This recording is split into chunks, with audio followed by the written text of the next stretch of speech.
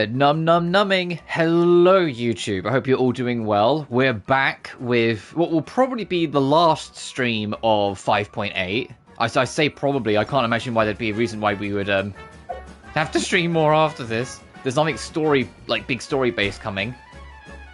I think there is a character story quest for Yelan coming. That's going to be when she gets her reroll in the second half, but I won't cover that.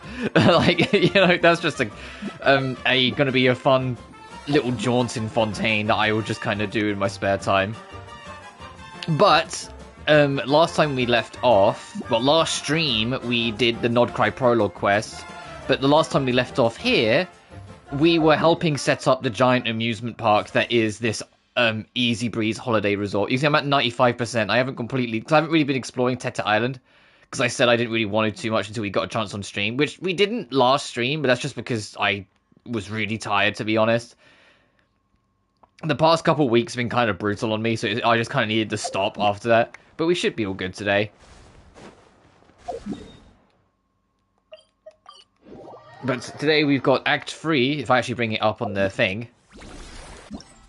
No, it's on Easy Breeze Trip. We've got Act 3 and Act 4, because Act 4 dropped today.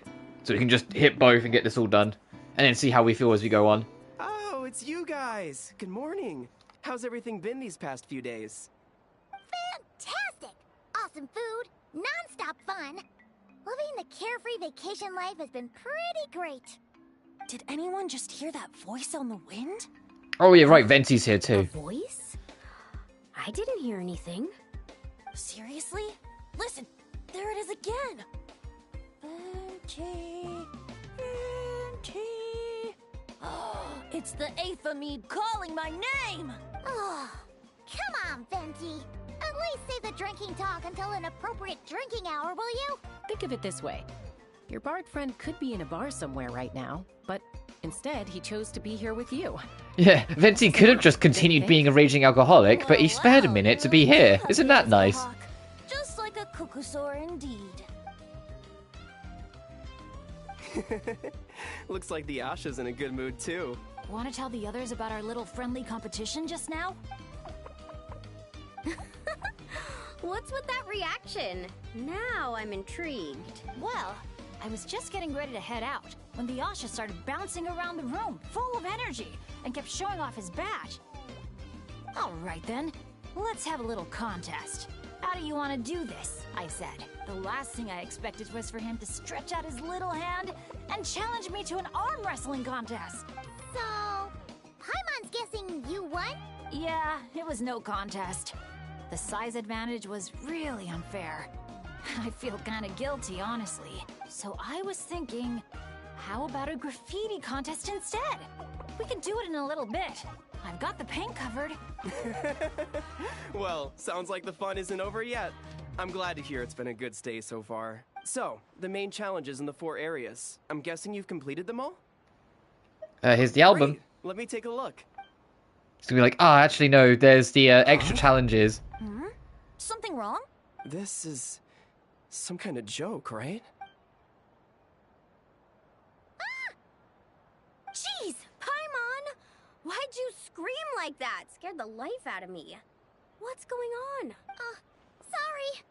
Paimon's definitely a scaredy cat, but this time it's deserved. What in the... Huh?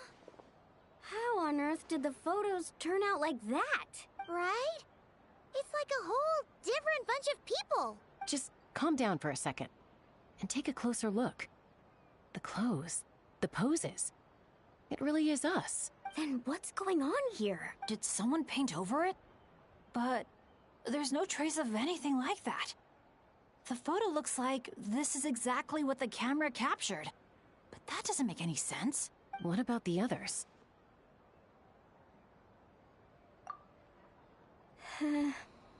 All 4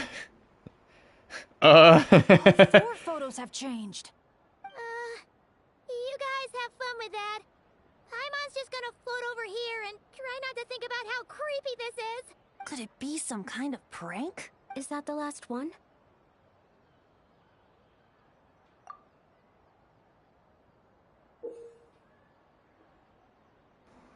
Oh, goodness. You'll have to excuse us, sir. We'll come back another time for the prizes. Come on, let's talk over there.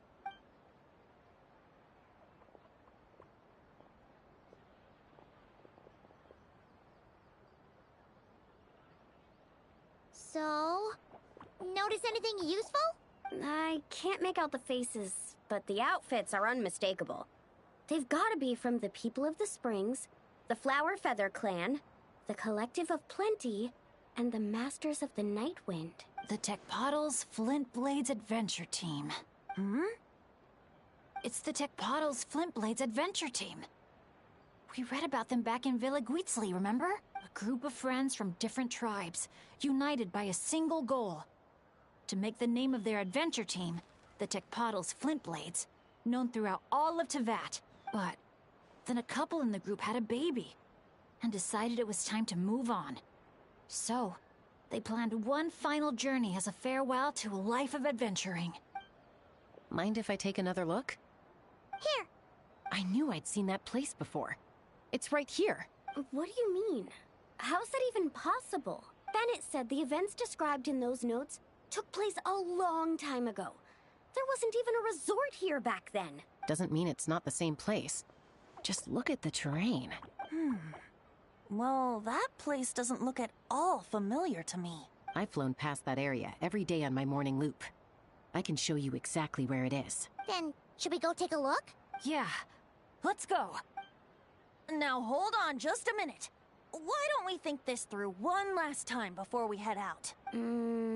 Prank or not, the person who left these pictures must be trying to tell us something. If this clue is pointing to a specific location, the only way to find out more is to go there ourselves. That's what I think. That's a fair point. But we also need to consider that Chaska never noticed anything odd while out on patrol. And presumably, someone managed to slip these photos into our album without alerting a single one of us. So we shouldn't underestimate who we're dealing with here. Is that what you're trying to say? Pretty much. So we keep our guard up. Bennett? Benny? The place we're heading to might be dangerous. Could you keep an eye on our Asha friend while we're gone? Oh, I'm sorry. I saw him head in that direction already. I thought maybe you told him to go there. He left just now while you were talking. Well, Uh-oh. It's okay. We're headed there anyway. Let's try to catch up with him. Keep an eye out on the way. yeah, let's go, gang. Oh, that is way in there. Okay. Asha, are you there? Asha! And up here. Can you hear me? Calm down, Bennett. We'll get him. Bennett. Maybe he just got distracted by something. We'll find him soon.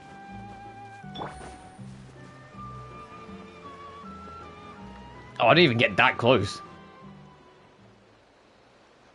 Well, here we are. This is the place. It's so quiet. If someone lured us here, there's no sign of them. Let's split up and have a look around. Don't go too far, though. And keep an eye out for any signs of the Asha.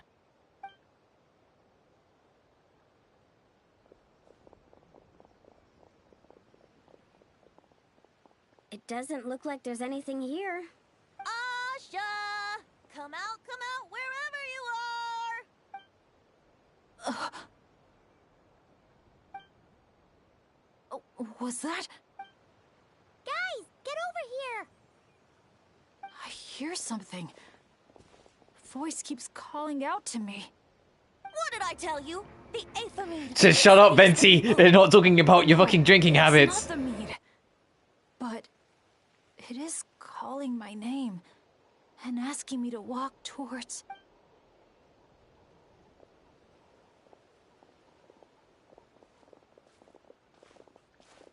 Look! Maybe it's a domain entrance, but... What's that doing here? The voice. It's coming from inside. Careful. What if it's a trap? No, it's not a trap. How can you be so The sure? tone of the voice. There's no trace of malice, only care and concern. Bennett, you're not thinking about going in there, are you? Tone-deaf Bard, talk some sense into him. I know you're all worried about me, and I'm aware there could be danger ahead, but I have this strange feeling like the things I've been searching for. The voice calling my name, the mystery behind those pictures. The answers are here, inside this place. My dads always tell me adventurers never shy away from a challenge or a chance to explore the unknown. So, I need to go into this domain. But I don't expect anyone to follow me. The last thing I want is to put you all in danger too. What now? Adventure is all about teamwork. You said that yourself. Yeah, I mean, the Traveler and Venti go without saying, but we're part of the team too at this point, right? We're not gonna let our captain go it alone. You guys. All right. Paimon was going to try and talk you out of it, but she knows how hard it is to convince an adventurer not to go adventuring. But if there's treasure at the end of this adventure, we're getting a share too. Of course. Think about hogging it all yourself. Well, what do you say, Professor? Fucking right, I forgot you've been calling Come him on, Professor. You really think Professor Venti would abandon a student in their hour of need? Save the thank yous for the after party. Looks like someone else will be picking up the tab again. Lucky me, eh? Sure. Thanks, guys. It means a lot. All right, then.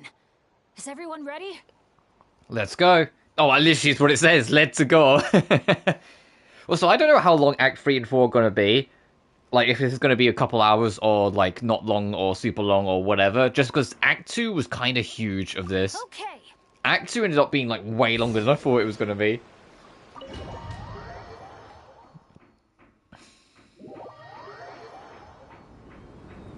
What? If we finish Act 3 and 4 super quick, we will try and, like, clean up treasure chests and we can just yap for a bit. Oh, Jesus, where have we stumbled into? It's so hot. It feels like my lungs are being compressed. It's hard to breathe. Be careful. I sense the abyss. The abyss? The air currents are all over the place. I can't get a fix on its exact location. Does that mean the abyss is after Bennett? Wait a sec! Where did he go? Bennett! Bennett! Are you there? How did we get separated? We all came in together, right? Not good.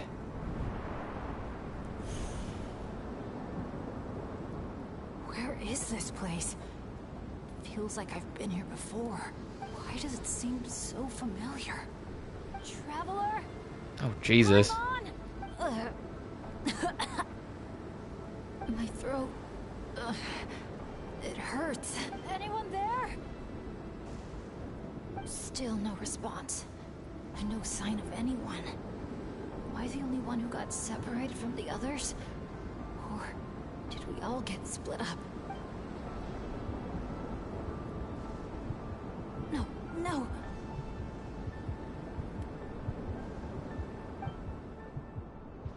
My heart's beating faster and faster. My back is drenched in cold sweat.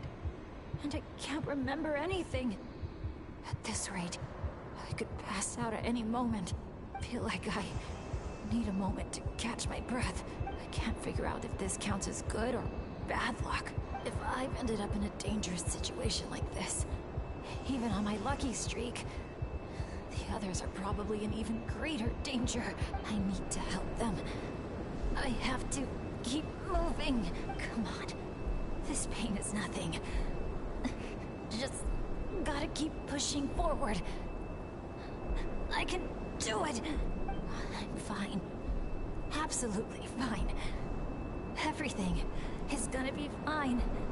I just need to find the others. Wait for me.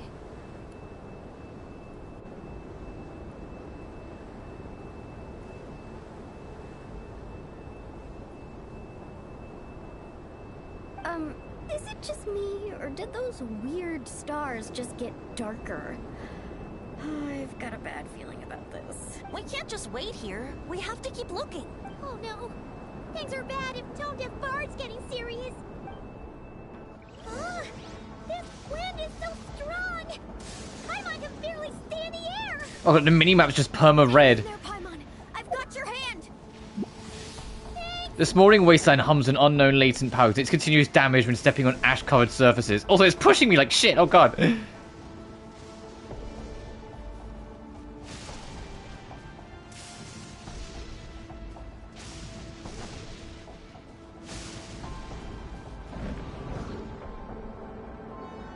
Oh, there's gonna be like...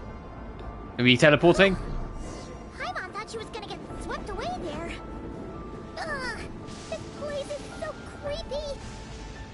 I'll lead the way. Stay close. And whatever you do, don't fall behind. Again? Oh, Ha! Cute detail. Everyone but Venti's being affected by the wind. Cute. Paimon's stomach hurts. Feels like she's gonna puke. It's getting more and more dangerous the further we go. Tone Deaf Bard, are you sure Bennett is up ahead? Yes. Fate has drawn him back to this place. It is a trial he must overcome. But if he tries to go it alone... Hang in there, everyone! We need to pick up the pace!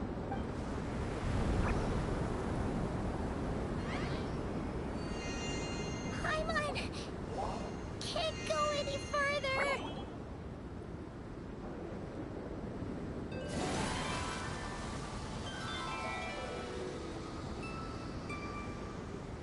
Tone Deaf Bard. Now, everyone! Now! Yeah, stay in the orb.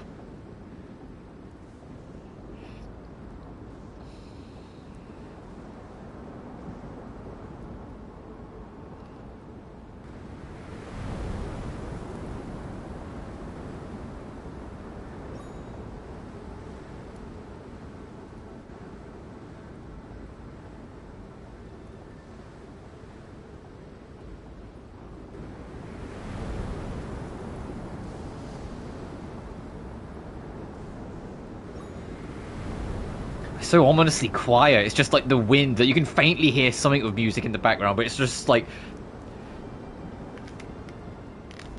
Yeah, it's just predominantly just getting pushed back against the wind.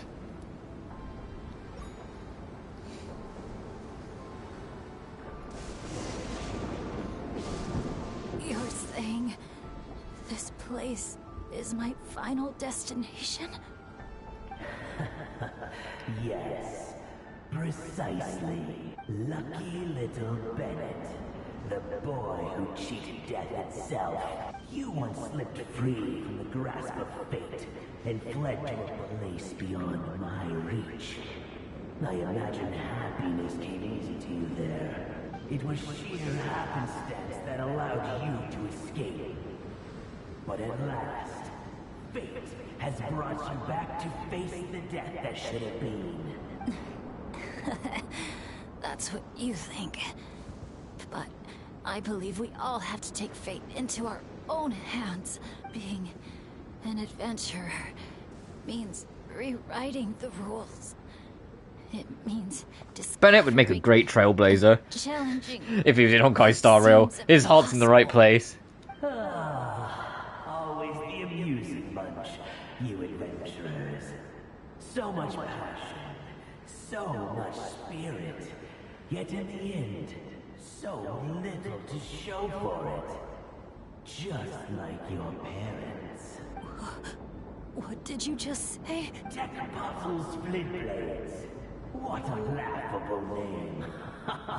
And ironic, too. For the spark of their legacy dwindled long ago. And soon, I will snuff it out entirely. Those who would have saved you are long gone. Behold, even your so-called Wheel of Fate lies in ruins. Give up, Bennett, the child who cheated death. Embrace your inescapable doom. You are no match for me. I can't.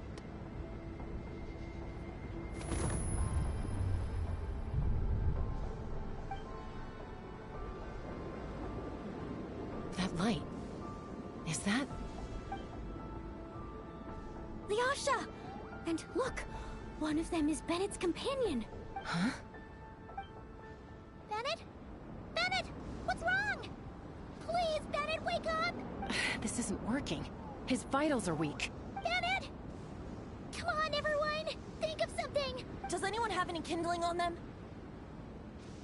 Kindling? What he needs right now is light. Something to guide him through this fiery trial of fate. Will a candle work? Yes!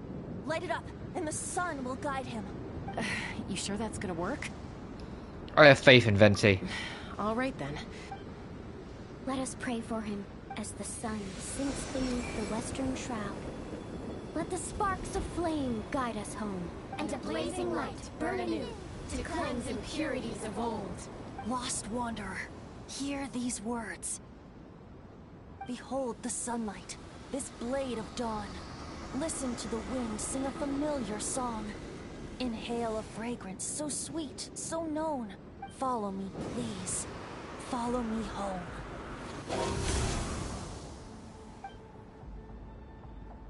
People say all kids do is cry. But when I think of you, my sweet child, all I remember is your smile. Watching the Saurians ride the spirit ways, or the feather from Uncle Chaco's hat dance in the wind. One night, as you smiled up at the stars, your dad got lost in the sight as well. Were you drawn in by some greater meaning? I wondered. But no. The stars were just smiling back. Aroni, stop writing and join us. Team leader, give us a toast. Okay then. May our homeland prosper, our friendship endure, and may this be a journey we never forget. He's laughing. I heard babies that smile a lot are blessed with luck. That's just superstition. It's true. None of us know the reason behind all those smiles. But I think you can sense all the love around you. Can't you? We love you so much. May you always be my happy boy. Where did these abyssal monsters come from? Run! No good! Exits are blocked! Aroni, the baby! Aroni! My child. Stay with me. I'm here. I'll protect you. Just keep him safe.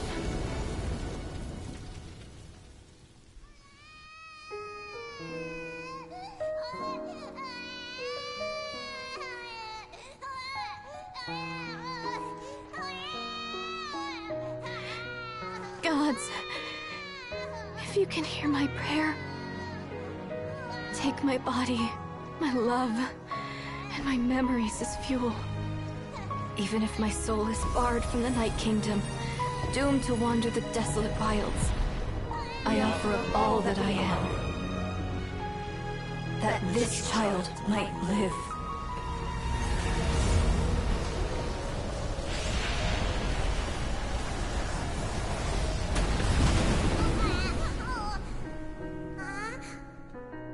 I have no doubt you'll meet many good friends one day. Because I know you're the luckiest child there is. Smile for me, my darling. Let Mommy see it. One last time.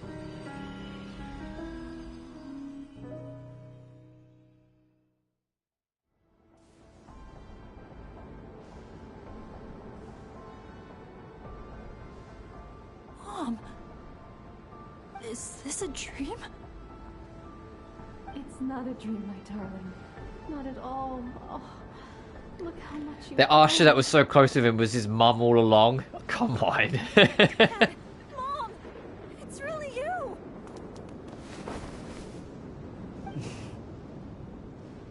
Come here, my boy. Give your old man a hug. The air doesn't feel so heavy now. Paimon can finally breathe. So what we just saw was A memory left over from the past. Perhaps the Pyro Archon heard our prayers. No, Venti, don't bullshit us. Fucking King Gaslighter. He did this. That lady from Tecpato's Flint Blades turned out to be Bennett. That's right. We strayed into this place all those years ago and never made it out. All we could do was pour our dying hope into protecting this child. Our child. Isn't it my turn to give him a hug now, dear? Oh, all right then. I know everything's been settled now, but this doesn't exactly strike me as the ideal place for a deep, meaningful conversation. Come on, everyone. Let's take this outside.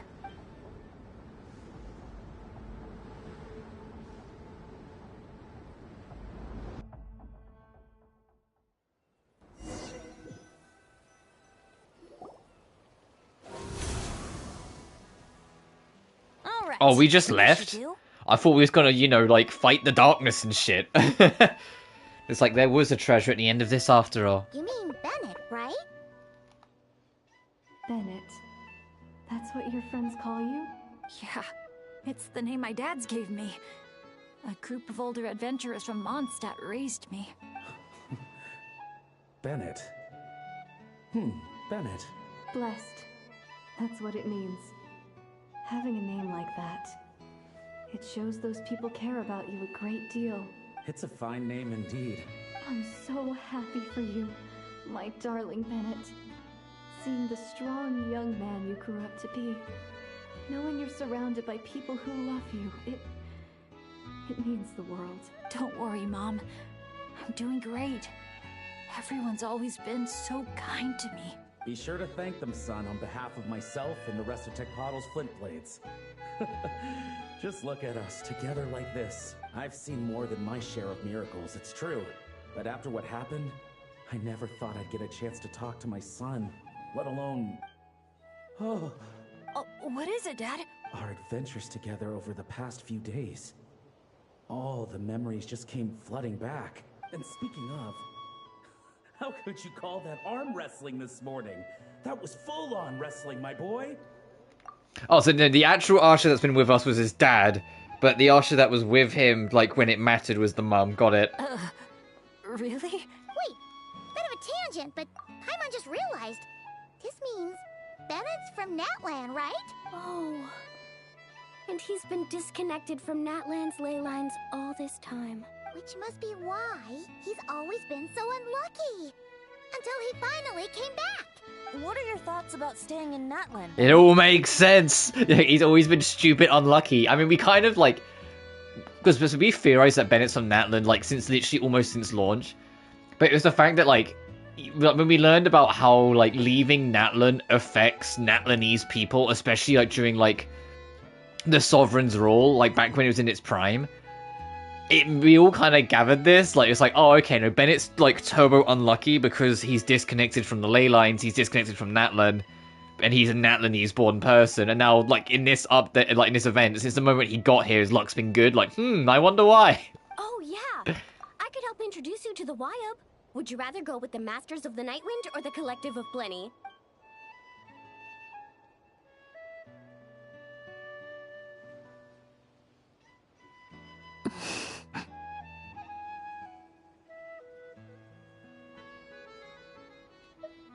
Maybe he'd rather return to You Mondstadt. don't have to answer that right away. Traveler, could I take a look at your album for a second?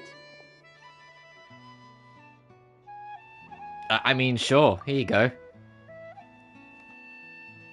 Okay, all better now. Aha! Mystery solved. So the pictures were swapped after all. I should probably explain. After becoming Asha, we lost our memories. and our minds became so hazy we couldn't even remember who we were. Oh, there's a lot of shit behind you guys that hasn't been painted. Whoops. But I was never as outgoing as Mikami, and that was true even as an Asha. I guess some things never change. So, where's this going exactly? Aroni, what have you been up to? From the moment I saw your group, I've been following you around, taking all kinds of photos of your adventures. Oh, you are our little Since follower there are that we Asha had. everywhere in the resort. No wonder I didn't sense any danger. A vague sense of familiarity, and a bunch of hazy memories. That was what drew me towards you. When I followed you all here, it was like this place was beckoning me in, and it made me extremely uneasy. Thanks to all of you, everything turned out fine. But the fact is, I put everyone in grave danger. And I'm so sorry for that. Don't worry about it. After everything you went through, it wasn't your fault. Exactly. The way I see it, if fate is a giant wheel rolling down the road, then I'd say, for Bennett, the bumpiest stretches behind him. And that's all that really matters. Thanks, everyone. And, thanks, Mom and Dad. I love you so, so much. I love you too, my darling son. And here, this picture is for you. Just turning off auto just in case it like zooms in on it. After that one time we like fucking snapped past and I got to sort of like a frame, like I'm not taking any more fucking chances. Change that. Mom.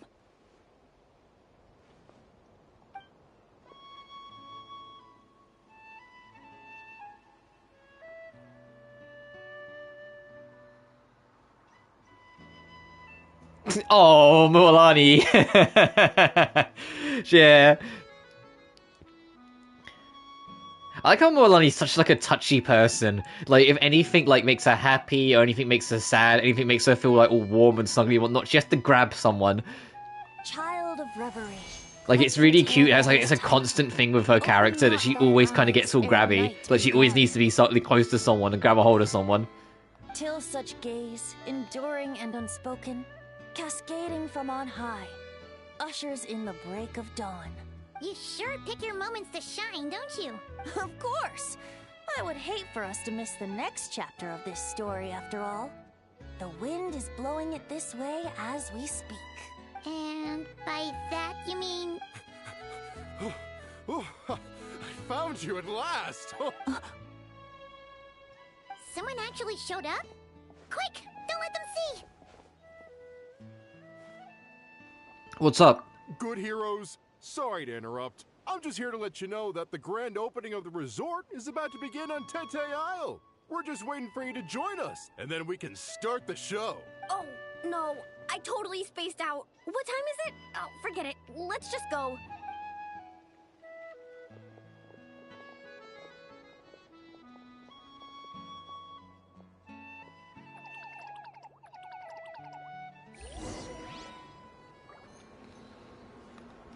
Oh, Bennett.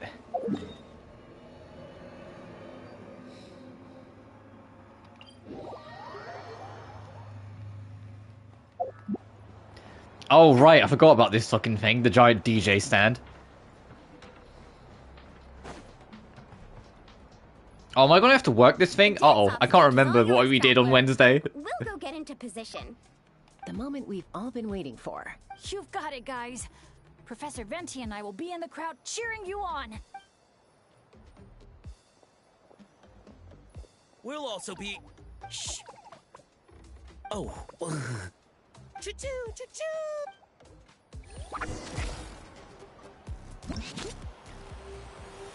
Oh, we're moving.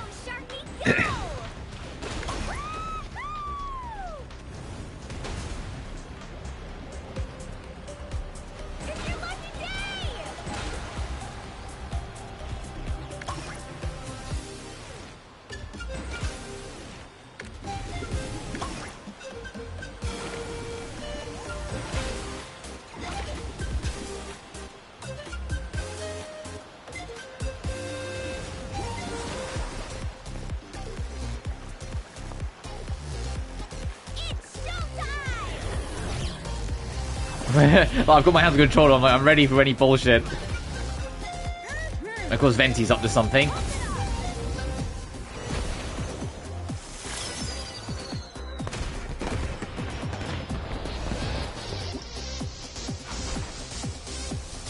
Oh, hell yeah.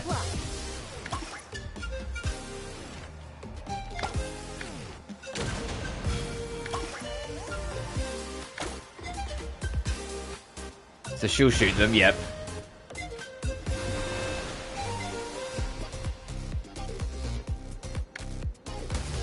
Leave it to me.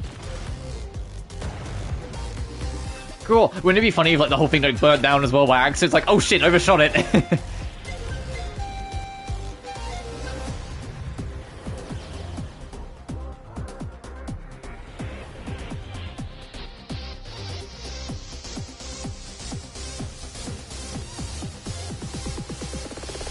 Hey, Ifa. Get fucked, damn it. I was about to shot him in the face. It's like, oh, hey, bro.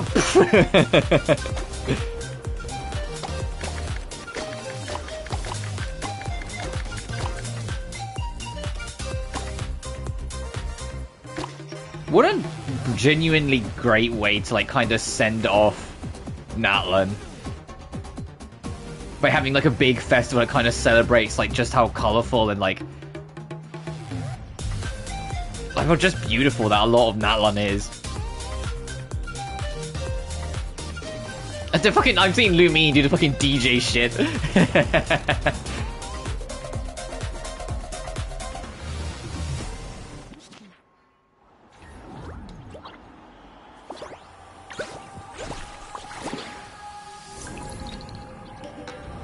Now let's hear it for the one, the only, Pyro Archon! Of course, Mawika has to be here. Good evening, friends. Oh, where'd Aurora come from? Where'd everyone go? Oh, where's Silali? Oh my. She's on the fucking drum. Get this party started. You gonna go? But what if I end up jinxing it and mess up everything with the whole show?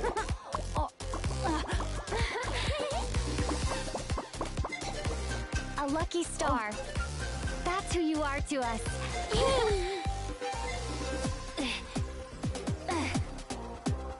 Huh?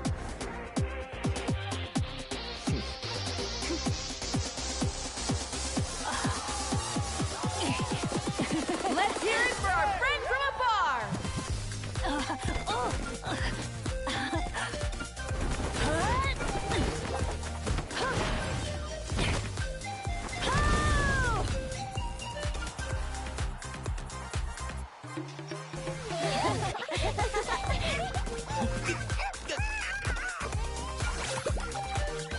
It's literally like the whole Natlan gang is here, but Sitlali. Where the fuck is she? Did she just sleep through this? She's like drunk somewhere. Actually, that'd make too much sense if she was just drunk somewhere else.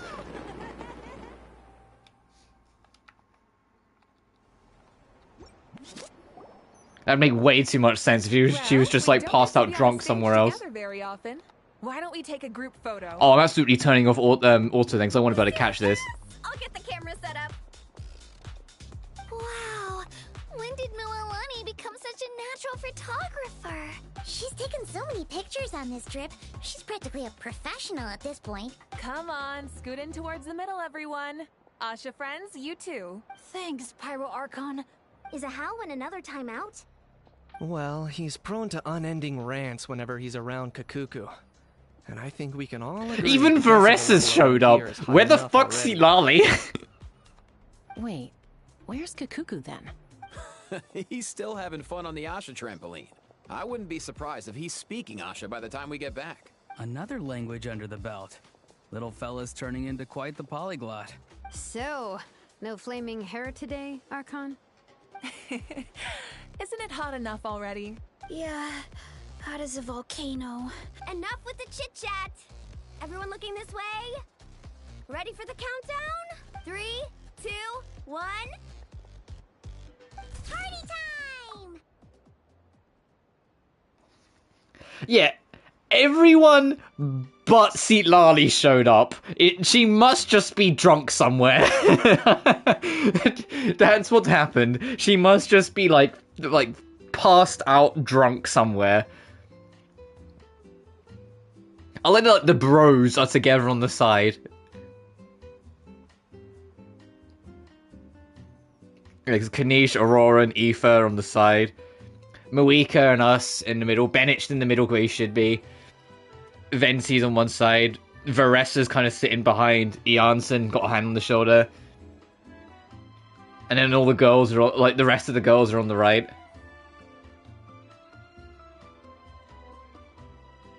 Yeah, I would like Ahau. I would have thought they would have found a way to at least like convincingly squeeze him in, because like you can see Aoife's bird. It's above Mualani.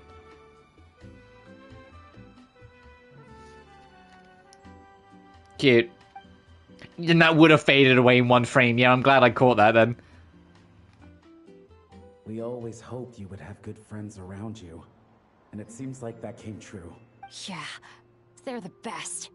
You're not a picky eater, are you? And you don't stay up late every night like your mom?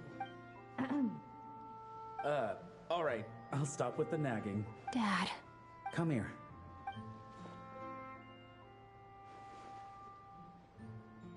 Can we talk a little more?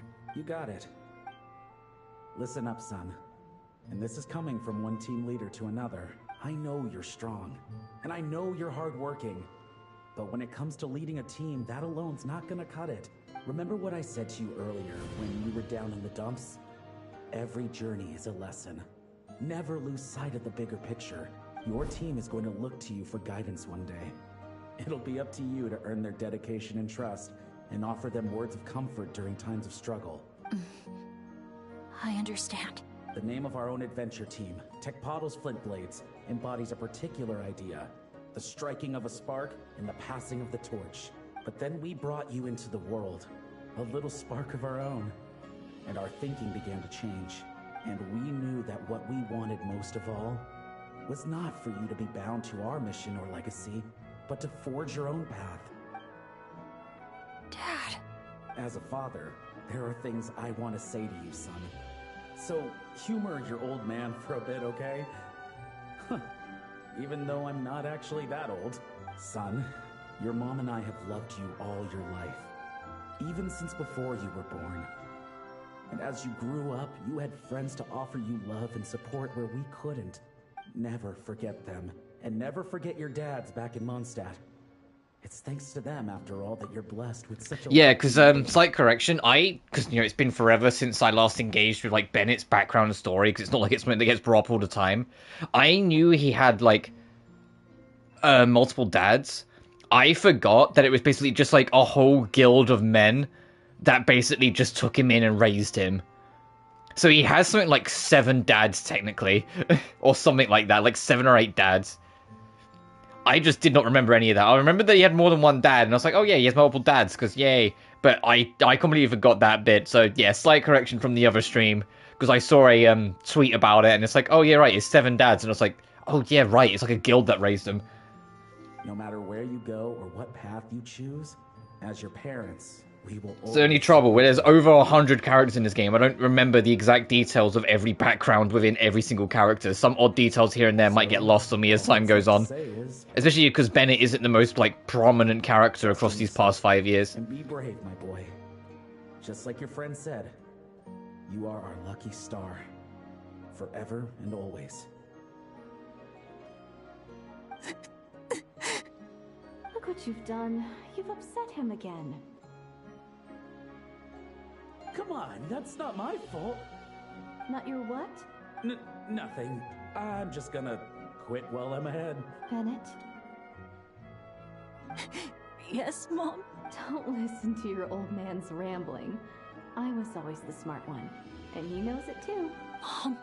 It's scary business, having a child. You know that?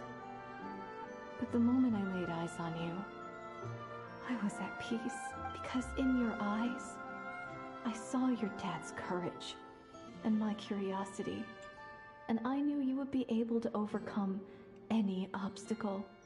So don't cry, my son. I'm not. I'm smiling. See? I'm smiling. I know you are. I've always known.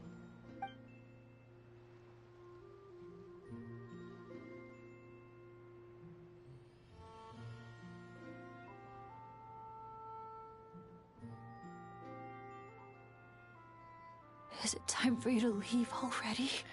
Man, they've really got, like, managed to make the most out of this, like, new tier effect. I say new, it's not that new, but, like, I can't remember when it was added, but it was only, like, a few patches ago, it feels like, that they started experimenting with, like, these tier, like, effects on the active character models, instead of it just being, like, a CG thing in cutscenes. And it feels like they've been using it a lot since to kind of feel it out, but I'm really noticing in, like, the whole of this, like, when Bennett was going through his journal, talking about, like, all the horrendous, like, bad luck he had and how happy he is that he's got these slight glimmers of good luck, but because he's so happy about it, it really put into perspective how bad his luck really is. And then it cuts to Lumine and Paimon and they both had tears in their eyes. Like they've been fucking around with this a lot more recently. It's really nice to see, actually. I've said all that needed to be said. Now I can be at peace too.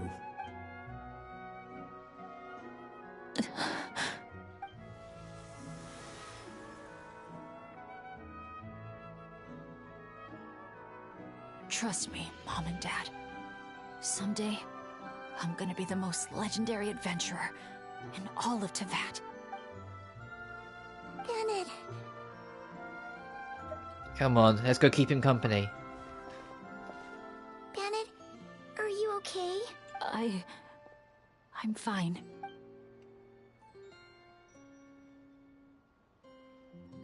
They're finally at peace. Oh, that was hella fucking short. But we still got Act 4, a curtain call for the colourful summer night.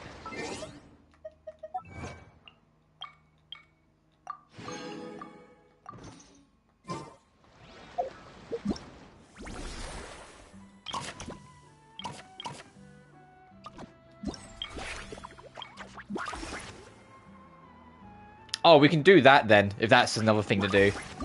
Before we do Act 4 straight away, we'll do this. Space them out a little more. I imagine this is just going to be a mini-game involving the concert stuff. Coming!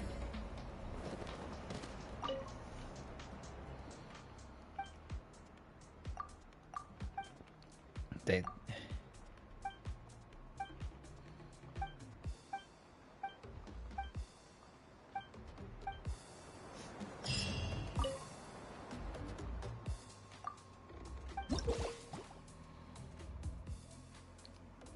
Okay, opponents, it's possible in the time and challenge. Oh, this is just a gauntlet.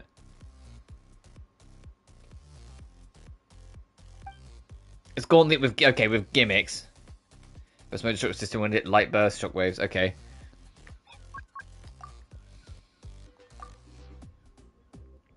Recommended water and electric. Oh, then I'll just use my main squad.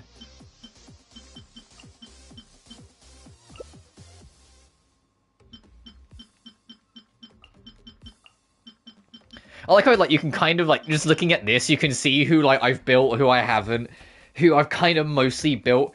The only one where I haven't fully built, and I'm probably never going to, is Dia, because of how unfortunately just disappointed I was with her kit once I was there. Currently, it's genuinely I just need to go pick up her plants, but trying to hunt them down in Sumeru, even following a guide, is kind of annoying as shit, which is why I keep on putting it off. You, I will eventually, I promise, just all of my level 70s were also characters that I was at some point or another planning to build, but for one reason or another didn't. Jean I was also planning to build at one point, but didn't get around to it. Milu I'm kind of working on because I might try and do something with her. Yeah, there's no one else who I really have any plans to do anything with.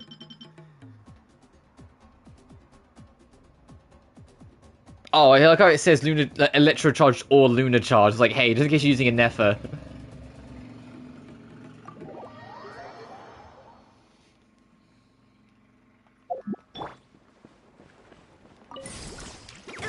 shattered. Busted.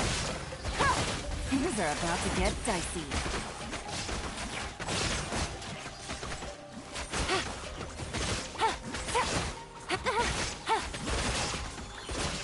No. Gotcha.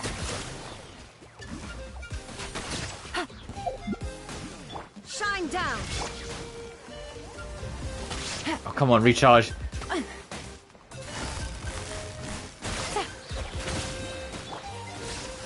You two! Time to end them! Here comes the catch. Illusion shattered. Transfixed.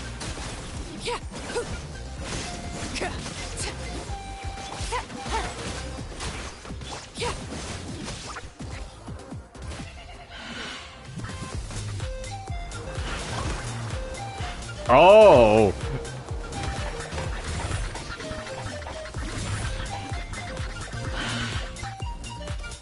Oh, whoops.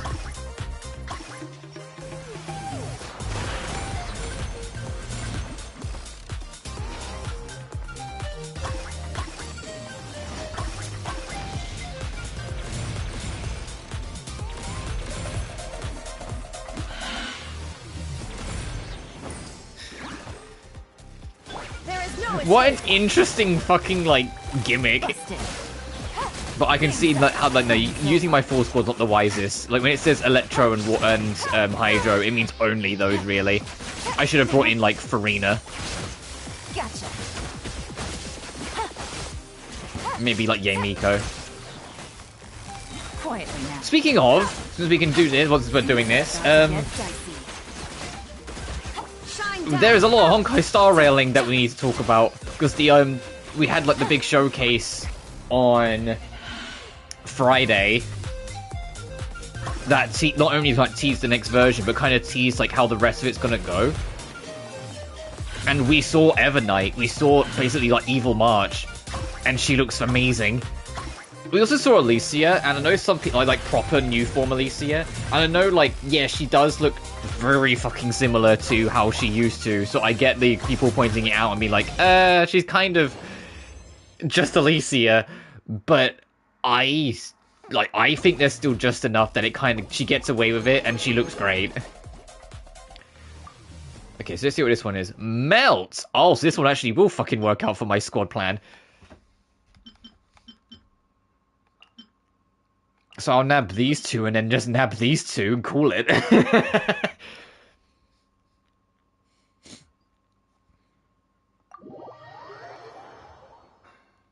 As long as there's no, like, Dendro Animo reaction it asks for, because then we're fucked, because I have very few of either of them. A little loose boots. Goose on the loose. Fulfill our path. Eat Laline, eat Papa. Pyroclastic surge.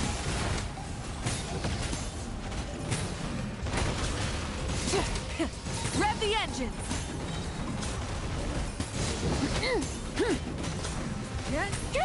Oh, we're getting too many melt reactions. Escoffier is so fucking good. I'm glad I kind of like took the bullet and got Escoffier, because originally I was just saving for Skirk, and eventually I was like, fine. I'm so glad I did.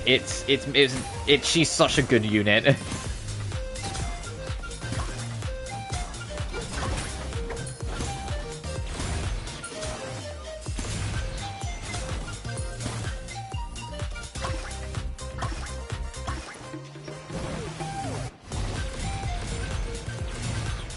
Jesus.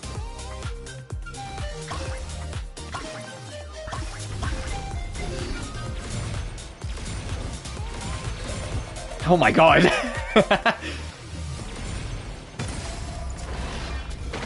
to work.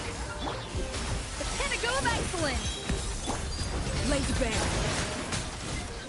And also painfully British voice actress, so I'm always a stan. I love that, like, every now and then when she talks, you listen carefully. Like, even though she's trying to put on an accent, you can hear that she's British as fuck. Like, you can hear it. It's nice. I wish Hoyo Versus games in general had more varieties of accents.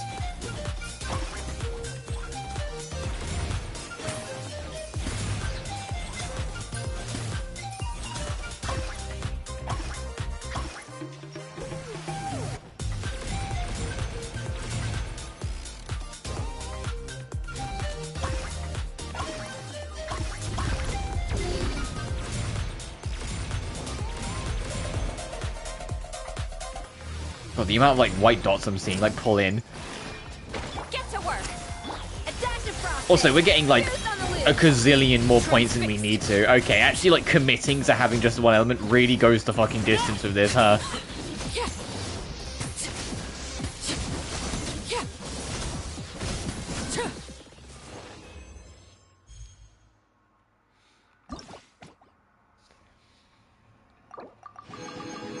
So, and this one we're not going to be able to do yet because that's an extra. Frozen reactions. Ooh, hey, guess what fucking team I can use?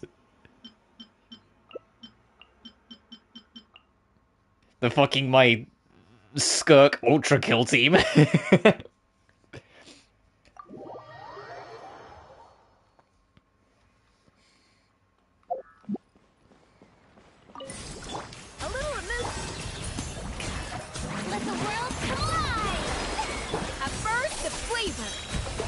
Gotcha. Here comes the catch.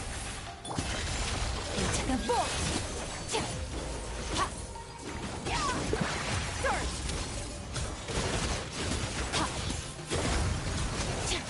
Oh, it's already active. Fuck. I was just killing everything. It's already active.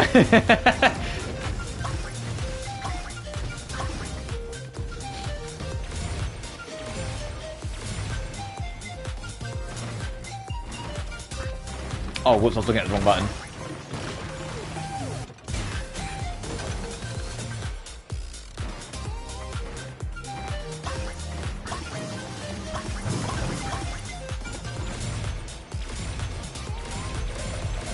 Oh my god! Adaptive frosting! Goose on the loose! Quiet now. Things are about to get strike a pop! Extinguish!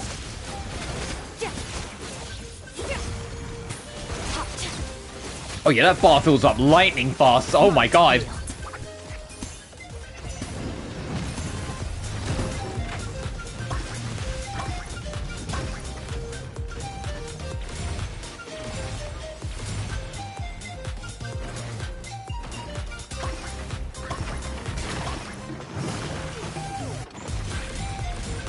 It's a very fucking easy rhythm game anyway.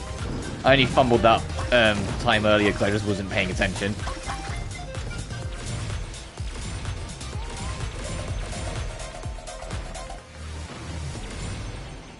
You might even get like a third cycle of this at this fucking rate. Oh my god.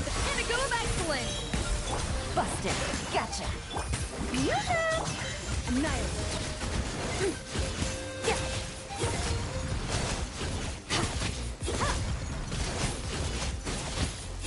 Oh my god.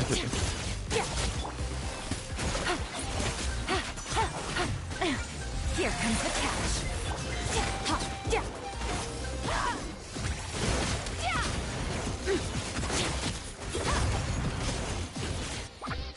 Well, it's not going to be a full first, because it's only going to last a couple seconds, but that's kind of hilarious. Yep.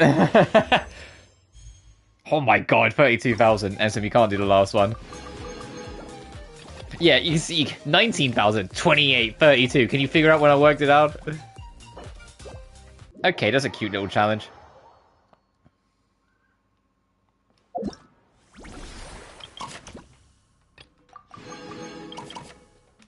Oh, hell yeah.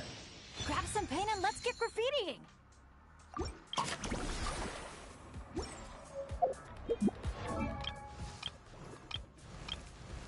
God, look at this. Oh, there's his rock. Compared to just how much better this is. It's night and day, in my opinion. This is infinitely better. Also, it's kind of a small thing, but you can tell... it's kind of hard to spot it now, but they updated his face model with the costume. Today's gonna be a lucky day. I just know it. Yeah, but I vastly prefer this one. This one looks way better. Assemble!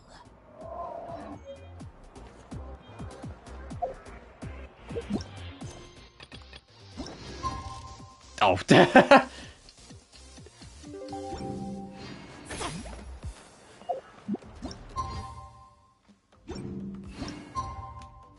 Then what was that time skip? Unless you like you flick the left stick slightly.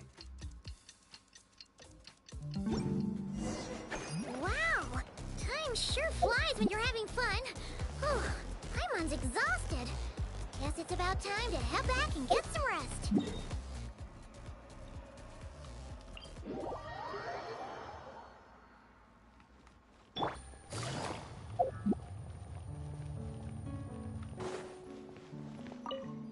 All this.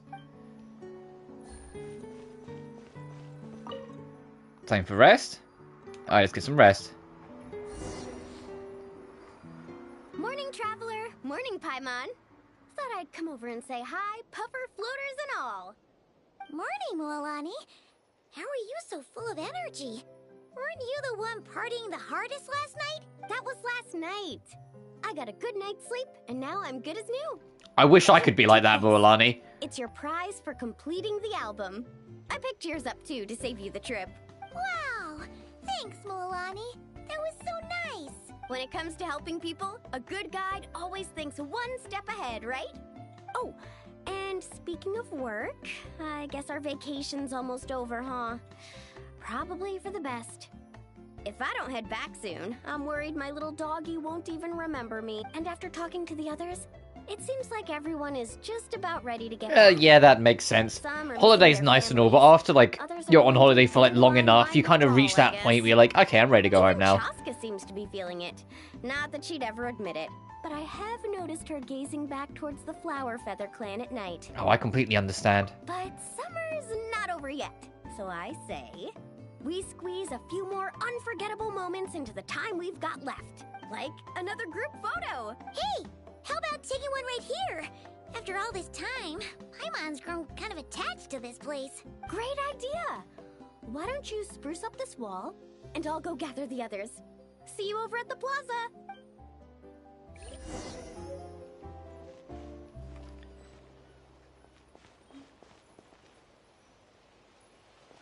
Oh, where's a guide to start painting?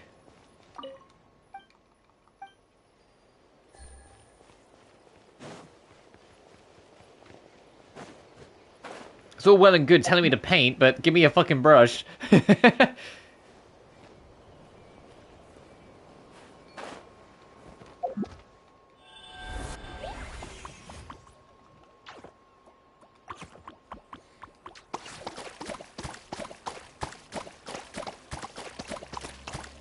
Well, Paimon knows what it is to want.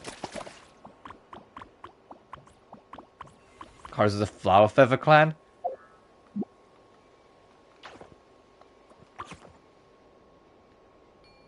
What is the color of the Flower Feather clan?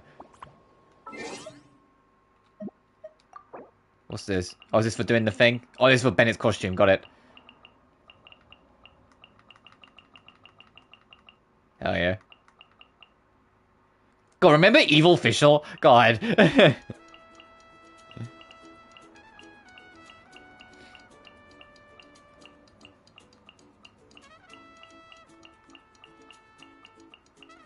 God, Jesus Christ. Oh, right, hey. Jean. Gunhild Legacy Jean. Oh, they took away the purple from Mona's hat when they did the censor.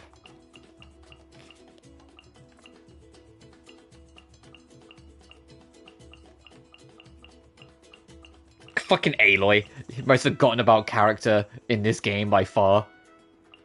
God, the fucking hairstyle. Like me cutting my own hair, me when I get a hairdresser. Like, that's, come on.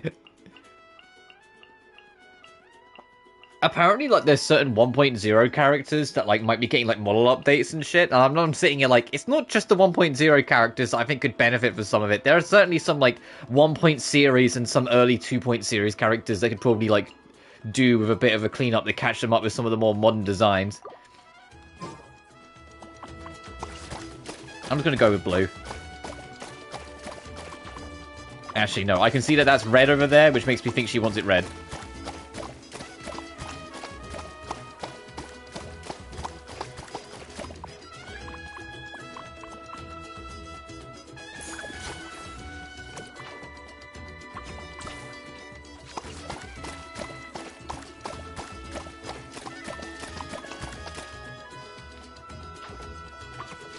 Does it must be one colour?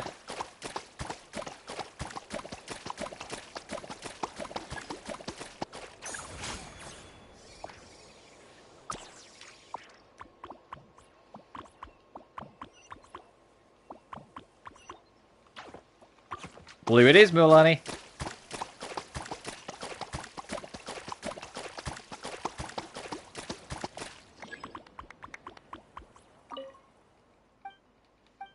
Oh. Like, I had a feeling you'd be green.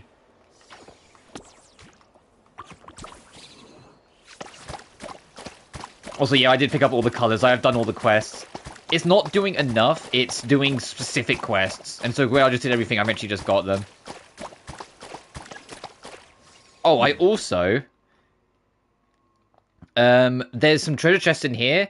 I also managed to get in there and get them. The invitation that you have to give to the guard is here. You just get it, go in, poke in. When you talk to everyone, there's like a little competition that you can do where you just fight some people and then you get all the treasure chests. So the only place I haven't really like ran around properly is Tete Isle. All I did was pick up the pyro colors that was there when we needed to, and that's been about it. I haven't touched anything else.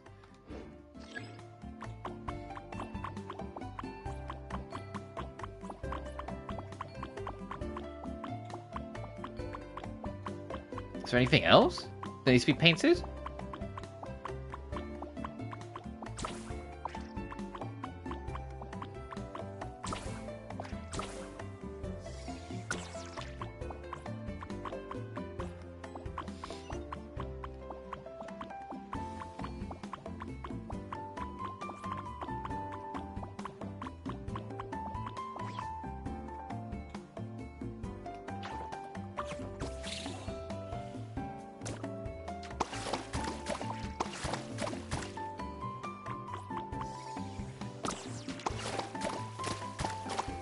Oh, this lower building. Bennett's talking about the upper one. Got it, got it, got it. Wow, that looks amazing.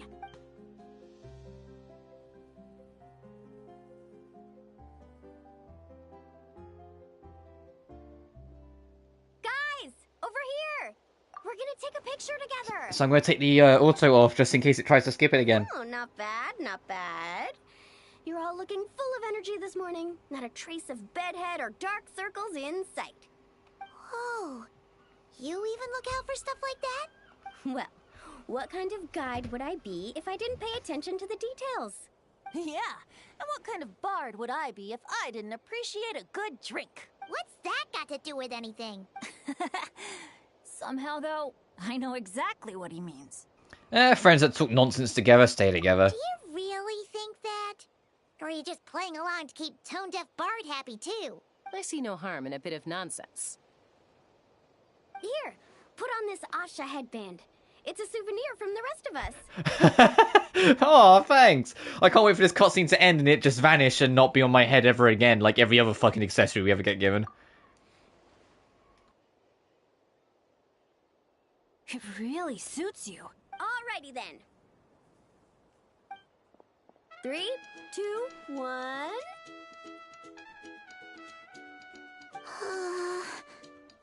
Paimon? Sorry.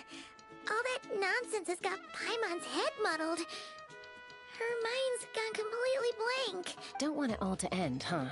Are you worried once you say those words, the vacation will officially be over? How the... Paimon thought peacemakers couldn't read people's minds. Oh, Paimon. Don't worry, Paimon. Summer's sure to come again. Just like you said when you made that wish to the Pyro Archon. Even though we'll all be going our separate ways, as long as we cherish each other's friendship, I just know that our paths will cross again.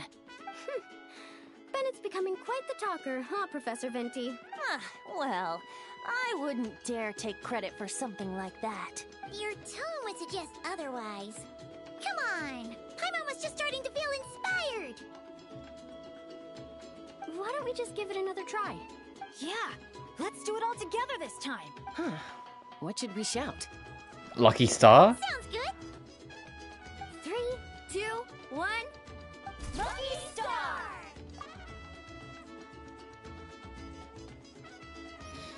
Honest to God, this event has been one of the, like, better events we've had in, like, years. like, to be blunt, like, it's mostly just happy holiday adventure time with some lore in the background. But firstly, it's permanent, which is phenomenal. And well, I said that there's gonna be limited time rewards, but it seems like this event is permanent. It's like this will always be here to do. But secondly, it's been like the first event, it feels like, since, I kid you not, 2.8, where it feels like it's had like important plot and lore stuff in the background of it that's there for like if you're paying attention sort of thing, whilst at the same time still being a good time and not being lost in the source sort of thing. Because a lot of events after 2.8 really toned down their plot relevance and became more like just like silly things to do. And I get it, because there were complaints a lot that they were important story beats that just weren't getting acknowledged. Or get acknowledged anymore beyond it. Like, if you weren't there for the 2.8 event, you just missed it. If you weren't there for, I think it was 2.3 or 4, like the fake albedo in the mountains, you just missed it. And that's important. That got picked up on and carried on. That thread's been continued, but you could miss that whole chunk. Heck, way back in 1.1, back before a lot of people even picked up this fucking game, the Star event introduced the whole concept of the sky being fake. And introduced Scaramouche. That's all just missable now. But if they're going to start making some events permanent moving forward, then they can probably get away with doing this again. Of actually having to be lore relevant again. Like this one has been. This has been a huge breath of fresh air. This reminds me of like classic Genshin events. So, what are your plans for the future, Bennett?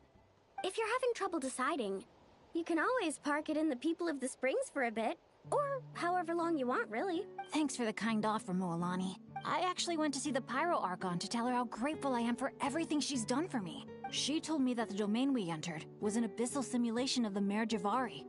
It was extremely unstable, and now it's completely gone. Oh, and there's our Mare Javari, I guess, that we got to see it for a glimmer. Also, there's a waypoint behind Bennett, I see that. Later, when we got on to talking about my future, she said I was more than welcome to stay here in Natlan. But also that she would respect my decision, whatever it turned out to be. And after thinking it over, long and hard, I've decided to return to Mondstadt. I had a feeling he'd return to the status quo. It would have been nice for him to stay and kind of find himself, but I get it. You're gonna go where your home is. You miss your dads, don't you? That's definitely part of it. I promised to tell them everything that happened on this adventure. And I can't go back on my word. But also, when I said goodbye to my mom and dad, I promised them I'd become the most legendary adventurer in all of Teyvat someday. And no adventurer should stay in one place for too long. Bennett. What if your luck starts going downhill again the moment you leave Natlan? It's fine. The warmth and kindness I've experienced on this adventure is enough to get me through all the challenges that lie ahead. As I attempt to shape my own fate, I want to take that same kindness and pass it forward. That's something I've always believed in. Hear, hear! To our leader! To our leader, Bennett! Cheers! I hope they keep... I know, like, I mentioned it last time, that we know Nod Cry is going to be more, like, serious. But I hope they keep the silly expressions. I really do. I hope they keep the silly expressions, because it adds so much charm. It's like one of the best things Natlan added was just adding all of these like super like cutesy expressions and like extra animations to the faces of the characters. Is that it? That might be it. Okay, whoa, it was panning on the start, panning up. I was like, I know how this fucking looks. The fun never stops. Who's up to perform next? Bennett's almost fallen asleep several times now. No. I can still keep going. Go get some rest now, guys. And seeing as you've still got the energy, I'll leave the cleanup to you, Mualani. Huh? Why me? Traveler, perhaps you could join me for a walk? I know a great spot. Hang on.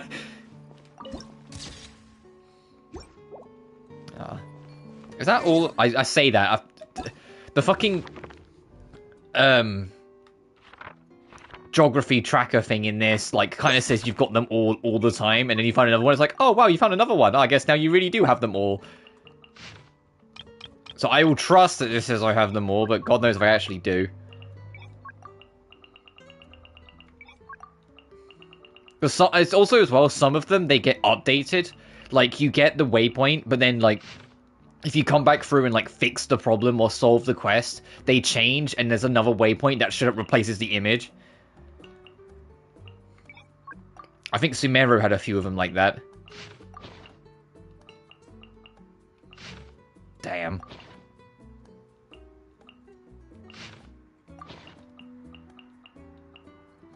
Look at how much is in Sumeru. Look how much of it's forest, and then from here, look how much of it's just fucking the deserts and the caves in the desert. Like, come on. This was cool, though. This was a nice little extra one. When they connected all the lands, you could go near the Sumerian edge and find this.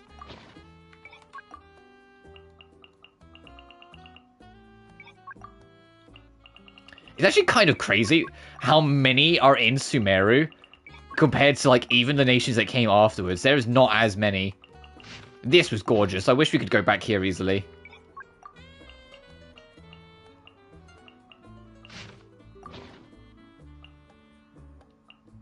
Perhaps there's a White Tower.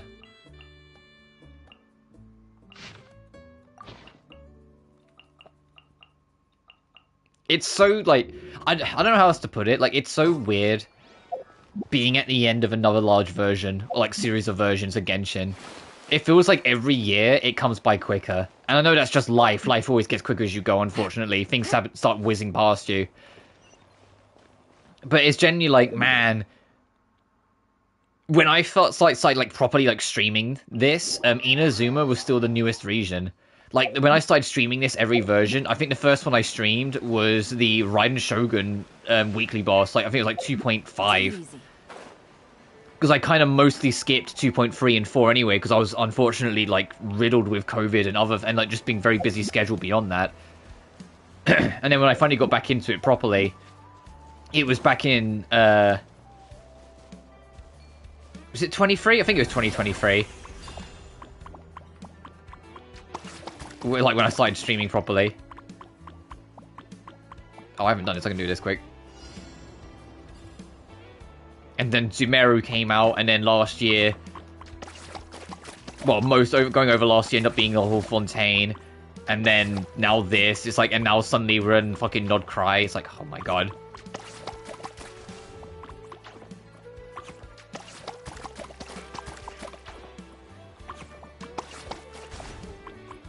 When I say all this, it's not too much different from like in fucking Honkai Star Rail. Honkai Star Rail, it's like, man, we're on the latter half of Amphorius, and we're already hearing like the murmurs of Edostar, which is probably going to be the next planet we're going to, Sparkle's home planet. Which, oh yeah, I forgot I was going to talk about that more, and I got distracted by story. Fucking Evernight March got teased, and she looks amazing. So with me, I know a lot of people say Elysia just kind of looks like Elysia. It's kind of like, oh, come on, they could have done more. I feel like there's still enough of like the Greek aesthetic that they're going for with her, where like she looks like a goddess. But yeah, it is also just Elysia, but my bias is kicking in because it's like, that's just what I want. Like, yeah, thank you. Like, I will just take Elysia, thanks. But Evernight into Elysia is going to be brutal. I also saw the Dunhung new form, which, to be honest, I know a lot of people are hoping for more, but I think the Dunhung's new design suits him perfectly. I think all of Dunhung's designs are always going to be... Also, hey, Molly, hope you're doing well. I think all of the Dunhung designs are always going to be a variation of his normal design with, like, aesthetical differences on top. Because, like, his big, like, dragon form that he got in the 1 Point series, it's still mostly the same costume. He's just got bigger horns and the ghost tail. You know, like, it's not that much different. So his new form that they teased in the trailer, I think it's kind of in line. Yeah, I kind of wish they kind of would do, like, a bigger design change, but I think he's fine. But yeah, Evil March or Evernight looks peak, and I can't wait. She's a remembrance character, so it's going to be interesting trying to fit her in. And I've seen a lot of theories that through what we're seeing from Evernight, March's origin might be from the Path of Veracity. Which is like, that's a hell of a pull if that's the case. The biggest thing being that in that trailer, Evernight, like, devours Amphorius, and Veracity is a planet devouring, like they're the Leviathans of the space. So, like, she might have loose ties to the Veracity in her background, which is like, that's crazy. I'm also curious if Evernight March is going to become the standard moving forward, or if they're going to, like, revert her back to our cute girlfriend, like, by the end of all of this, or, like, what, you know? But yeah, I'm excited. I'm not rolling for either Hycelin's or Sahidra, however you pronounce her name, in the upcoming patch in a week. But Evernight I might have to, which is going to like really like feed into my Serini/Elysia funds, but we'll have to figure it out. But then with fucking leaks, we're going to Edistar in 4.0, and we're getting an SP Sparkle. We're getting a Sparkle variant that's going to lean into the Elation path, and I'm like, oh, fucking great. That's even more money I don't have.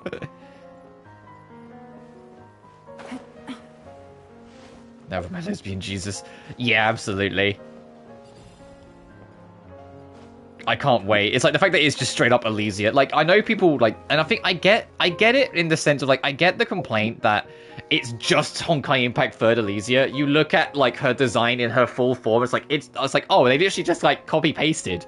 They like made some slight alterations to the costume. Like they added like a few Greek feathers and made it more pure white instead of having more varied colors, like she had in the Herisha costume. But it basically is just Elysia. like it's not even like that different. But for me personally, who just wanted Elysia, I'm very happy that I'm getting Lesbian Jesus back. And I will absolutely be rolling for her.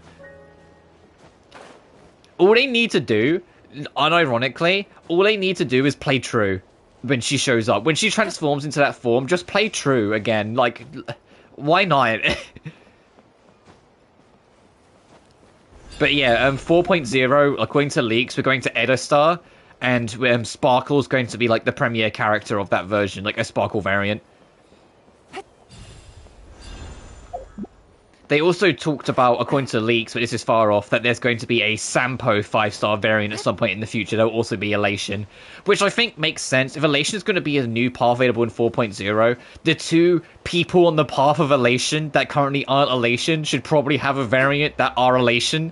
You know, so hearing that Sparkle and maybe Sampo are getting are variants that are going to be Elation, like I think that just tracks. It also means more fucking Sampo bullshit, but anyway, let's see what Venti wants. I had to do my rambling at some point because I'm excited. In the same vein, I'm extremely excited for Nodcry next patch, even though I'm going to really miss Natlan. Some stories aren't meant for the I mentioned in the last stream that I've kind of come around to Natlan a lot. It's not that I didn't like it, the environment and exploring it, I found a challenge, and the story was very slow back in 5.0 and 5.1. But now we've reached the other end of it. What it's done for the lore, what it's done for like the individual characters, the very found family collective that it's got going on for it, and the way it's kind of expanded beyond its reach. I think Natlan is like nearly perfect. It's really fucking good. It's like my second, maybe third favorite region. So the only thing that stops it being my favorite is I found navigating its map kind of annoying. And the actual end boss, the big weekly boss we fought at the end of the main story, is like my least favorite boss to fight. I find it really annoying to fight consistently, which is why I barely fight the fucking thing now. I'm glad that Skirk didn't use it for like resources. I'm like, okay, I don't have to worry about it. It's just kind of annoying to fight consistently. But like, that's it. I love the transformations, I love the characters, I love the story, I love what it's done for the lore. And where it's going and where it's setting up Nodcry. Right now can confirm. Yeah, it's annoying as shit. It's not like the worst thing ever. It's just like you kind of just fight it and sometimes you sit and you go, oh, I guess I accidentally tweaked one of like the insta-kills, I guess. Okay. There's like one attack it does early in the fight, and if it hits you, it puts a delayed damage clock on you.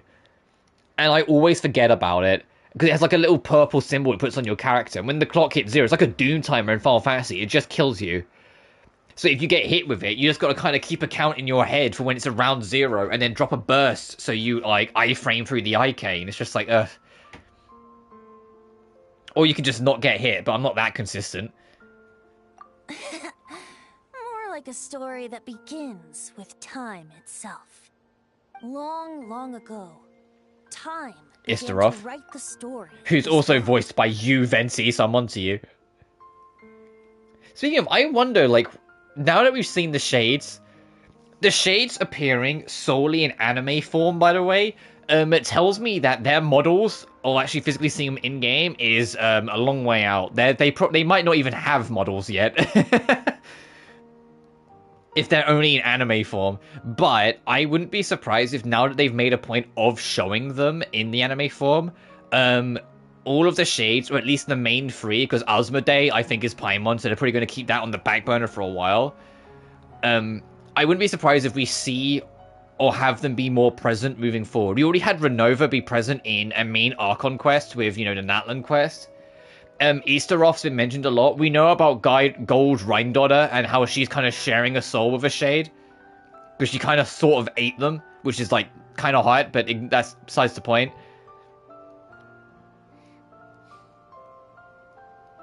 And saying Asmodee is probably Paimon. I remember seeing that meme, like where they're saying, like, wouldn't it, like, be a bigger plot twist at that point if Paimon is actually just Paimon, and, like, she isn't some greater evil or, like, some other being. She's actually just been Paimon, who she says she is all game long. At this point, that'd be the bigger plot twist, because everyone expects her to be Asmodee. To her, all living beings were equal, both in their value and in significance. Like an ancient scroll, she engraved upon her memory all people. Also, since this holiday event seemingly is going to be super short, like, I think it's actually going to wrap up now, like, after Venti says his speech. I will fuck around and do some exploring and see what we can do around the map for a little bit. I won't just wrap up. And we can also just yap about Hoyoverse. Trusted me with fragments of her power and authority. Because the next time we're back in Genshin, it's going to be all strapped in for the Nod Cry train, so we're probably going to be super focused on that. Seeds brought by the wind and cultivated by time. Sounds like you've heard the story of time in the wind before. Charming, isn't it? Through the memories engraved in rituals, poems, ruins, and ancient texts, the same beings she considered so insignificant have met her, time and time again. So, this is the story you wanted to share? More like the prologue. The corruption of the Mare Javari is tied to time itself. Was the event fun then? I still haven't played it, so I only saw the first stream you did. Honestly, as a whole, it's been one of the better events we've got in years. And I think a big part of it, I was talking about it a little earlier, is because this event's actually permanent. Not all the rewards are. The rewards are limited, but the actual event storyline is permanent. And I think because of that, it immediately allowed the devs to go back to what they used to do in the 1 point and 2 point series, which is have the events have important lore and story beats. Something that they stopped during the 3 point series because people were complaining that if you missed them, you missed out entirely. But because this one is, you know, like permanent event, we've seen a little bit of the Mare Javari. They, have looked into Bennett's background. Bennett actually got to see what happened to his parents and how they died, and get to actually say a final farewell to their spirits. And then now he has, and learned that he is, like, I mean, we all kind of knew, but learned that he was actually born in Natlan. His mother and father are from 2 different tribes, but he was from Natlan. Because I think his mother was Nightwind, and his father was Collective of Plenty.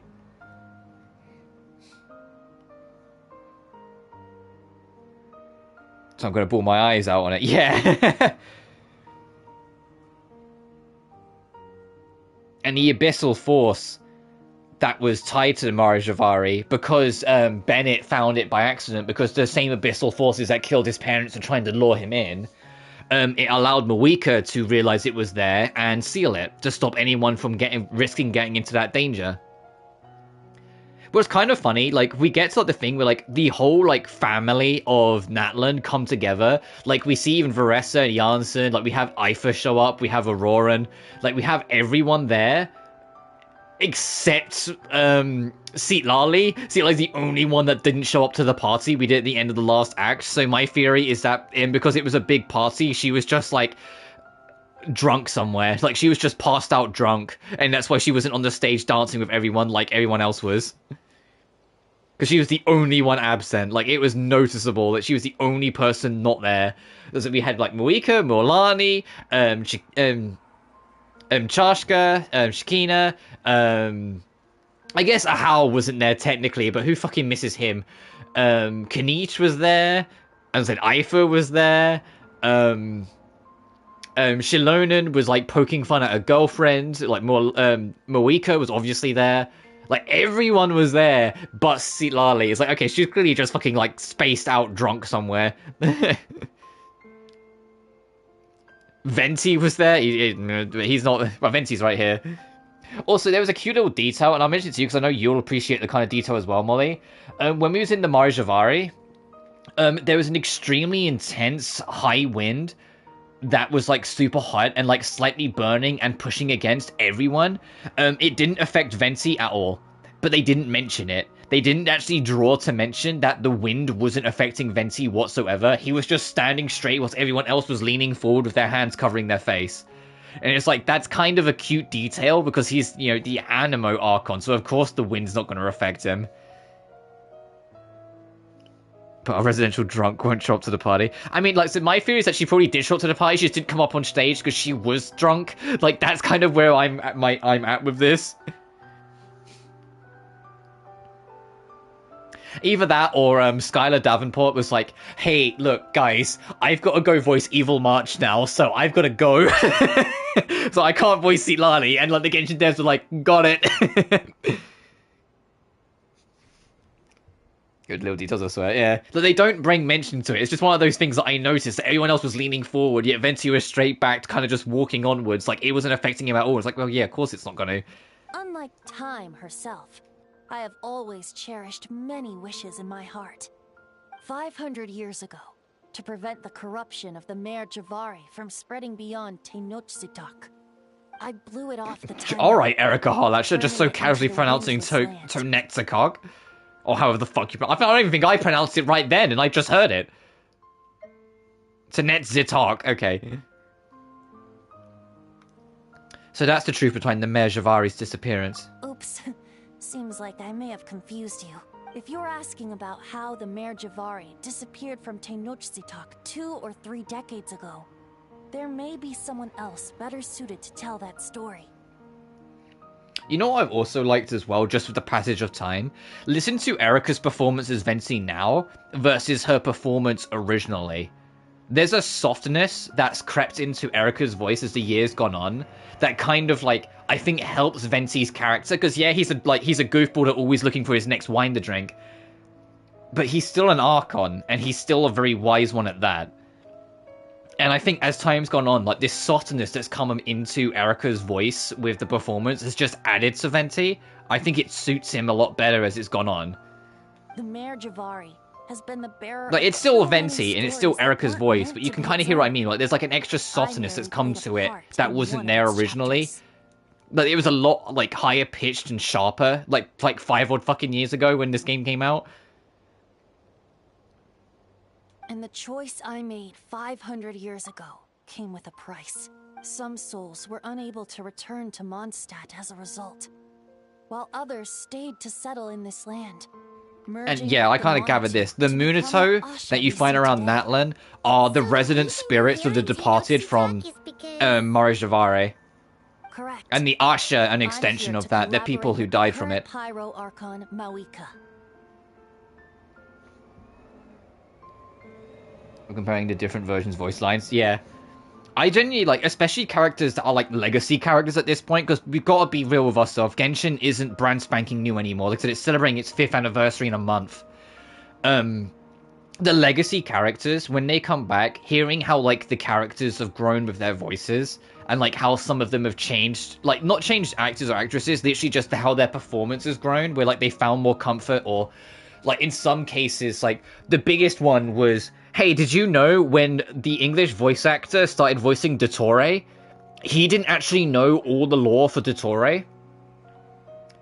And it's why his early performance is kind of generic villain, but some of his later performance changed radically because at a fan convention, a fan basically had a chance to sit down and like happened to bring up lore things, and Dottore's actor didn't know it, and the fan basically sat him down and broke out the book and broke down everything that like Dottore had done and his background. And after that, Dottore's actor approached the character differently once he knew like the true depths of his depravity, basically.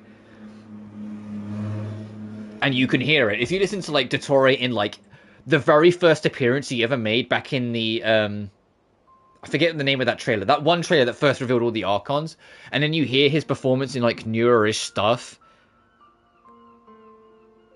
To voice right, yeah, like you can hear it's different. I mean, another good example, because my Sonic fan's kicking in here, Shadow Shadow's actor, his performance in Shadow Generations versus anything before it, because Shadow's voice actor never had an opportunity to really acknowledge or look into Shadow's past, and because Shadow Generations leaned heavily into it, he did his research. And when he did his research, he felt that how he wanted to portray the character needed to be different, and it's eons better. His performance in Shadow Generations is Shadow, in my opinion. Whilst everything up until that point just sounded like Edgy McEdgington. It's crazy how much better it is once you, like, sometimes when you just have knowledge of the character. But to get back to this, like, yeah, Erika Harlacher, I thought her voice was perfect for Venti to begin with, but I feel like she's really grown into it, and there's a softness that betrays the wiseness of the character that's present in the voice that I really appreciate now. I mean, we lit up the candle. Correct again. The flame was our signal. But yeah, Moeka absolutely knows Venti is the Animo Archon, and so he reached out ahead of time to Moeka to help set up to make sure that we could get through the Marjavari safely. Because we had candles that we used to basically save Bennett, and like the candles were then he used into a spell to make like a big wind flame that would beacon Bennett back to us. Only by having Moeka open a rift between that space and the true Marjavari could I sneak in and bring back all the souls who wish to return. As for my little trick of bringing back memories as well, it's not the first time I've pulled that off. Moeka also mentioned that you were planning to introduce us. Looks like I beat you to it, huh? I was glad to discover that she shares my love for fine wine and freedom. We got along great.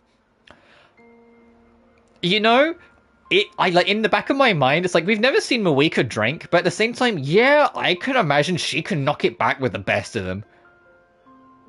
She strikes me as the type that would just outdrink a room, you know, like on like a good day, like she would just outdrink the room, and probably still be like convincingly sober and coherent. Unlike Sitlali, who has like one wine and then like she's fucking gone. Really outdid yourself this time. Well, it really took it out of me for a few days. In fact, I still feel pretty. She is busy Himiko, we know she can knock it back. Yeah, true. Oh, really? But thinking of all the Aether mead and dandelion wine still. Speaking of alcohols, here's our resident alcoholic getting back in the spirit. Hang in there a little longer. You don't look that tired to Paimon. So, don't think you can just pull out that little excuse and we'll suddenly foot all your bills. Oh, how you wound me, Paimon. Venti. You'll hook me up with some good liquor, won't you, traveler? Shut the fuck up, Venti. What do you wish for now? I suppose to protect Mondstadt, and that everyone who wishes to stay there has the freedom to choose their own path. I'm still on to Venti. He knows more than he lets on, but yeah, like now it's the end of the event. We're never gonna fucking find out. We won't find out probably until Istaroth actually fucking shows up, and maybe like Traveler goes, "Why do you kind of sound like Venti in a way?" And Venti goes,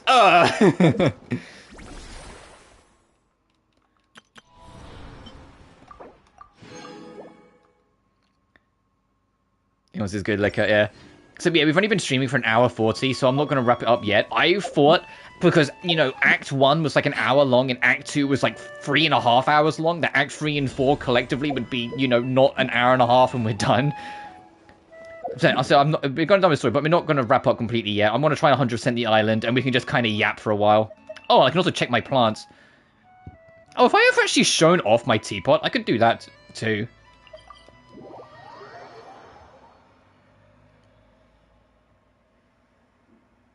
The last time I really spent time customizing my teapot was, honestly, years ago. I kind of, like, set it up. This is my farm, by the way. I kind of just set it up and then called it.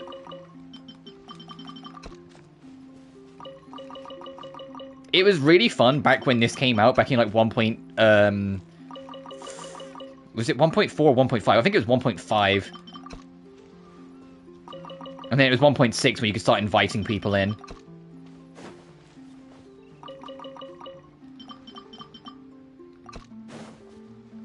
Venti, please, yeah.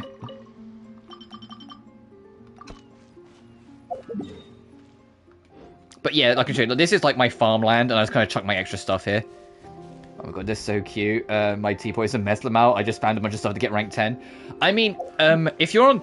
I don't know if it's like the same on PS4, but now on PS5, your load limit is insanely higher than it used to be, so it's very easy to get max rank without spamming because you've just got the room to do so. But yeah, I'll run through it quickly. That's my farm that I have on the corner. Originally, my plan was to have each island be a different region, but I gave up on that immediately after this one, which is why this one, as we're approaching, is very Inazuman themed. And my main hub is very Mondstadt themed. And also, Mondstadt is my home, so of course I made my home Mondstadt themed.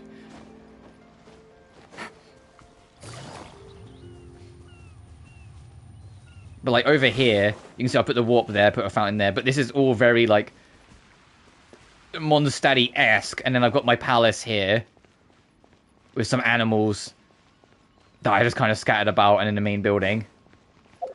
It's a long ass run, so I'm just going to warp over there. This is my main home. It's like from the Inazuma end, this would be the gate, and you see I kind of walled it in a little bit.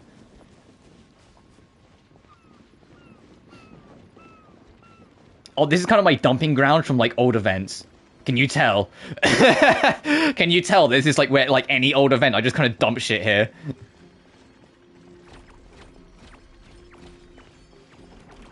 That's home.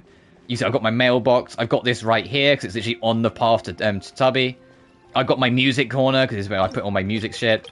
Oh my god, I love it. And my crafting stuff. Like, it's kind of like my home away from home. This little park bench here. And then when you go to leave, I want to do more of this little space eventually. You can tell why it's kind of empty. I have no fucking idea what.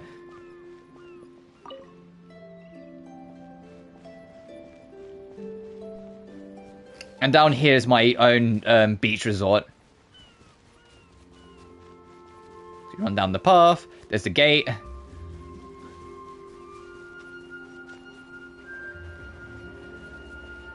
So I always have a crafting area in every bit, just so I can just tap it if I need it. But see, I've got the stage here, I've got some camp stuff. Hey, remember the 1.6 event? Popperidge Farm remembers. I think that's from the 1.6 event as well. It's like a market street I got over here. I got like an outdoor sauna over here that's all blocked off, and I can invite people over. Yoimiya, Goro, Miko. Oh, I can invite you here as well. I might have to do that.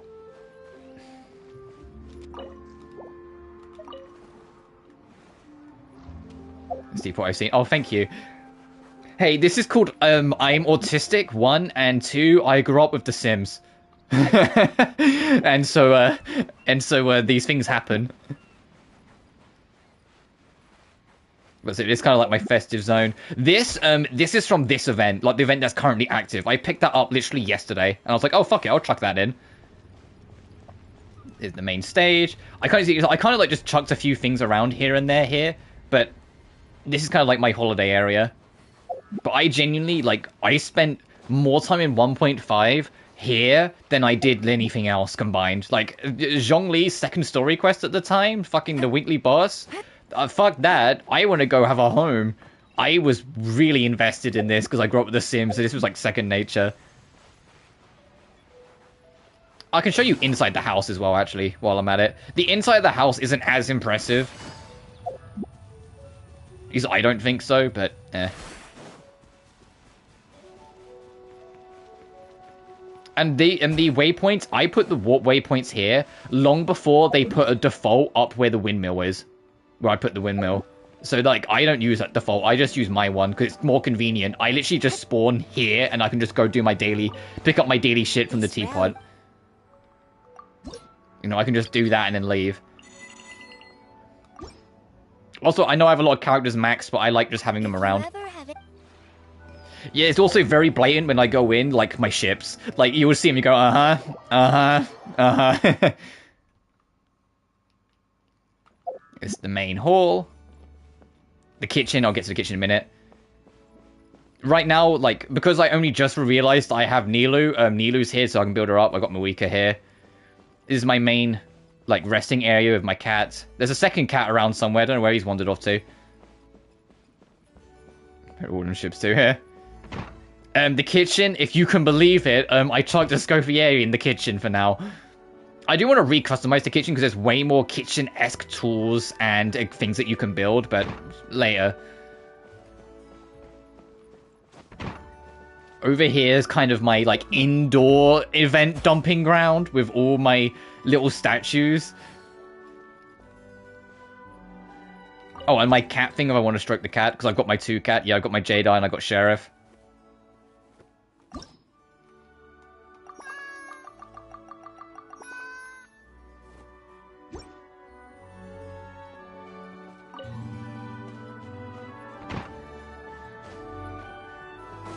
Back here is the bedroom, or like my bedroom, which you can also invite people because, you know, that's not questionable at all. Oh, here's my bedroom. Anyway, let me go invite one of the actually, let me invite my boy Gumming.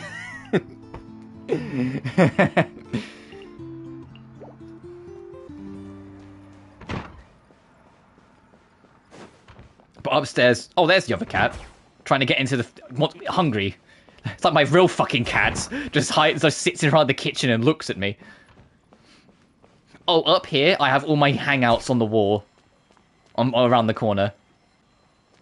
Like my favorite hangout pictures I have on the wall. So I have Shinobu, I have this one with Farazan, I have this one, I have Noelle.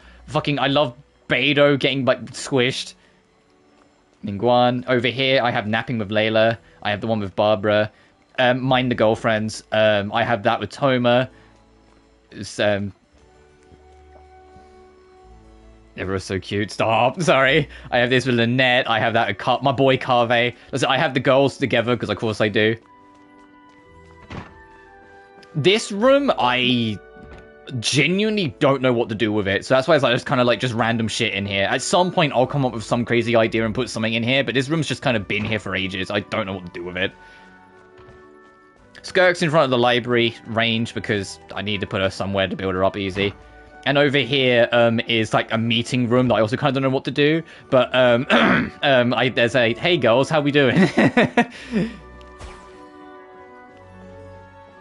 I said, I keep all my ships together. And Paimon, they let me chuck Paimon down somewhere, so I just chucked her here. But yeah, like the upstairs, I kind of don't know what to do with most of the rooms up here, so I've just kind of like chucked shit around everywhere. Eventually, I'll figure something out.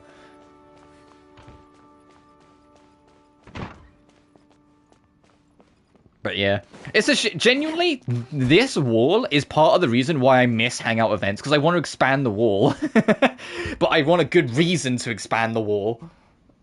You know? But this is like, it gives you an idea of like how I'd have my house, but you know, I would have like, I have a lot of pictures like with my friends, and I would have them all framed on the wall like this. Like when I come upstairs to see them. I'd have a library range. I would have at least one like seat near the the fire.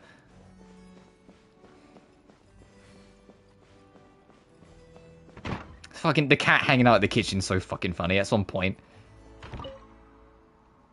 The air here. If we put on a... Someone's perky this morning. I was gonna make you some breakfast, but it seems like you have more energy than me. Why don't you whip us something up instead? Oh, fuck, hey, I'm busy. I can't cook to save my life. Get out of it.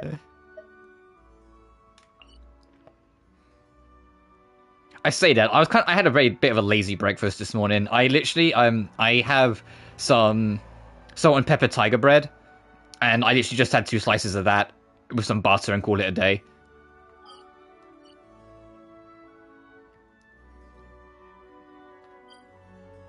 Yeah, that's max out. What else do I want to do? There's only at rank 6 because I don't have any fucking Animo characters built, so I could only go so far. Like, Animo is like the one element I just neglect. I just barely touch it. Oh, I said I was going to do some treasure chest hunting and explore Teta Island, since I haven't really done that yet. I made 3 rolls, I made past at like 8 AM. Fairs. Now, I'm trying to be better about having 3 meals a day, because I have an awful habit of only having 2. And I'm kind of thin as is, so it's like I kind of need to be better about it. Oh, I want to actually bring this up quickly. I don't know when they added this. Awesome, let me pick up this fucking recipe.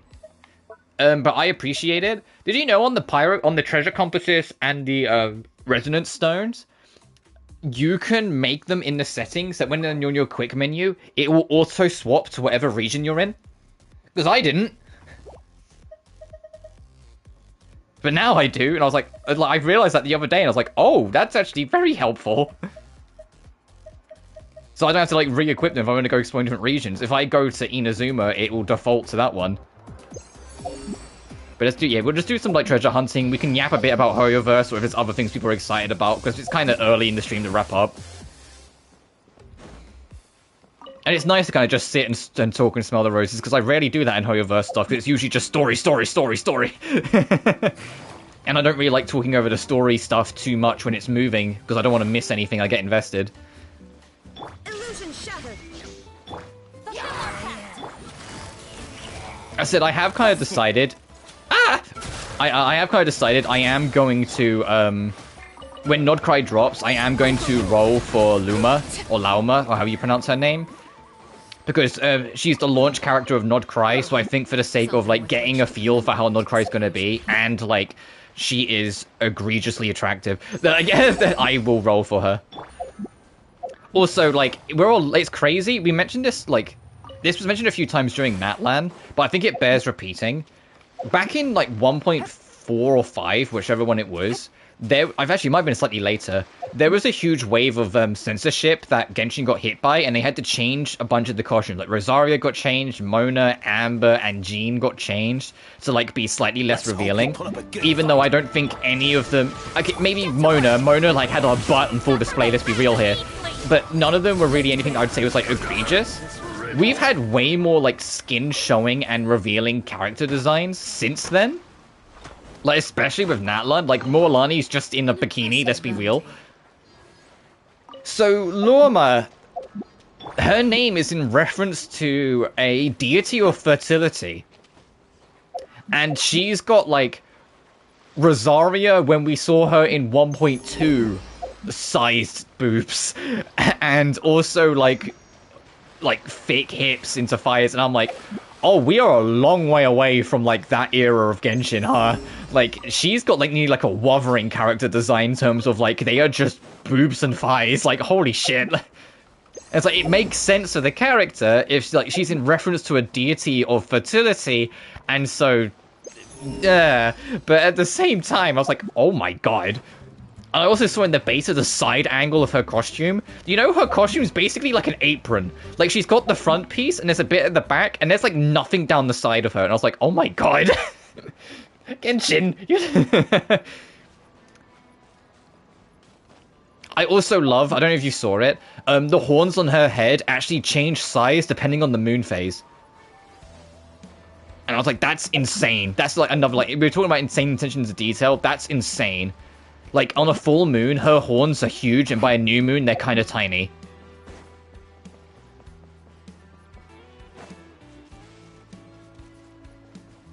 And also, looking at her in the beta, her tap skill is, like, you know, do the thing. Her hold skill is when she turns into the centaur, and she, she doesn't fly, but she gets, like, near infinite jumps. So you can, like, spam jump and get, like, aerial height, like, ridiculous. Let me get higher up so I can see what's up around up here.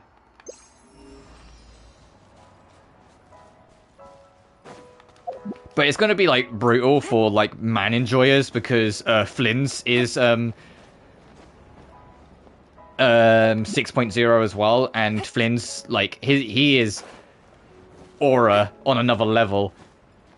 He looks fantastic. I'm tied to the moon, and I feel blessed. I'm going to do the moon. Oh, yeah, I do. It's crazy, like, when I was a kid, I always thought the moon was, like, super cool and interesting, and it's crazy how it kind of translates into me being a bit of a night owl as I got older. I just prefer the night. Like, streaming is what got me to get up earlier, to be blunt. Like, streaming is the reason why I get up at, like, relatively consistently at, like, 8 a.m. now, because that was never the case before. I used to be, like, an 11 a.m. Andy, but then not go to bed till, like, 2 a.m. Which, to be fair, it's healthier. Like, that the streaming kind of got me to get up a bit earlier and have more of a day and then go to bed a little earlier. But at the same time, it's like, it is what it is. But yeah, the fact that both Wuthering and Genshin are doing moon girlies, I was like, oh my god, I can't wait for people to do like cross-game ships. And then I went on Twitter and it was just a bunch of Wuthering incels screaming about how Wuthering's better than Genshin in every way again. And I'm like, fucking, this is why I don't play Wuthering. It's very rare for a community to make me not want to engage in something. But the easiest way to make me do it is if that community has a lot of people actively, like, dogging on another thing that's similar to it to try and make out their things better. Then I don't care. And too much of, like, Wuthering's community are people trying to take shots at Genshin, and it's like, let's not pretend like Wuthering wasn't inspired by Genshin. You can appreciate one or the other or both. You don't need to attack the other. I've yet to see a Genshin fan, like, say any kind of criticism or attack on Wuthering, yet Wuthering... They talk about Genshin more than they do their own fucking game sometimes, and I'm like, come on.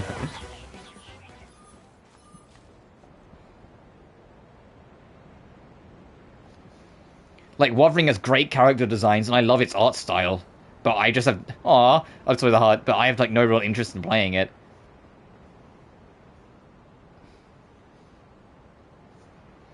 I have seen, I think it was the, like, I don't know if it was, like, a new character that's out or an upcoming leak or whatever, of, like, the girl with, like the blood-esque aesthetic to them, and she's got a bandage over one of her eyes. I did see her, and I thought, like, she looked fantastic. So I don't really know the names, I don't really keep up with that. They're just of each other, but the game's done, the characters are well written. We're reducing the waifu bait them out, yeah. Yeah, don't. Like, there's one thing I've unironically been scared of with Honkai Star Rail, is Alicia now being exposed to the masses. It's like, I don't want to put up with those people. Especially because the new trailer, where, you know, she grabs Kaelus's hands to help him. It's like, like, the frame when I saw that, I immediately went, oh, fucking hell, the incels are going to be so fucking annoying about this. Like...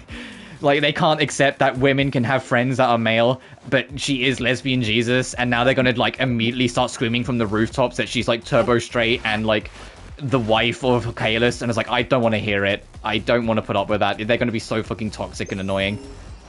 I mean, it's Twitter, and so they're always gonna be, but you know what I mean.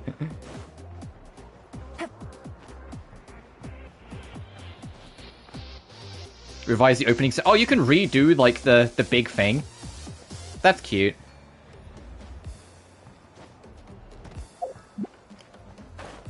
And if the rumors are true that Yae Sakura... What the fuck are these two doing here? That Yae Sakura is going to be in the 4-point series of Honkai Star Rail, I'm even more afraid. I'm like, oh god, here we go again. Straight in, or say, if you met Alicia. Also, have you never seen... a boy and girl, like, go outside. Like, I know I always make this joke, but, like, go outside. Like, hang out with real people. Make friends. Have you ever seen a boy and girl who aren't in a relationship hold hands? It happens. It happens a lot, actually. It's called mutual trust. Especially if it's, like, if they're, like, walking through an environment where the girl, like, doesn't 110% feel safe. Sometimes something simple as just holding the hand can give them that comfort. Like, if it's getting late and you're not, oh, I don't know, walking them home. Like a normal civilized human being to make sure they get home. Like, incels don't get it because they've never had a friend that's female. That's why. That's how. That's why. Like, and so they just see it like only as things that can only be wives, or things. Let's be real, things that can only be for sex. And it's just like, take it easy. I'm glad I was raised by just women, really. I'm glad that my dad was like a piece of shit and like kind of useless in my life, so I was mostly raised by my mum and my sister, because I would hate to be like that.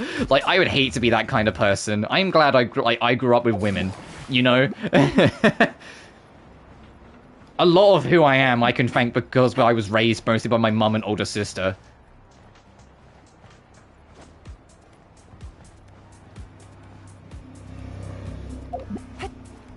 And it's great because, like, I just do what comes to mind now.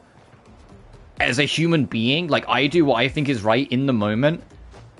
And people go, oh, you're so sweet. And I'm like, it's just me. I'm not really. Like, last night at work, we've got a member at staff. And she recently turned 18. And so, of course, now that she's turned 18 at work, she's been thrown into the wolves' den. They've been giving her all, like, the late night shifts. Like, her shifts used to finish at like 8 p.m., but now she's doing all the way to 10:30 with me. And so it's like, for me, I'm like, no, she's still kind of a kid.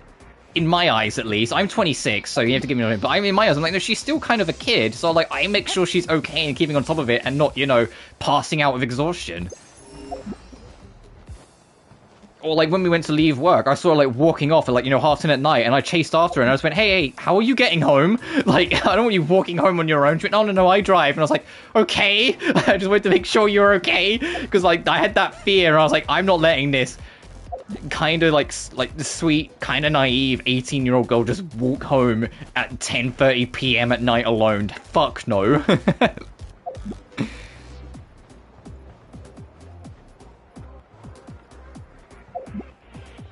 Yeah, but yeah, the workplace, they just do that. Like, the moment she turned 18, it was literally like, she took a week off for her birthday, which had a girl, like, she went on holiday. I can't remember where she said she went, but she went on holiday. She came back, and, like, Thursday, she was on till 10:15, and last night she was on till 10:30. But we got out early. We got out at, like, 10:20, because we just got everything done. But I was just like, alright. She doesn't mind it, but I was just like, alright. Anyway, let's see what these two want. I imagine if I look around, I can... the opening ceremony, right? Are they going to talk about how Seat Lolly didn't show up? Of course, but all she said was, playtime's for children. And after she said that, I didn't have the courage to tell her even the Pyro Archon agreed to come. Oh. Well, guess we could still bring her back a gift. Maybe an Asha headband. Not sure if that's her vibe. Snacks might be a safer choice. Granny always needs something to nibble on while she's reading. Or drinking. It's part of the reason why I was so tired as well, because we're doing stock check over the weekend. They tried everything in their power to, like, coerce me into working today, and I said absolutely fucking not.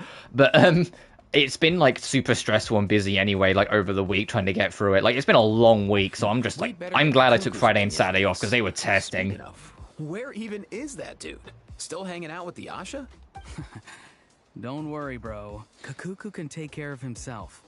Ew, stock check, absolutely not. Exactly. I've done my time. I've worked at Morrison's for 8 fucking years. I've done my time. Asha are gonna be all broified once he's done with them. Okay, so if they're there, that tells me the rest of the gang are going to be here, there, and everywhere if I poke around the islands. You know what that means? Where's that pub? Where's that bar that, like, Venti we found drunk in? I bet we'll find him there. But I can poke around in general. Oh, have I done this? Romantic sunset performance, adrenaline-filled performance? What?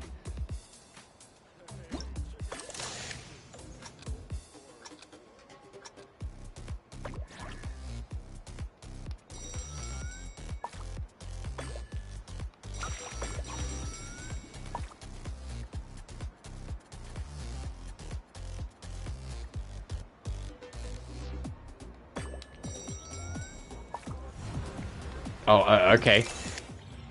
Wow, perfect performance. All I did was press buttons. And then we'll do the other performance. Oh my god. Shake it.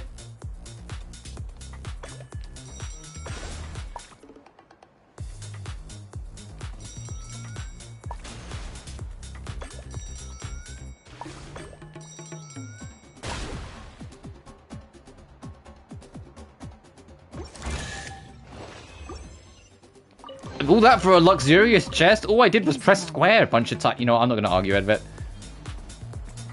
How am I doing on percentage anyway? 96%. Oh, God.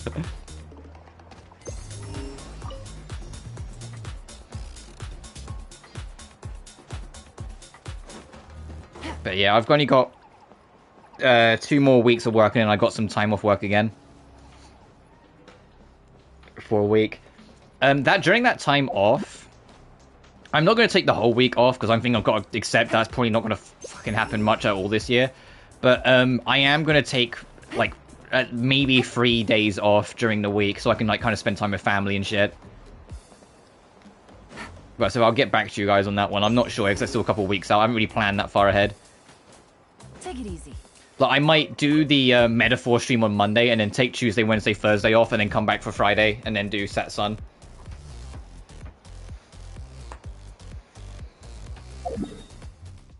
Actually, where was that bar that I found Venti in? I think it was over here. Yes! Who's in here, if anyone? Oh, hey. Speak of the fucking devil. So, how about it? Now that you're all done, we can finally have a proper drink together, huh? You make it sound like I was holding out on you. But if you and I had a real drinking bout, I don't think these poor little aphids could handle it. They'd have to flit to and fro, making mead till their wings gave way. Spoken like a true bard. That impromptu toast you gave just now was spot on, too. For happiness and freedom. Couldn't have said it better myself. That's exactly what we all need right now. You must have been to your fair share of banquets in Mondstadt, huh? Of course! They don't call it the City of Wine and Song for nothing. Besides, without being able to come up with a decent toast, how else might a humble bard earn themselves a regular supply of free dandelion wine? Well, when you're free, you're always welcome at our tribal banquets. They'll be fighting over who gets to host you, I guarantee it. Just so you know, they can get pretty rowdy. Banging, stomping, belting. Also, I also like, she's still there now. Until we leave to Nordcry in 6 weeks' time, Enetha, you can find around the stadium. You can find her around the stadium just kind of chatting to people. I like that Genshin's finally kind of letting the NPCs be around the world map. Because it stops it feeling kind of empty. That's like the biggest problem at launch, like for a lot of things. Like, you did all the story stuff, and then just none of the actual main NPCs were anywhere. It's like Jean wasn't in her office, Lisa wasn't in the library, no one was fucking anywhere. Great idea. And it was so nice when Honkai Star Rail came out that you could just go find the characters. You go to the space station, you'll just find Herta, you just find Asta. As it happens, I can go to talk to Bronya right now if I want. Speaking of Bronya, did you see the sponsored Hoyoverse video that brought mention to not 1, not 2, but 3 gay ships? In an official sponsored video that they approved of after the script was done? Because I did, and I was like, what the Hoyoverse? They brought mention to Zila and Bronya, and they even mentioned that in a previous life, on Going Back Third, they were not just friends, they were, and I quote, kissy friends. They mentioned the Danhang and Blade ship, and they mentioned the Fide ship, the Finan and Mighty ship.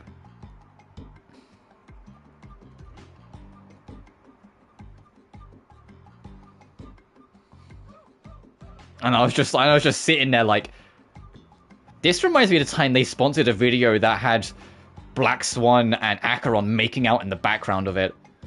The one that was in the theater. Do you remember that one? There was like an official sponsored video that was like showing like the magic of cinema, but in the background, the seats, like Acheron and Black Swan were just eating each other's faces, like full on.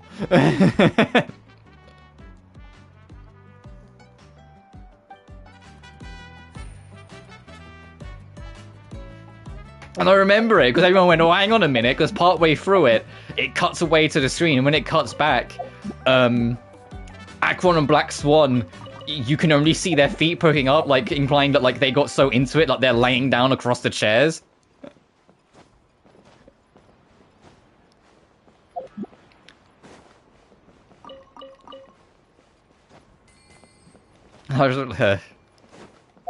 Hoyoverse, like, one day Hoyoverse, they will get to break out and be the Homoverse that we always remember them being. Because they used to be, like, super on it, and they are. There's a lot of, like, heck, fucking Fuhua, a lot of people forget, she is directly designed after an employee within the company that is straight up a lesbian. Like, you know, they have always been super supportive and, like, knowing of this thing. It's just, I can only assume either corporate interference or, more likely, China interference, unfortunately. Which is what it is. It's a shame, but it is what it is. Which is why, like, if they imply something, you have to kind of take it for what it is. Because they probably would, like, outwardly say it, like, Aventurine, like, come on. Come on, Aventurine. I know what you are, buddy. Like... but they can't outwardly say it, so instead we get, Doctor, you're huge. Let's see if we can find anyone else. Where might... we can run through town. Actually, there might be someone here, and there might be someone around town.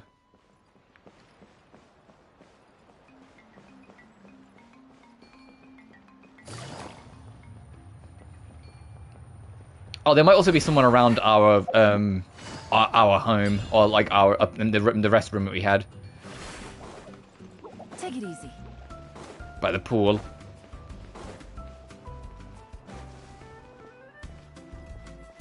I love how colourful this fucking town is. We need more environments like this, like, unironically. We need more, like, really, like, bright and colourful town. Because look at this! Look at how, like, gorgeous this is. All the colours. It's so bright.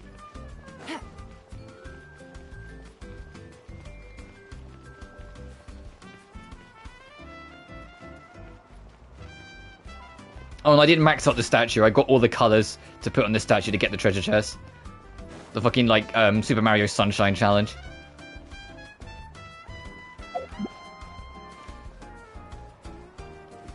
But that's it. I remember a conversation with Allegra Clark, the voice of Acheron, where she said, like, she's 110% on board and, like, constantly the support of the Acheron or the Akaswan ship up until Kiana gets revealed. She said once Kiana gets revealed, no, she's going to be on that one because she knows that's, like, the main one.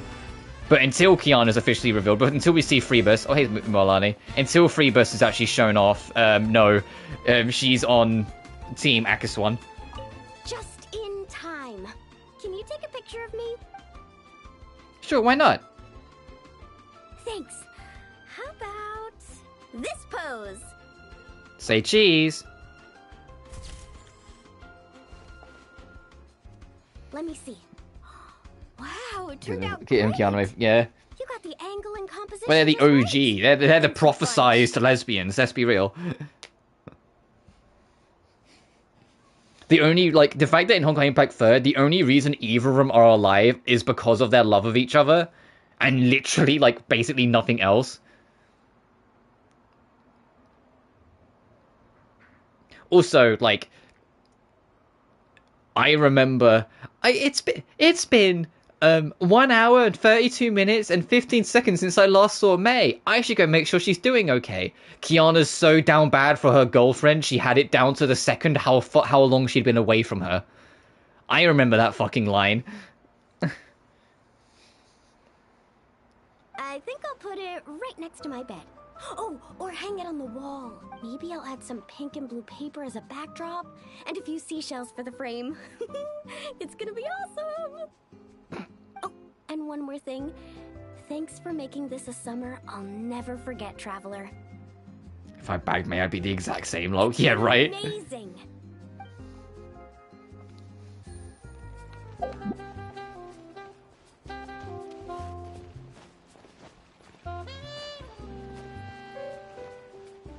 Yeah, but I am kind of curious as well, like, there's also, like, hey, the Black Swan Sparkle ship, which I think was, like, 99%, like, encouraged by that one line Sparkle says about Black Swan, where, like, Sparkle basically says something along the lines of, like, hey, if she just wants to crush me, that's A-okay. That I was just like, Sparkle, are you fucking serious? I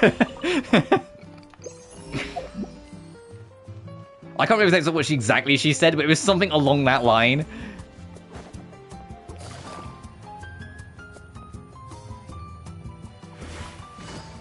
But I love Sparkle. Sparkle's like peak character. I love like gremlin, goofball, mischief maker characters. It's why like I got Hu Tao and like when she first came out in Genshin. It's why I got Sparkle. It's why I ended up getting Yuzuha and getting Zenless. I just love that kind of character, like the prankster goofballs, the cheekies.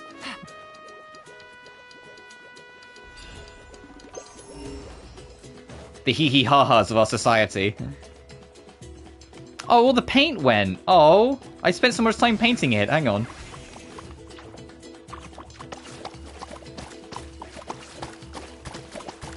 Oh no, this one was red because Chashka wanted it red. Yeah, I remember. I was like back when I was going to skip her because I wanted Acheron. And when the teaser dropped, not the main trailer, not monodrama, we'll get to that. When the first teaser dropped, oh my god. I was like, this is just Kurumi from Date Alive.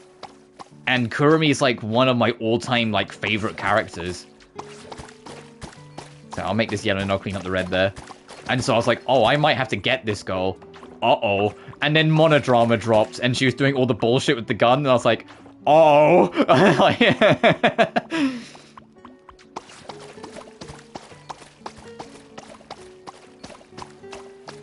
I realized, like, in real time, I was like, oh, fuck. And you know what's crazy? If she is getting a variant...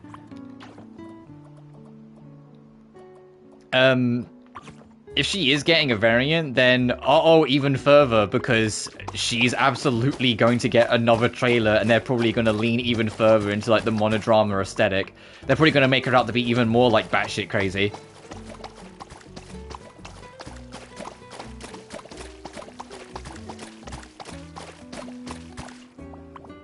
I'm also curious because of the collab on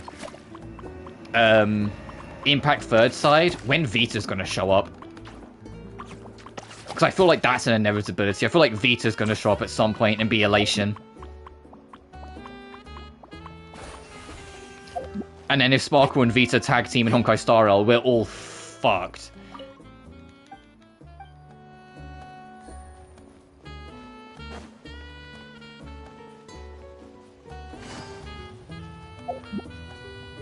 I do hope, though, in her Elation form, she has the gun.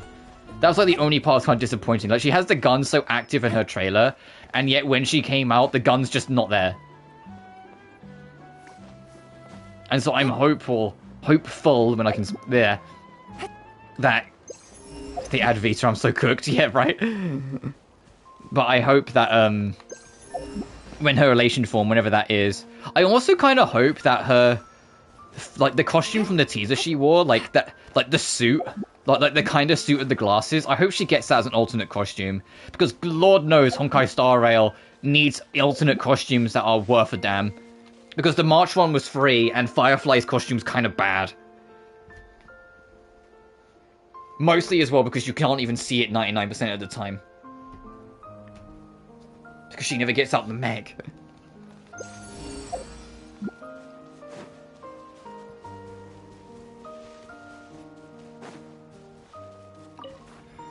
It's honestly crazy how, like, non-existent skins are in Honkai Star Rail in particular. Like, Genshin's bad as well. Genshin should absolutely have more costumes than it does. The number it has for a game that's nearly 5 years old is kind of embarrassing.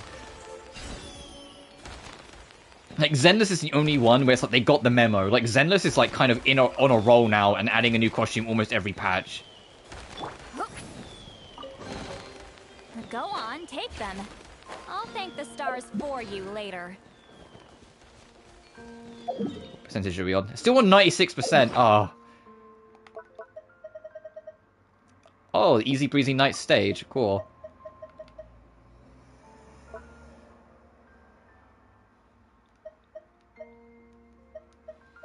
Oh, I just realized the photo album is not on the first slot anymore. I guess because we're done with the story quest for it, we don't need it anymore.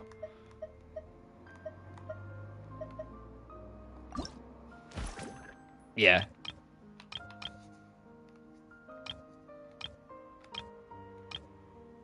Yeah, the big stage where you can see that everyone but Seat Lali showed up.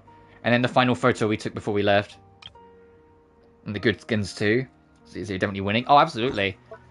There was rumors a while ago about Miyabi apparently getting a skin. And I'm like, where? Like, where? And also, Genshin gets brownie points anyway for not only getting more skins, but also giving the protagonist skins. Bell and Wise having, you know, an Eastern-themed skin, and now, like a beach-themed skin. Meanwhile, the Traveler and the Trailblazers have been identical since launch, and they've not changed one bit. It's like, come on. Let them accessorize a little bit. Take it easy.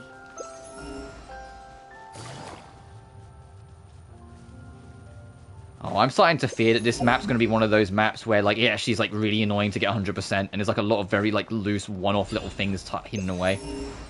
No area took me longer to 100% than the Court of fucking Fontaine. And then finding out all I was missing was a rock that had a 1-star artifact in it under the bridge, like here, was enough to put it to 100%. I was just like, are you fucking serious? I mean, like, Komodo, Inazuma, yeah. Oh, this area, these areas took me forever to 100% as well, actually. Like, Hoyoverse went for a phase of, like, all the areas they added were, like, nightmares to 100%. But I like to do it all because I like being on top of it.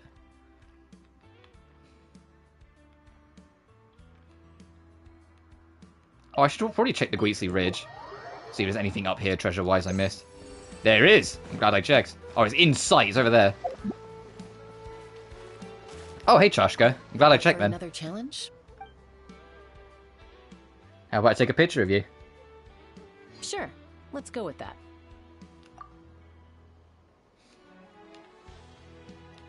I took a picture. There's a...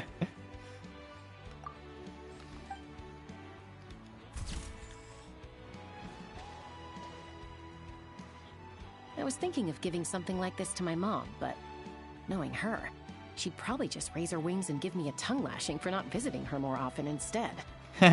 Also, I just wanted Varesses in the back, too. So, I think I'll just hold on to this as a memento for myself. Fair enough, Chashka. And then this kind of gets to be like my final farewell, because like I said, next patch, we're in Nod Cry, so this is like my chance to say goodbye to everyone that I'm going to miss dearly. Like, for me, personally, I think I love the Fontaine cast marginally more, but I love the fact that, like, the Natlun cast are just one giant family. I really do. Home night. Sounds like there's gonna be tons of delicious food. Guess that means it's my time to shine. Oh, that's it, huh? You're just thinking about food? Okay.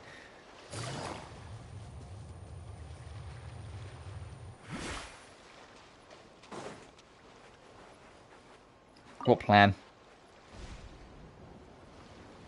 Krumeru win it for me, but Fontaine's gonna say. I mean, Krumeru, you know what won me over? It wasn't actual, like, the actual team for it. It was, the voice actors. Because I follow Sayu.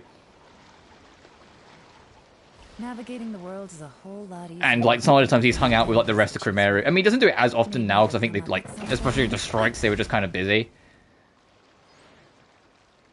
Idiot! You've been tricked! Grab the treasure and get out of here! But I do enjoy... Oh, wow, they're fucking hauling ass. Hang on.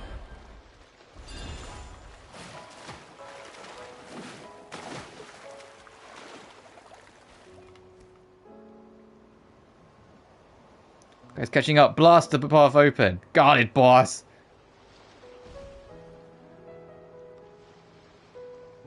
Do they just... Danger close, I guess. Ah, you got us. What did that achievement say? Please tell me this isn't my thing. A grand plan twice thwarts the great plans of the Jokra Rato lackeys. I think they foiled themselves, if I'm honest. Yeah, but I love Cyno and his stupid jokes. I love Tainari. I love Cyno and Tainari's, like, daughter, Koli. Like, I adore Dia and her endless yearning for, Dunyazad, or Dunyahad. I forget how you pronounce her name, it's been too long. The girl that was ill for most of the story arc that Dia was looking after.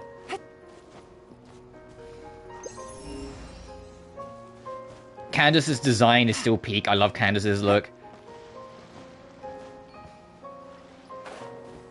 And also Al Haytham and Carve is like one of my favorite male ships.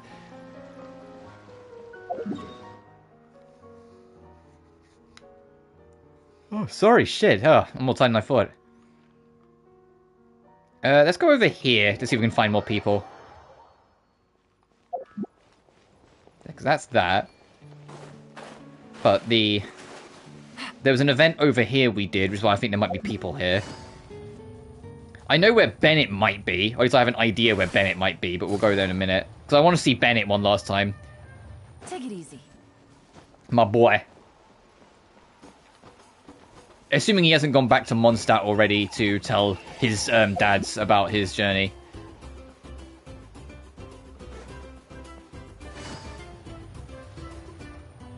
Where are they? I'm looking.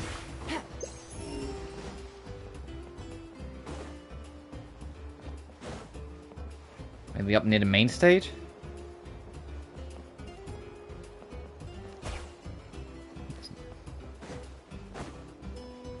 But the Fontanians, I genuinely, like, it was so hard every banner that went past to not roll because I was saving for Arlecchino. Because I genuinely was like, this character rules, this character's awesome. And then the very next character is like, oh, this character's peak, I love them.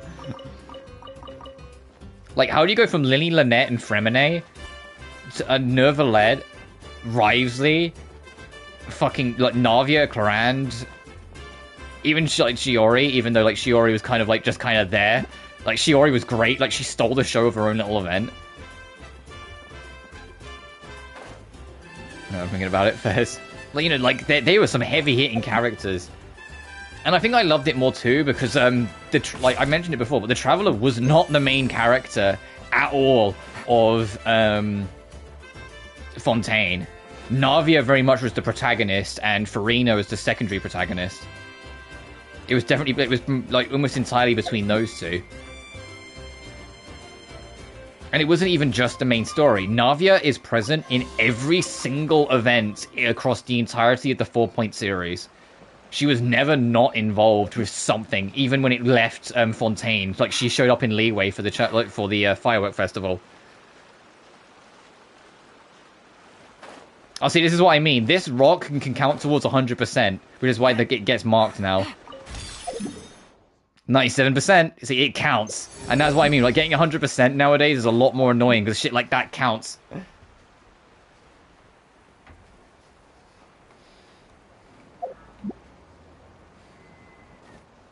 But that being said, all, like, the Natlun cast, I love Auroran and how much of a moron he is at times.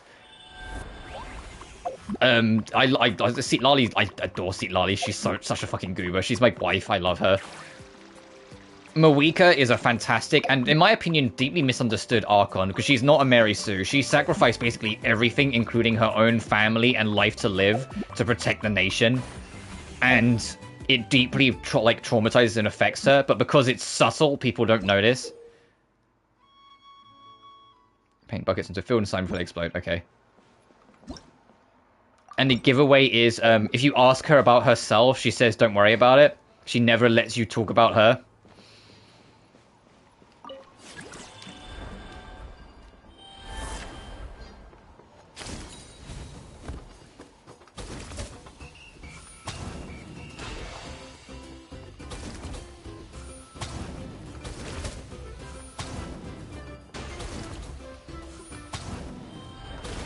This is kind of a cute little game.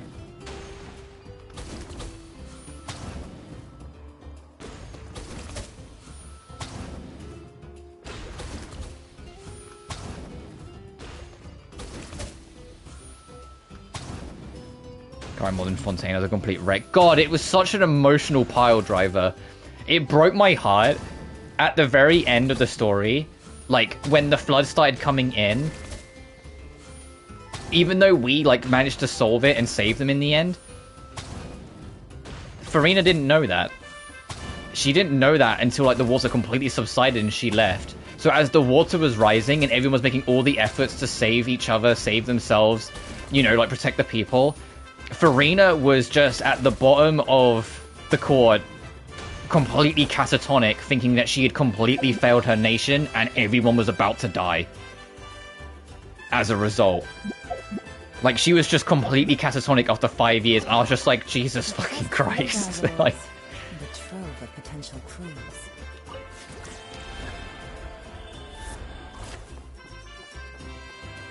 and I genuinely kind of fucking hate that she's never really got her thanks and appreciation for what she did. They just thought she kind of lazed around and they did all the work. No, she fought her tooth and nail for 500 years to keep up the premise, to keep people safe, and some people don't know. And it's never, like, she's never directly been thanked for what she did, and I was just like, God, come on. She suffered more than anyone. Literally.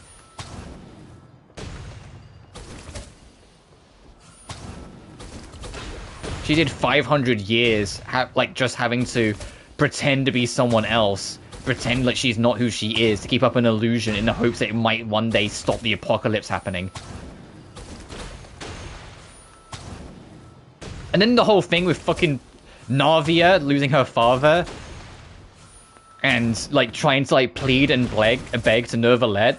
And then when we learn, because he's the Dragon Sovereign, if he cries, that's what makes it rain in Fontaine. And so after, like, Navia pleads, they leave, and it's raining because he's actually crying because he's upset about it too. And I was just like, fuck! Like, Fontaine hits so hard at times. It's so beautifully written. Treasure. One way to draw your target out of harmony.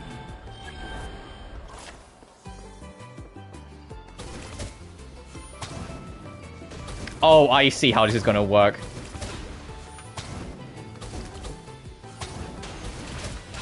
Yeah, there's definitely gonna be a couple that are gonna explode over here.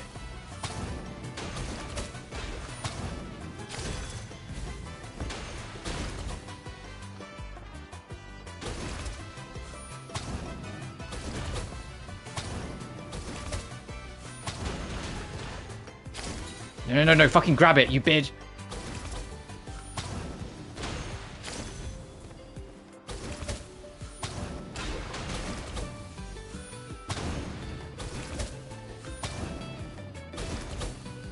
Yeah, Navia's fucking comrade in arms, and both of them died in Poisson's drowning of the Primordial Sea.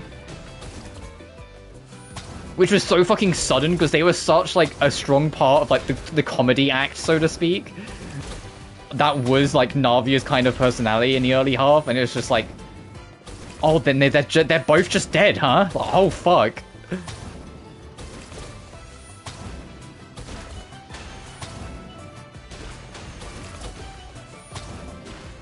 Like, this, like, Fontaine, it's not just my favorite region because of, the story. I found it super fun to explore as well. Like, the lack of mountains and the bigger emphasis on, you know, exploring the sea, like, exploring more horizontally than vertically all the time, just made it such a breath of fresh air compared to, like, most other regions being super mountainous all the time.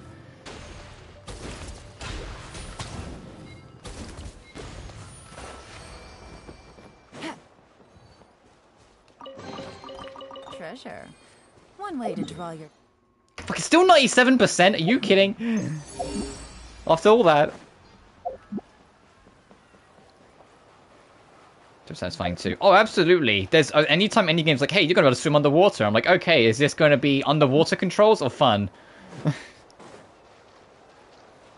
I remember it as well because I was slightly more hesitant as well because not too long after Fontaine was starting to like creep in was I think when Tomb Raider 123 Remastered came out, and 123 Remastered on the modern control scheme has, in my opinion, some of the best underwater control any kind of adventure game's ever given me. Like, it's crazy, the modern control scheme, how natural controlling underwater feels with Lara.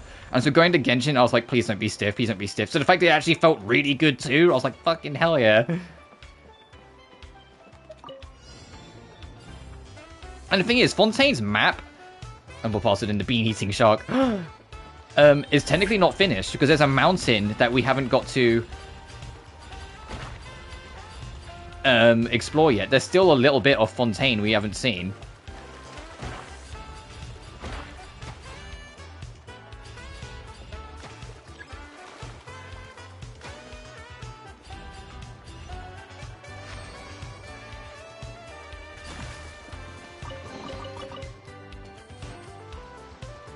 I'm considering they've made it clear that Nod Cry, they're also going to take the opportunity to kind of clean up aspects of the map. I wouldn't be surprised if Mount Eos gets added at some point. I imagine their first priority is going to be the Dandelion Sea. They're going to, you know, finally give us that fucking Mondstadt expansion so the map doesn't look so weird here all the time. Because it's going to go up here. Like, they're probably going to give us this. They're probably going to give us the Blackcliff Forge. They might give us Arataki Ito's home island, because there is actually 2 more islands of Inazuma we haven't explored. Technically 3, but the last one's apparently completely fucked. Like, it's been super destroyed. But so there's at least 2 more islands of here to explore. Sumeru, fucking God of I knows, there's probably another chunk of the desert here they want to add, because they refuse to leave me alone. But Fontaine, Mount Eos is here. And they haven't added it yet. Like, all this space. And Natlon? I don't know if Natlon's got more due. Because the Mara Javari is technically in, like, another realm. It's not here. So I'm kind of curious about that. Like, if they are going to do more or what.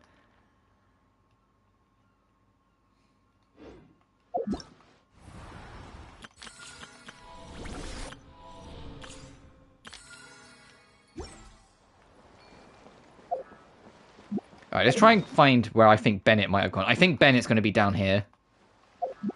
I want to talk to my boy. Actually, let me... Just it'll be easier to get across the water. Hang on. She's so excited. Yeah, I am. I can't wait. There we go. It just makes sense. It just makes sense. Do it this way so I can get across the water quicker. I mean, I can also do this. But it doesn't last forever.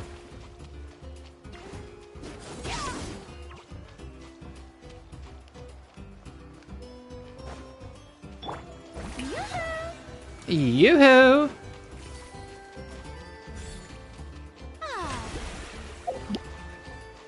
Also, yeah, my Farina, look at that health. My Farina went, like, for a second there, when she was in the attack form, had 52,000 HP. Ooh.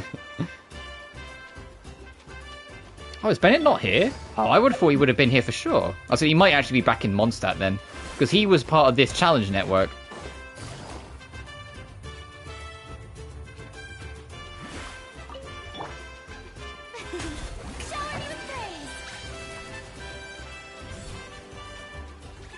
Yeah, now he's gonna make up to 52,000. Oh, it's because they're attacking everything. Stop doing that.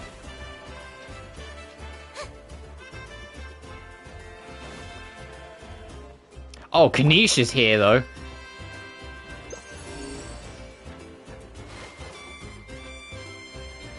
I'll talk to Kanish first. This challenge looks like it'd suit you right to the ground, Kanish. Wanna try it together? I know full well that you're planning to kick me in the back the moment I jump. I bet you're also thinking about pulling out a plank or two, so I end up plummeting to my early demise? Hmm?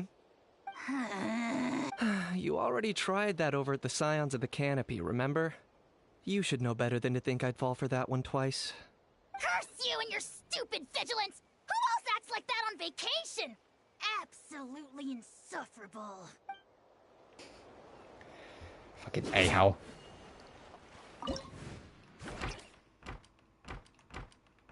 Oh, it's showing you all the things. That's cute. Anyway, go pick up this treasure chest.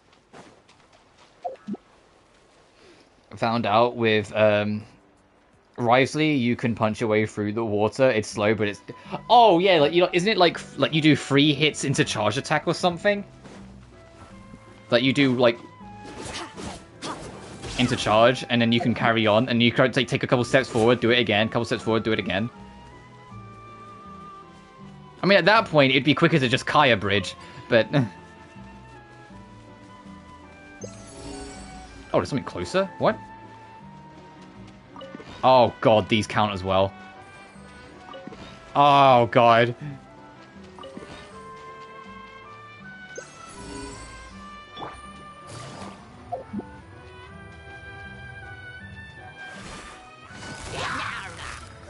Gotcha. Off to the freezer. Another star goes out.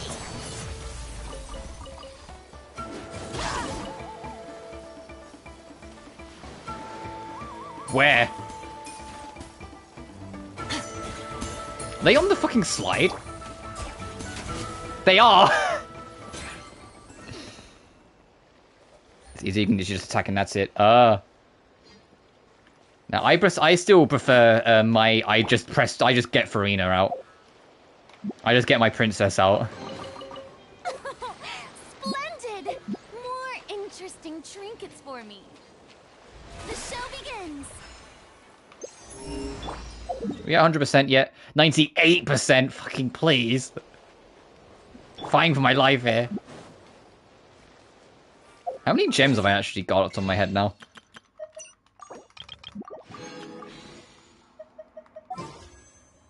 $92. But yeah, if you haven't done the Nod Cry quest, I can show you that where Anefa is. Anefa shows up in... Oh, I can literally see a treasure chest. When did the compass bring that up? Fucking... Square by square limitation.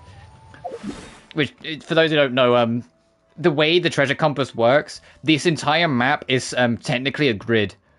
The way it splits it. So, like, it's literally like A1, B1, C1, D, all the way along.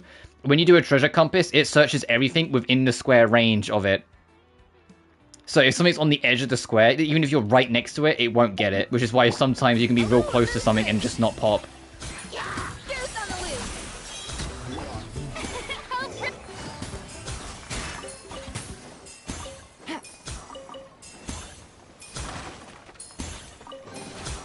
The chest full of valuables. And a trove of the 99%! Come on! I can get 100% before we leave. And then I can say I'm well and truly done.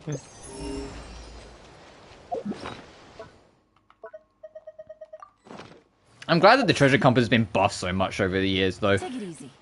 Remember when it would just kind of vaguely point in the direction of a chest? Now it marks not only the chests on the map, but anything that could contribute to 100% on the map, including challenges, random rocks and shit. Oh.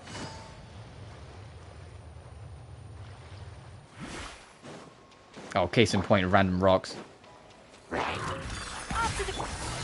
now. 100%? Fuck.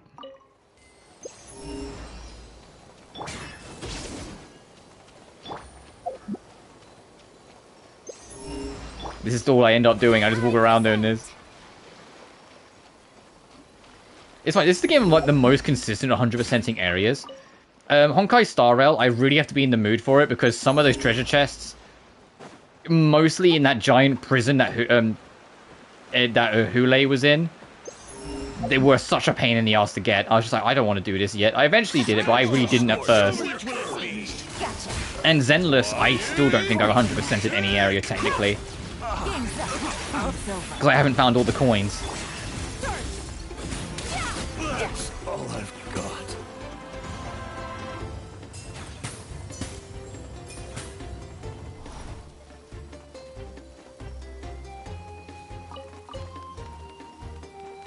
Okay, there's Milani.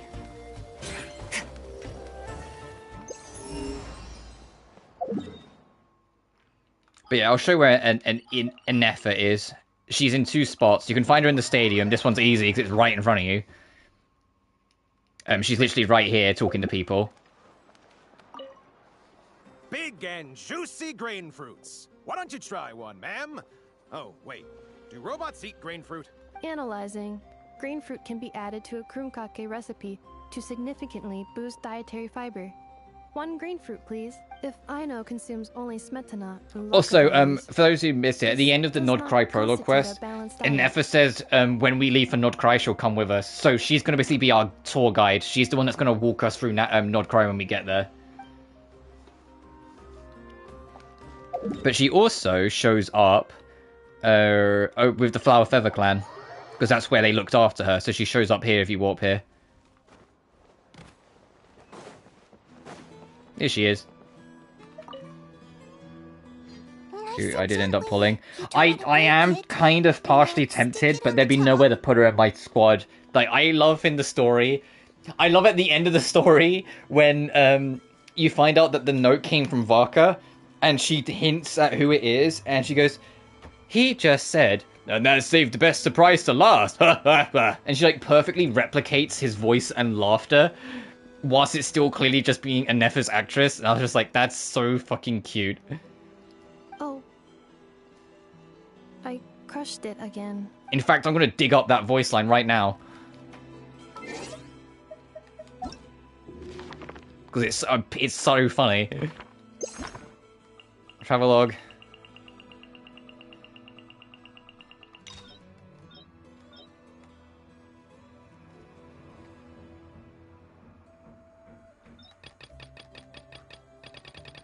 It'll be quicker to do this.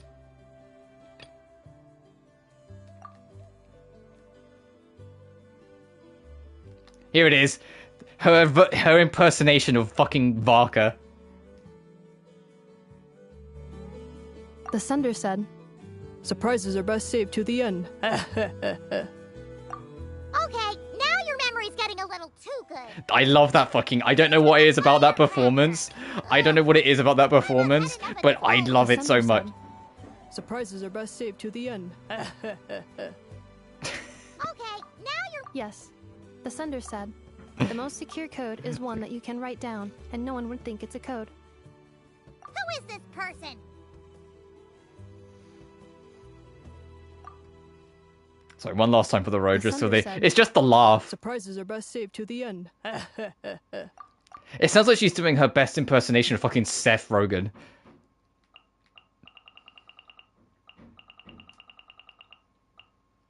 But you know, we've been got it. Now I'm looking at this, I'm like, we got it good with Natlan. Look, we got all like we got all the acts. We got an interlude. Oh, I remember this interlude being fucking tiny. Well, okay, it kind of spanned for it there, but I remember it kind of not being that long. I remember it kind of just like you kind of talk to Janssen and the captain for a bit, and then it carries on. We had the whole thing with the crimes. We had the whole thing of actually learning about this, Space and Time for You. Song of Welcome Moon Prelude. The only thing I can really other criticize is that I kind of wish we got more actual story quests. Because I know we technically got these. But that's just 6. You know? Where's, like, Ifa's quest? It doesn't have to be, like, a full story quest, but, like, where's Ifa's hangouts? Where's anything with Auroran? You know, where's all these other things? It felt very much like a, oh, okay, this new, like, tribe thing's cool and all, but it ended up kind of almost limiting them more than aiding them, I felt. Because the only one we actually legit got was Moeka. Which really stands out compared to, like, how many every other region has. You know, like... It's crazy that Eula was the last Mondstadtian character to get a story quest. Jesus Christ. 1.5, baby.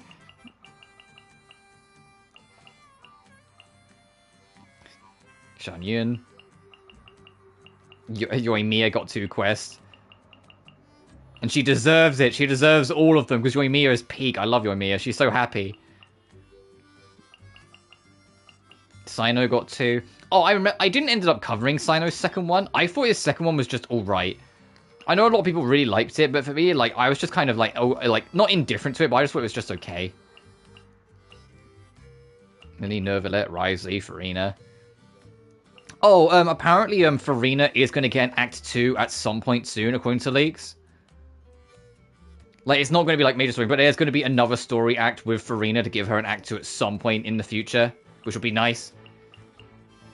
Because they just kind of gave what would have been Farina Act 2, it just became Arlecchino's. Grand, Siegeween, Emily, Escoffier.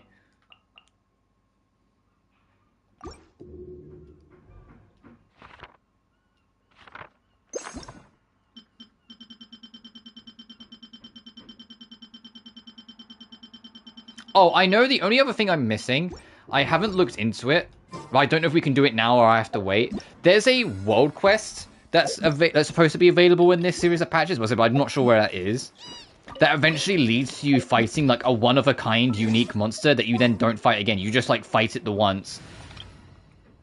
And it's like, I haven't looked into that and like know where that is to do. I might do that. Like that might be something that's yet to come out, but I need to like look into that and see what's up with that.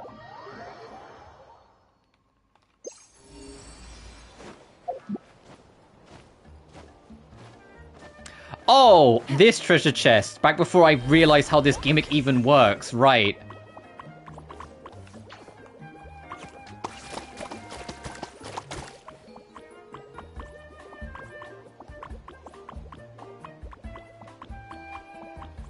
Are they all yellow?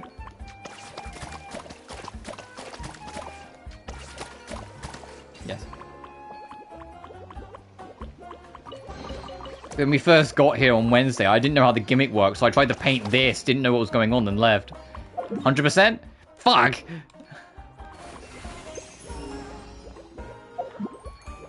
Right, off I go wandering again.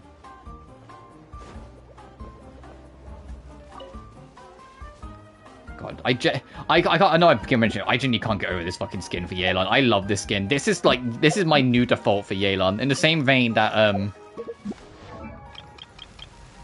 where is it? This is going to be my new default for Bennett, because this is just so much better. Wow. Where did that come from? It's a shame that even with the new costume, people won't stop throwing fucking rocks at him, but I think this completely clears this costume.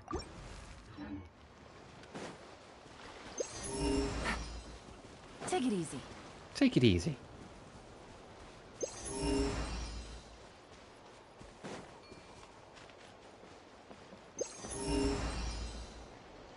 So good, it should have been a 5-star skin. No, it shouldn't have, because then it would have cost like another £5 more than it already did. But yeah, no, if it was a 5-star skin like Deluxe and like actually like gave her like a unique color effect on her weapons, that would have been peak. But I don't know if Deluxe skin like did that well. I think it was just like a tad too expensive for like the extra like animation effect in terms of like how much. Like, I don't know if it did that well to like justify it, but I don't know.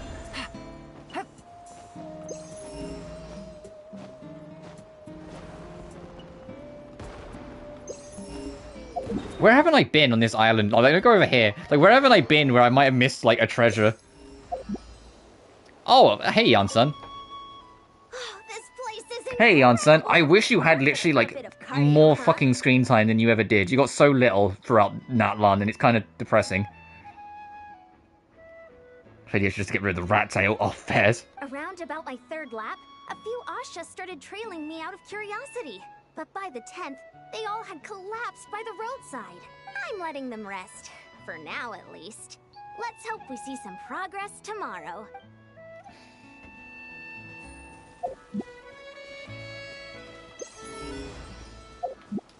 I guess that's one plus side of me trying to explore all this. I'm going to bump into more, like, potential NPCs. And then I do want to poke my head back into Mondstadt before we go, if we don't bump into Bennett before then, to see if he's there. Because I think that'd be really cute if he's, like, talking to his dads and going, Dads, guess what? Look at all these cool photos. Like, I had good luck. I'm actually, like, was born in Natland, and my reason why my luck's so bad is because when I'm out of Natland, I'm not connected to the ley lines, like every Natlanese person. Because, yeah, they did actually explain that. The reason why, like, Bennett's luck's been normal when he's been here, but so bad out of it, is because where he was a Natlanese born, he wasn't connected to the ley lines. And as we know, everyone loses connection with their power quite viciously if you're not connected. And so that's why he had horrendous luck. Oh.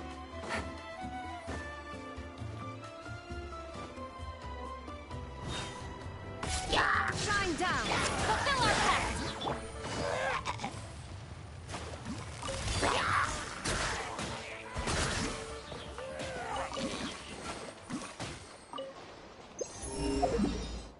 God damn it. Why is it so easy to do, like, the first 95% anytime a new land comes, and the last 5% you have to, like, pick and fucking clean the whole map off to try and do it?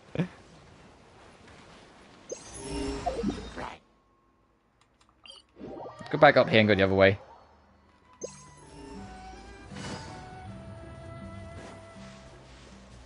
Well, I was also doing this. I couldn't talk about next week's schedule then, actually. Tomorrow will be Metaphor, like always, make it Monday. Tuesday, will probably take off. Wednesday is planned to be more Rise of the Tomb Raider. Unless something else happens, but it shouldn't.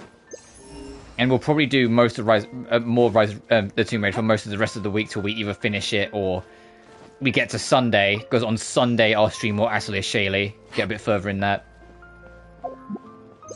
And then the week after, we've got Before Their Deaths, Honkai Star Rail's next patch.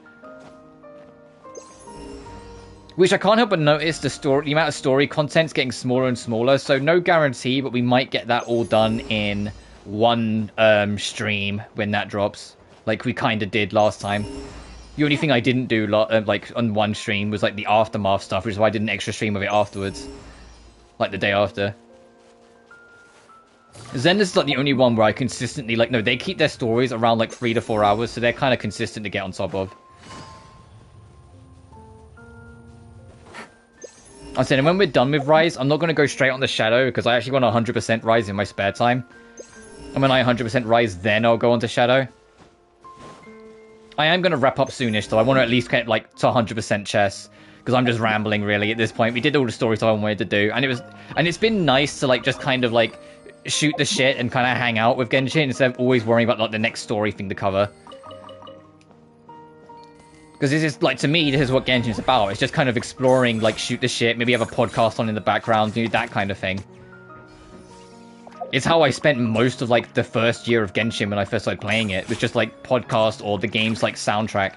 There were many a time where I would mute all sound effects and voices and just have the music on max volume, put my headphones in, and then just go explore the map and let the music do its magic. To such an extent... Yeah, it's always good. Yeah, always. Always, I agree. To such an extent where I can figure out where I am in Mondstadt and Leeway from the music alone.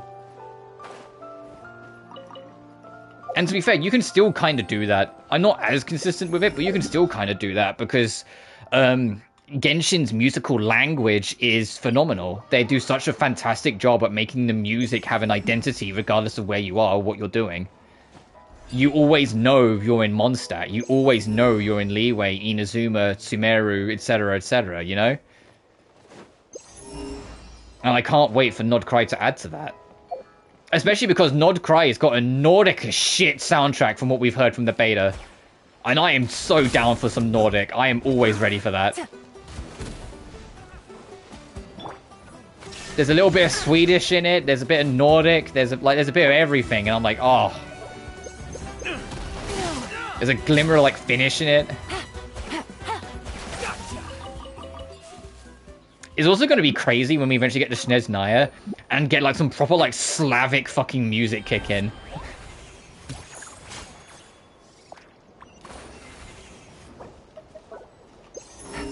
Like, we walk in and we just hear, like, the fucking Russian national anthem like it's Call of Duty. Oh, there's a quest over here we can do. Maybe that will add to 100%. Let's go do this.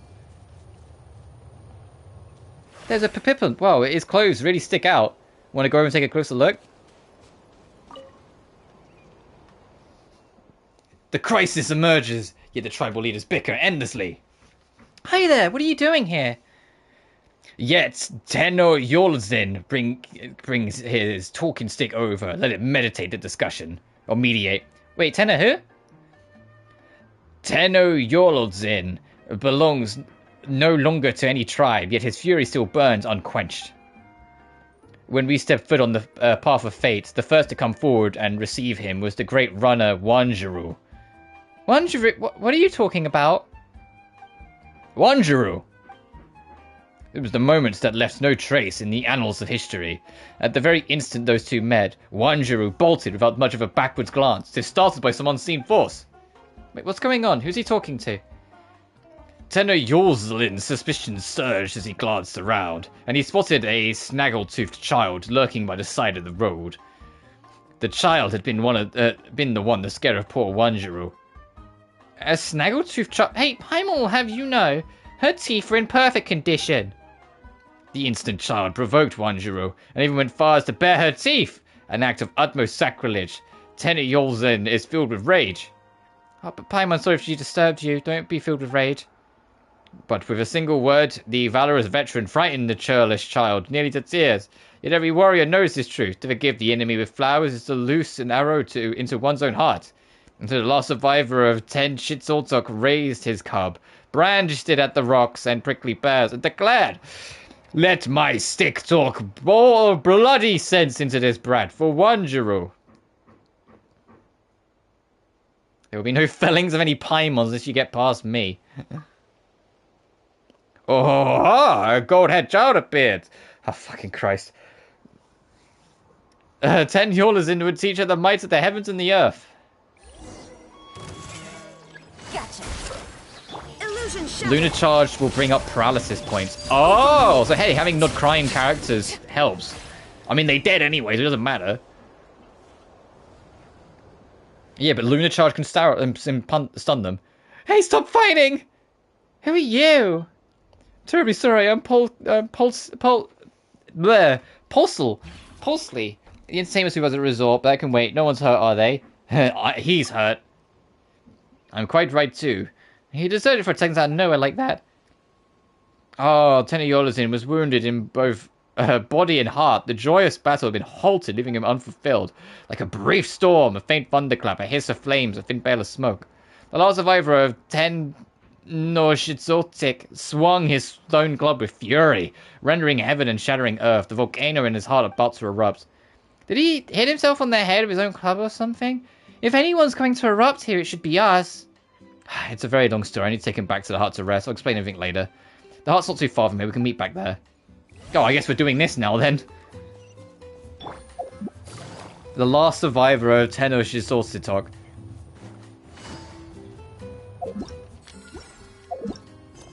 Okay, it's just a standard world quest. I'll say, is this going to be a big thing, or is this just a funky quest? Also, let me put my phone on charge quickly. 1 second.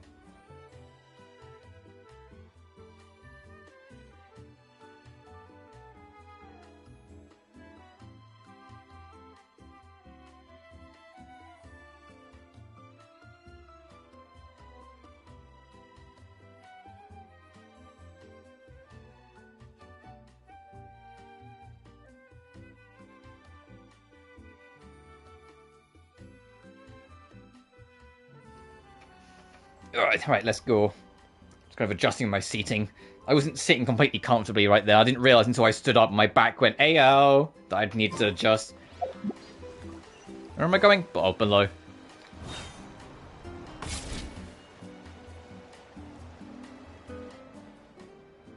He's gone all quiet. What's up with him? Sorry for the inconvenience, dear guest. My name is Papa. His name is Papa, and he's one of our on-site actors. On-site actors? They're quite common in theme parks nowadays. Members of staff who roleplay as their characters and interact with the visitors. Oh, you mean kind of like how there was that phenomenal fucking performer who, like, really convincingly played Hiccup at, like, the DreamWorks resort for How to Train Your Dragon? I've seen the videos where that guy, like, he's just straight up, he's just Hiccup. He's got all the mannerisms and everything. I was like, that's him. Whoops. As I knocked my phone off its thing.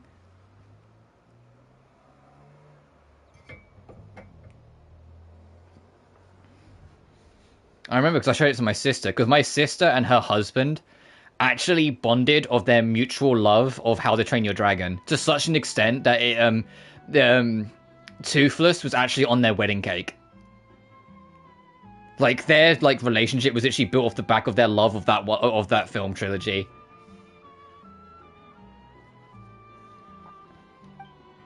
And so you're saying this guy was just acting? Yes, but also no. Allow me to explain. We're stationed action around the themed resort to enhance the immersive experience for our guests. These actors are in character as members of the tribe that once lived here, the Tetsoshisotsik. They were once a great hero from the tribe, known to all of Natlan, who was named Tenok. Tenok! So this was his home. Then Tenno Yorlazin was a respectful title given to Tenok. It means the honored art of Tenoshisotok. The idea for Papa to perform in encounters with other heroes, and even to allow guests to test their own martial prowess. Lately, though, something's gotten into him. He's been acting erratically. No one can get through to him. You've seen it yourself. It's like he's reciting a script. What script? It's more like he's writing himself into every scene. In any case, please accept my sincerest apologies for the mess. We'll have to suspend this attraction until the matter's resolved. Please come back with me, dear guests. We'll make sure you're probably compensated for your trouble caused. And what about this Tenno Yorlazin fellow? Yeah, if he runs into other tourists, he might get so easily. Yeah, it sounds like he's possessed. You're right, but please don't worry. I'll make sure to take care of everything. A tragic, most heartbreaking. The lonesome Tenno Yorlazin has yet to fulfill his duty. But now he was beset by baffling, cacophonous interlopers. He could no longer bear witness to such a ridiculous sight. So he pushed aside the three fools who blocked his way and continued onward, stone club across his shoulder, to traverse the treacherous unknowns ahead. He didn't have a stone club. Hey, wait, he's getting away. Not if I can help it. BlueSky pulls out a peculiar blowpipe and takes aim at the fleeting figure. You gonna tranquilize him? Whip is aiming true, and Tenno Yorlazin is struck. The hero sways gently for a moment and collapses to the ground. You did, you just tranquilized him. Like a wild animal. Whoa, a sneak attack! Sorry, Papa. But it's time for you to take a nap. I promise we'll find a way to get you better. Have you asked the doctor to check him out? Maybe he's just gone a little loopy. Of course I looked into him. I chased him from Easy Breeze Market to Wavy Bay. He sure seems dangerous. Oh, right. He was blabbering about Wanjiru just now. Do you think that might have something to do with the story of the 6 Heroes of Natlan? Surely it was just another memorized line, right? But he sounded like he was talking to someone. Wanjiru! There was a moment that left no trace in the annals of history. At the very instant those two met, Wanjiru bolted without so much of a glance yet. Yeah, it's like he was an invisible actor there or something. He said Paimon scared them off. Invisible? Well, I've heard rumors about hidden spirits lurking around these parts. Maybe Papa's got himself mixed up with something dangerous. Oh, I should find a shaman to help. Isn't that perfect? There should be plenty of tourists from the Master of the Nightwind at the resort. As it happens, a young shaman did check the resort this morning, but he doesn't feel right to bother guests with this sort of thing. In any case, I'll investigate the rumor regarding the hidden spirits first before deciding what to do. Since you've got no other leads, why don't let us help you out? You go dig around for those rumors, and we'll help you look for this shaman. You're much too kind. I wouldn't know how to make up to you two guests who's spending more vacation, something like this. It wouldn't be a very relaxed vacation if we left his problem unresolved. Direction of shaman, ring the jiffy. Okay, then you have my serious gratitude. Alright, let's go get them. Shaman of the Nightwind, huh? Gee, I wonder.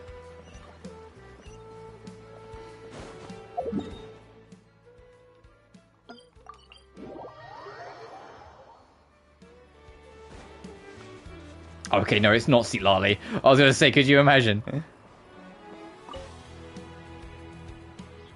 Hello, you two. Something the matter? The great hero, Emmy and Paimon. Unfortunately, I'm across with you here. You look familiar. We met before. Have you forgotten? I'm Layla, that spirit duffer. You, Master Auroran, and the great shaman Sitlali once saved my life.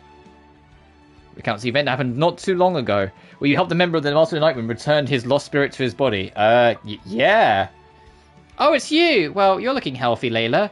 Paimon almost didn't recognize you with your hat on. Did you say Master Auroran? Yes, I did. Currently studying the mystic art under Master Auroran's tutelage. And does Auroran know about this? Well, it's something of a one-sided teaching relationship. So he doesn't even know he's your teacher. What kind of student are you? As someone used to be a spirit duffer, Sitlali hadn't saved me and Auroran hadn't taught me. There's no way I could ever become a shaman. If a teacher is like a gardener, I'll gladly be one of their carrots and let them water me with knowledge. Do you really think we can rely on this guy? Come again? I couldn't hear that very well. Oh, Paimon was saying how nice it's to run into an old friend. Master often calls me friend as well, but I won't have it. Master is master, and Master's granny is Master Granny, and that's how things are. Yeah, I'm sure Sitlali will love to hear that. As for you, most venerable Emmy, I know that you are friends with the great shaman Sitlali, which makes you my Master Granny too. Okay, you don't need to... Let's not do that. And also, I'm more than just friends with Sitlali. I have the key to our house! But it wouldn't be discourteous of me to simply address you as friend. Sounds to Paimon that you picked a lot more than just mystic arsenal, Auroran. Okay, let's get back to business. You're actually here to ask for your help, Layla. Help from me? Rest assured, good masters, whether task you entrust me, I shall fulfill to the best of my abilities. We explain. He's being possessed, that's right, what's your take? As it was in the location of vibrant spirits. So I'm going to skip a little bit because he's yapping a lot. To the spot you mentioned, we can confirm a few things. Sure, let's go. And I did say, like, I was going to wrap up in a sec, and then we bumped into this quest, so I was expecting it to just be something we solve in a moment. This is despite... Just as I thought, what is it? Tree was held back by applicable dominance. Applicable what now? It's a botanical phenomenon. The stems of some vegetables grow incredibly quickly and absorb a large amount of nutrients, impeding the growth of lateral buds and leaves. If you want to encourage more foliage, you have to remove the applicable bud at the top of the stem. Master Auroran said that once I held back to my spirit duffer problem, that is, until I found a way to clip it from the top. And then I blossomed into a healthy vegetable with lush and verdant foliage. Say that to Layla. Do you remember why we're here? Of course, it might sound like I'm going off topic, but I'm just trying to say that I've discovered some traces of spiritual energy. They're very weak. This is shaman. No only shaman anymore. Things are Auroran. It's something to be proud of. Yeah, can you please drop the vegetable metaphors mixed on the matter at hand? We say if actors confer some kind of presence here. Clairvoyance and follow the faint traces.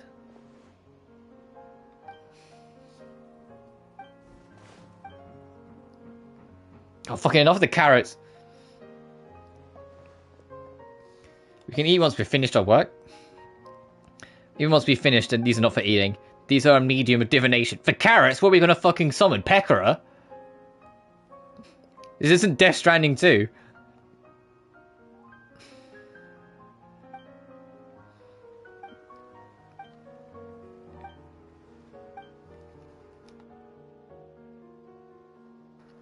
Strawberry slime. Also, they're talking about food, and I haven't had lunch yet, so like this is bad. This is bad. I'm hungry. It's quite safe. I'm ready. Alright, let's get started. Even before like, I get dropped in front of the devil.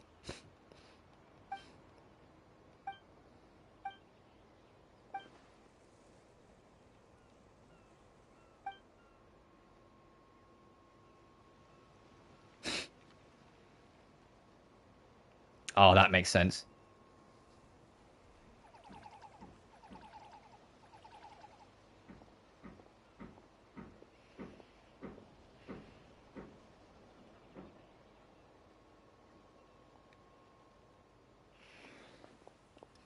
Everything's turned out this way. Oh man, my head hurts. Are you okay, Layla? I'm fine. I'm afraid I've reached my limit. Did you see that? Truly remarkable, I dare say. It's like a dream. What did it all mean? I wonder is that Asha's on the swing is probably the spirit you're looking for, although I'm not sure how it gained the ability to hide itself. Moreover, the spiritual energy traces belong to more than just one Asha. It lines up with what we saw. There must be several of them nearby. Any cause? Hard to say. Control themselves.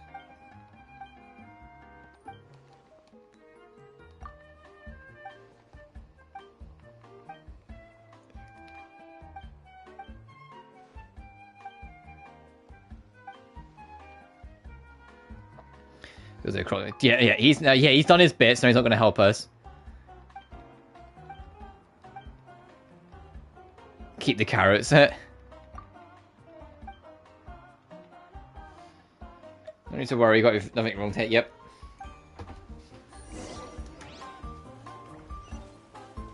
Did we actually take the carrots? I don't think we did. It didn't come up saying like +6 carrots or whatever.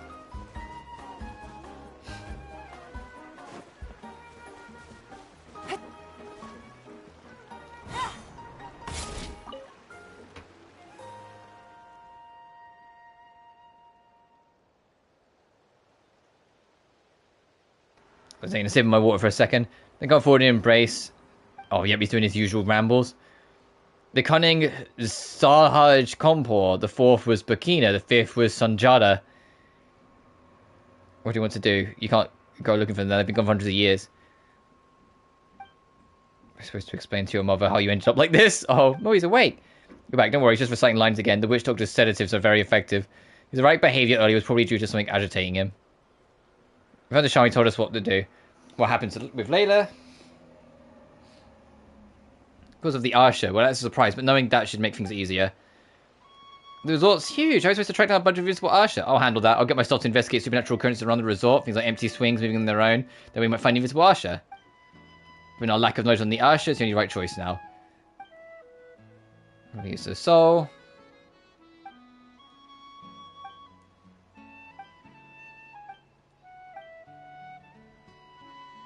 So the Asha connects to the Marajavari. There's a vast trace of land to the west that was once the Marajavari. It's a place of sorrow born from the abyssal invasion. Warriors were reduced to dust, their souls imprisoned and bound to the land. That is, until the whole Marajavari mysteriously vanished about 20 years ago. It was around that time that the Asha first appeared. Naturally, people made the connection to the Marajavari. I guess that makes sense. A whole nation disappears and a bunch of ghosts start showing up. You're gonna put 2 and 2 together.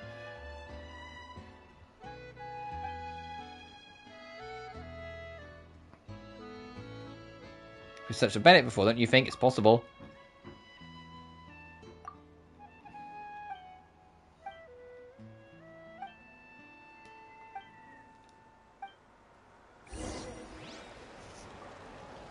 Wait until the... Oh, this is going to be a whole thing, isn't it?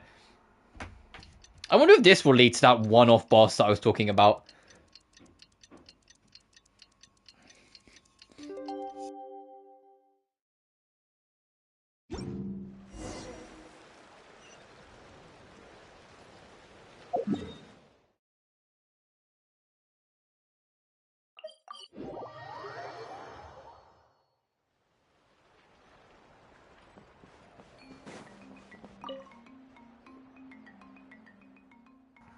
Oh, you're both here.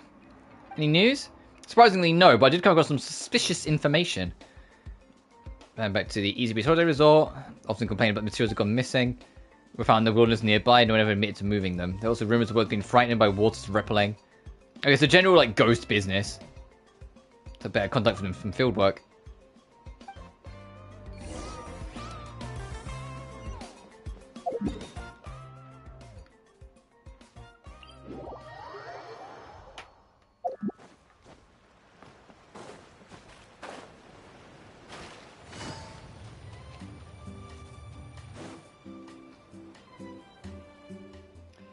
According to Pookley, the hidden archer should be around here somewhere. Guess that means time to use the carrots.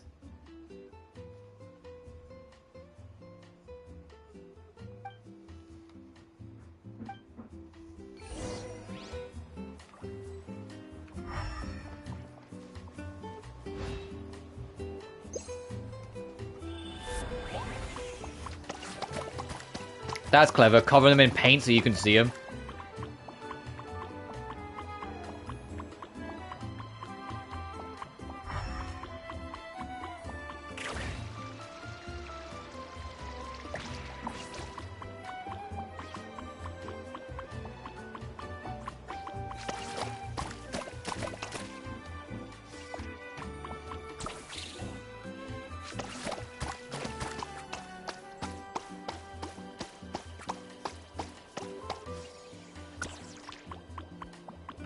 You want to see any more ghosts?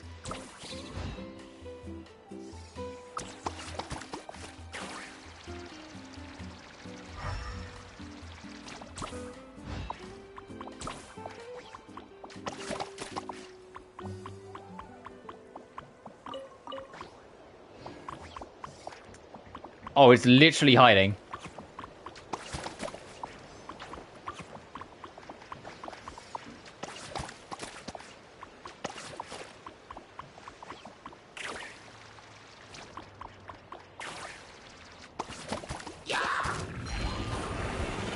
There is no escape. Show no mercy.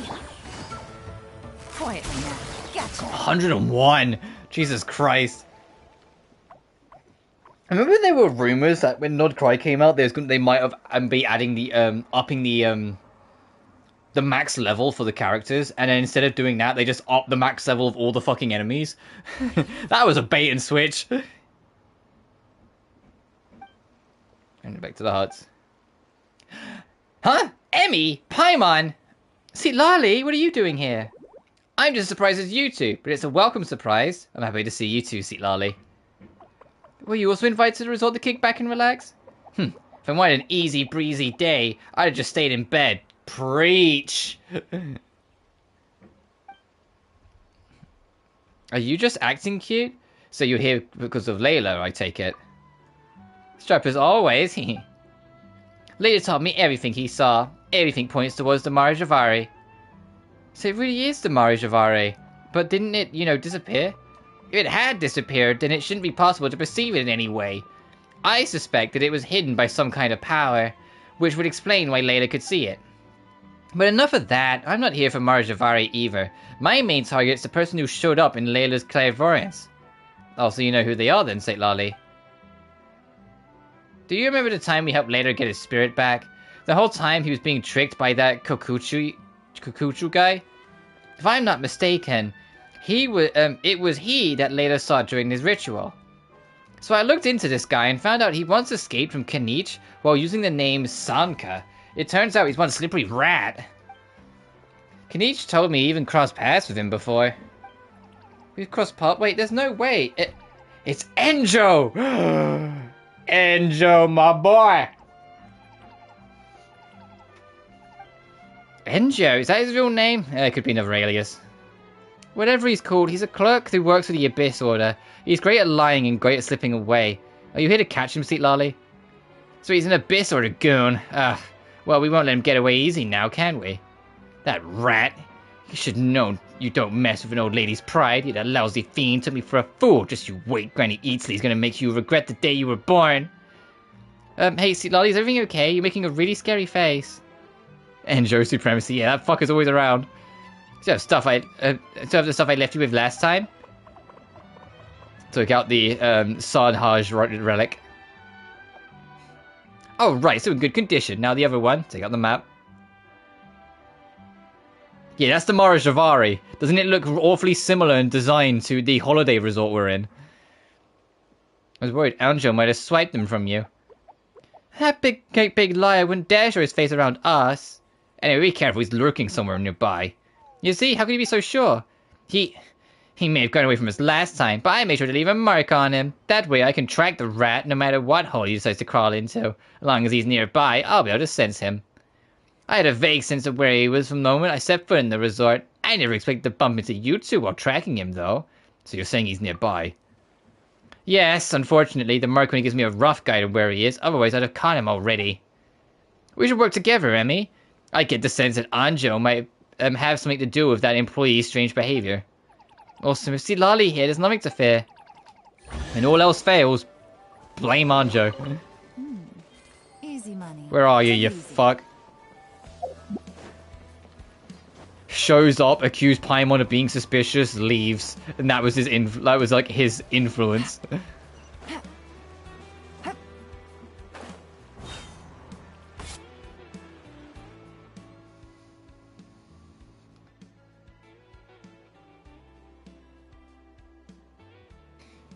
We're good friends. Our mother are good friends too. We promised to build this resort together. How am I supposed to face him with you like this? If your mother gets ticked off, she'll get my mother ticked off, and I'll be in the firing line. That happens, you better believe I'm going to make you a problem as well. Can you at least answer me? Let me know you're listening. Okay, when the bar's burning. Oh, Jesus Christ. I guess I should tell you our fathers are faring. Hold on! It's that old lady. What old lady? Silence, hold them off outside. If you get any closer, the next time you'll be seeing our mothers from inside of a coffin. Oh wow, he changed up his act real quick. Master Buckley, we're here. Wait, what's going on? You look terrified. Barry, he's awake and called my mother an old hag. There's something wrong. His illness has gotten worse. Maybe I go check on him.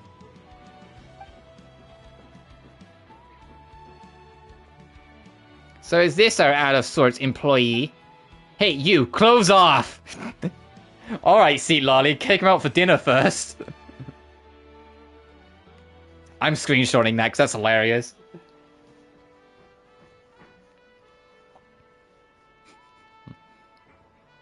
Is this what, like, every, like, not safe for work artist says to their creations? Are you sure? He's definitely not one of the resort staff. Last chance, get rid of the disguise or I'll make you wish you did. Hold on, something's not right. See, Lolly steps forward and takes away the costume. But there's nobody inside. All she's left with is a notchly costume with traces of lingering warmth. Are you kidding me? He got away. What's going on? Was $10 in hollow on the inside? No, there was something in the costume, alright, but it's like he slipped away just before we got here.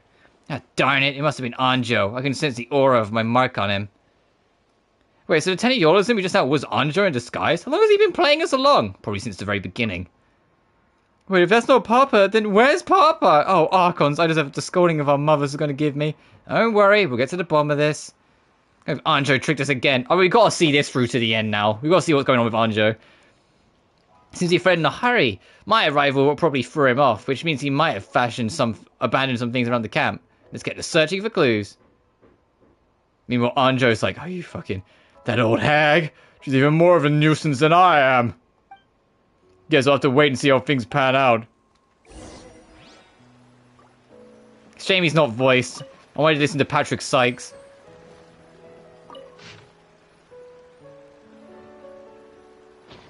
Oh, they're talking about gold. Oh, Jesus Christ. Take it easy.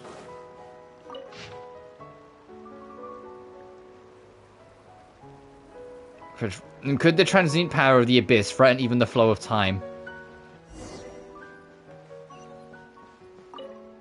We found 3 reports, and they're all incredible. Of the abyssal monster that attacked Natland 500 years ago, Bakunawa was the most terrifying. It was said to have devoured entire villages of tribespeople and could not be killed. Even when it was beheaded and had its body chopped to pieces, its remains would somehow continue to grow, seeking out and eventually forming a new, revitalized Bakunawa. So how was it defeated?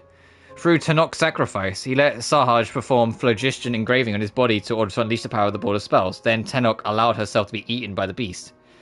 With Tanok's body as a ritual offering, Sahaj summoned a miniature Night Kingdom inside Bakunawa's belly. The clash between the powers of the Abyss, Lord of the Night, and the Tanok spirit in Bakunawa's body led to a violent explosion that shattered the monster into innumerable pieces. Yet even so, some believe it still never truly died, and that its rebirth was merely suppressed by the chaotic energies incited by unleashed by the blast. If the right conditions are met, the beast remains could potentially still grow into a new one. Found 3 reports, and they're all incredible. Oh, right. About Marijavari. Anju failed to uncover the mystery of Marijavari's disappearance, which is good news for us. But this hypothesis is a little hard to believe. We found... Oh. Seems Anju memorized our map after he snuck a peek at it. This is why his redrawing of it. Judging by the markings, he also found his destination. But that's why didn't he do anything? He just wasted our time to put on a show. Given the cunning he displayed so far, I doubt he did it without purpose. His act must have been necessary for him to break through certain obstacles. Now, real few reports we should do next. Let's go to the places marked on the map. Let's head out.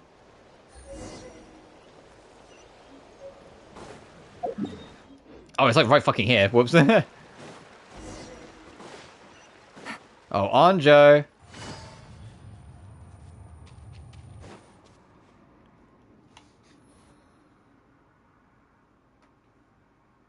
So we reached the end. What's this? This looks familiar. It's a mystic art implement from the Master of the Nightwind, but how did it end up here? Paimon thinks we've seen those around. It can transport us to other places, right? That's correct. Our tribespeople used them to transport themselves to their chambers of the Weaving or the sacrificial altar of enigmatic land. But this one doesn't lend to either of those places, evidently. Where do you think it goes? The only people who would know where it leads are the spellcaster and anyone else who used it. Unfortunately, it looks like this implement's too old to work. Too old? It's so old that its spark has long been since dissipated. I doubt that Anjo brat could have found a way around this either. Is there a way to, replenish this spirit, make it work again? There is a way, but every spellcaster has a different lock, each needing their own key to open. I'll have to figure out the structure of the implement's lock before we can get it up and running. Just like that. Wow, Seatlali, you're amazing.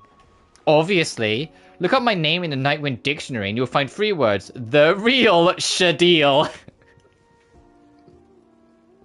Seatlali, I love you.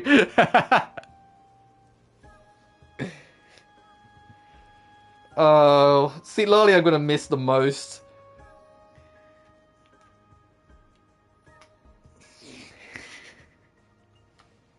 I'm gonna miss her the most. She's so fucking funny.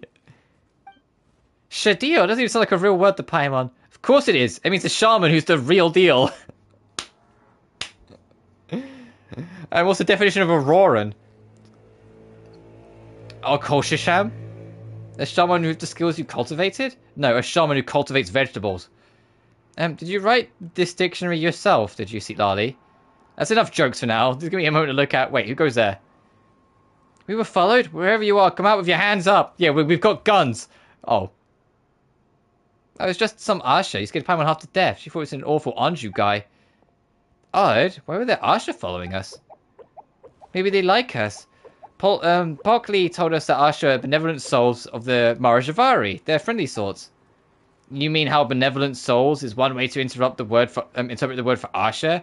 I've heard that said before, but it doesn't solve the mystery of why they followed us all the way here. Hold on, I think I got it. Maybe they're not just being friendly. What else could it be? Maybe they're after something we're carrying. If they're the benevolent souls of the Marijavari, it'd make perfect sense for them to be drawn to it. Do the honors, Emmy. Take out the relic. Sahan's relic! Oh, well, the Asha are really happy. I must have seen Seatlali take it out just now and followed us ever since. A reunion after all these years. What are they doing? Oh, they're going to be the key that lights this up. Yep. The implement. It's active again. But how? Oh, it seems the Asha were the key needed for the lock.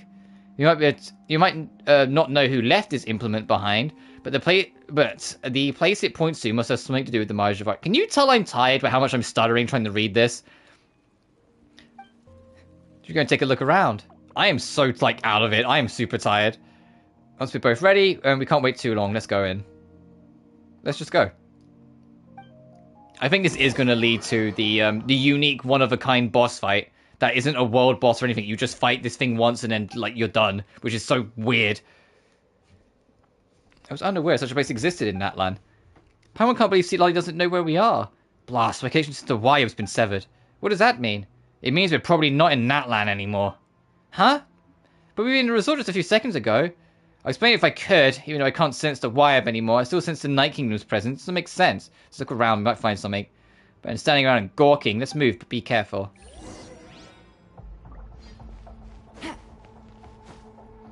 Well, considering Lali's still glowing up, no, we are still in Natland, technically. Well, as far as the game's concerned.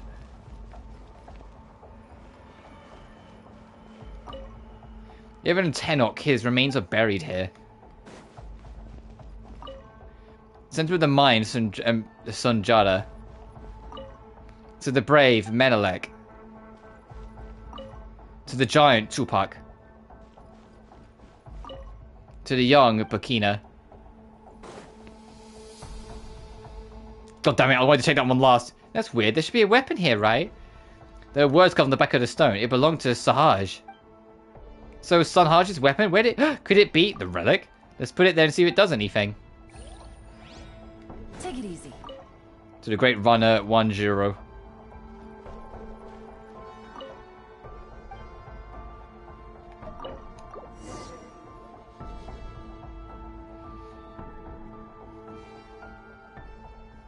Look, the seat in the center, it's glowing. Emmy, do you want to try sitting on it? Oh, hell yeah. Do you want to sit on the throne? Yeah. I had a feeling I was going to say, Emmy, Paimon, where are you? We disappeared after she sat on the pedestal. Did she get transported somewhere else? Oh, it's too dangerous. I've got to follow her. Wait, no way. I'm the only one who knows what happens. I can't rush in after them. The tits in the middle can't stray too far from me either. If we get trapped inside, we're dead meat. But I can't just walk away to the abyss or the rat could drop at any moment. I can't let him threaten Emmy and Paimon. Oh, this is bad. I have to find a way to inform Marika, or at least leave a message that can be passed on to her. My oh my! I'm sorry to be a bother, but may I ask if this is the Hotel the Sacred Flame? What stylish chairs it has? When it rains, it pours. Oh my, could it be the fearsome Granny Eatsley? I'm trying to go do my best Patrick Seitz impersonation here. The one who has been chasing me everywhere. When did you get into customer service industry? Oh, abyssal rat, still running that rodent mouth of yours. Here's another one of your schemes. I admit I'd been somewhat loquacious. Okay. And I adore a good scheme as much as the next abyssal rat. But this is my first time visiting this tawdry establishment. I thought I'd be able to reach the Marijavari through that woven scroll. Who would have thought it would take me here? I guess this is what you would mean when they say it's a small world. Oh my, I must be disturbing you during your shift, Granny Eatsley. I should take my leave. See yourself out. My, you're really letting a perfectly good customer go? Will this look bad on your key performance indicators? Granny doesn't have time to entertain you right now, so please get your sorry hind out of my sight. Of course. Don't suppose it's anything to do with Emmy's mysterious absence. We're old friends, you know, me and her. I just thought I should say hello, seeing as I'm here. Or perhaps I could draw your attention to a familiar scent left behind on that chair over there. Might I investigate? Wow, scent. Guess I was wrong about you. Rather than a rat, you appear to be Emmy's abyssal mutt. Why, I am most offended. Such vitriol. From the mouth of a dear old lady, no less. You mistake me. I'm just so touched that a little lost dog would travel 1,000 miles to reunite with its mistress. It's enough to move Granny to tears. Well then, eats Papa. Let the mangy dog perform his trick. Well, you've been taught how to sit, surely, or do you need a treat to coax it out of you?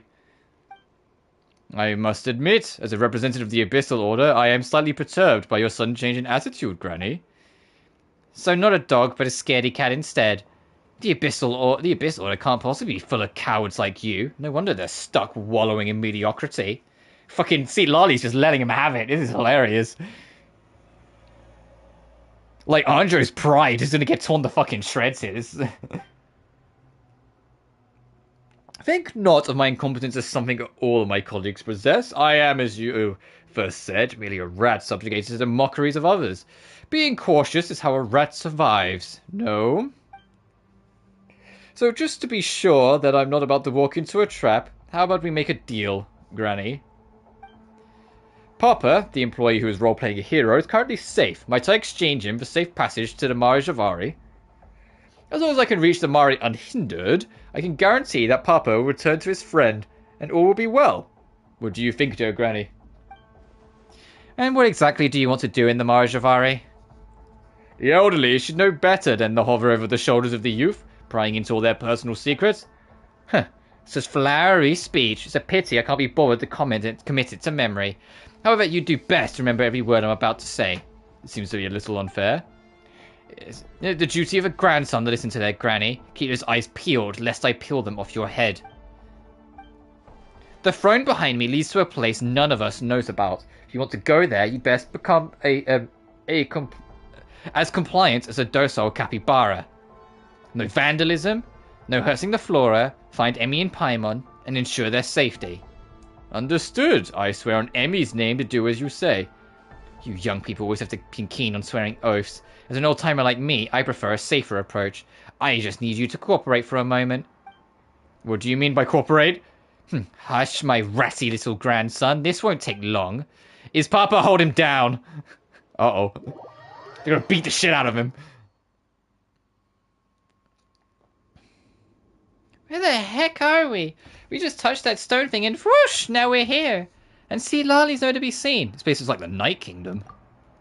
See, Lali said she could sense the Night Kingdom's presence just now. Maybe this is why. But why the Truth of the Abyss here? Didn't we get rid of him already? Maybe this isn't Natlan after all. It's like Natlan, but it's not Natlan. It looks like the Night Kingdom, but there's no Wyab connection. And the Abyss is still around. Oh, Paimon's getting scared. I just thought of something. What is it? Sanj once cast a border spell.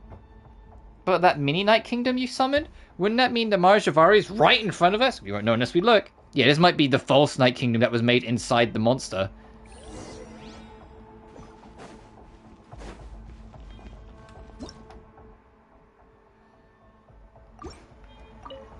Oh, they're portals. Oh, hey.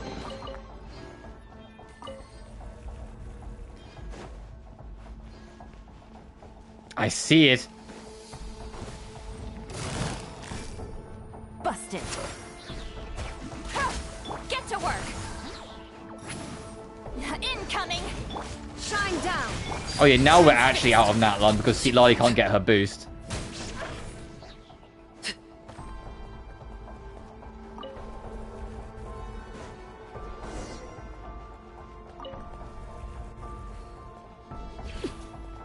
It's gonna take us to the chest. Yep.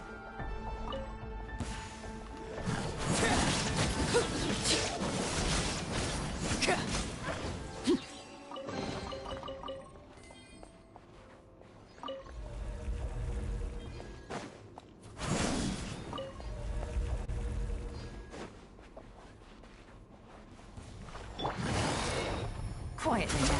Here comes the catch. There is no Look guys, they won't jump us from nowhere, will they? Yeah, they look like fucking humanities from Dark Souls.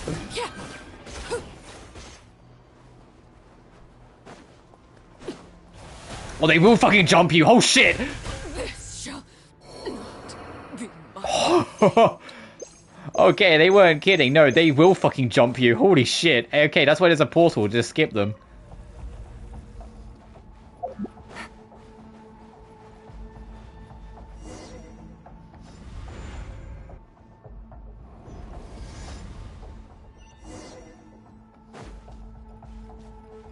Where are we now?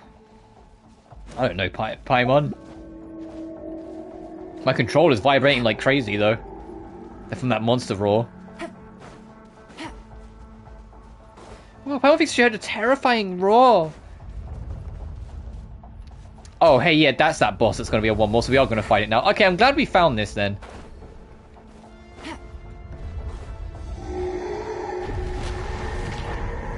Holy shit.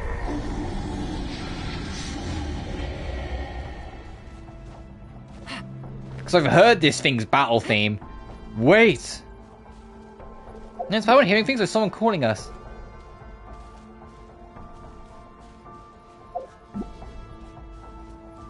Take it easy. Because this can be our, like, real, like, final boss of Natlan, then.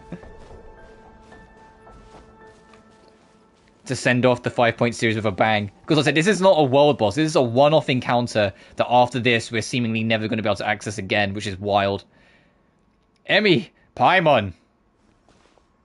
Hey, someone's calling for us. It sounds like Citlali. I found you at last. Encho!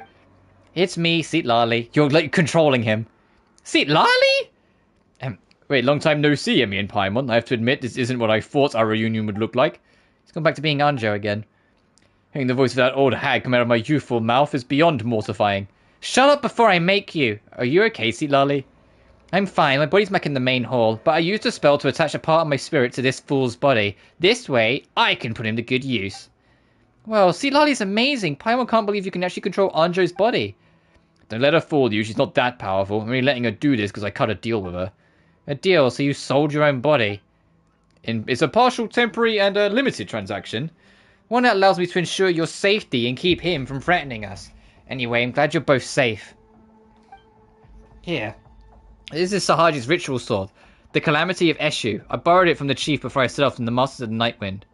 Since we don't know much about the area you're in, it's probably best to keep it close at hand just in case. Whoa, so this is what was used to summon the Night Kingdom. This is a cool looking sword. What a rare and precious treasure. I don't suppose it'd be a problem if I just touched it for a moment. In your dreams, we're holding on to this. So stingy. Don't you know I was the one that found the relic used by the Sahaj to open up these passages, and then kick up a fuss when they neatly fell into your hands, did I? Could learn a thing or two from some of my magnanimity, Paimon.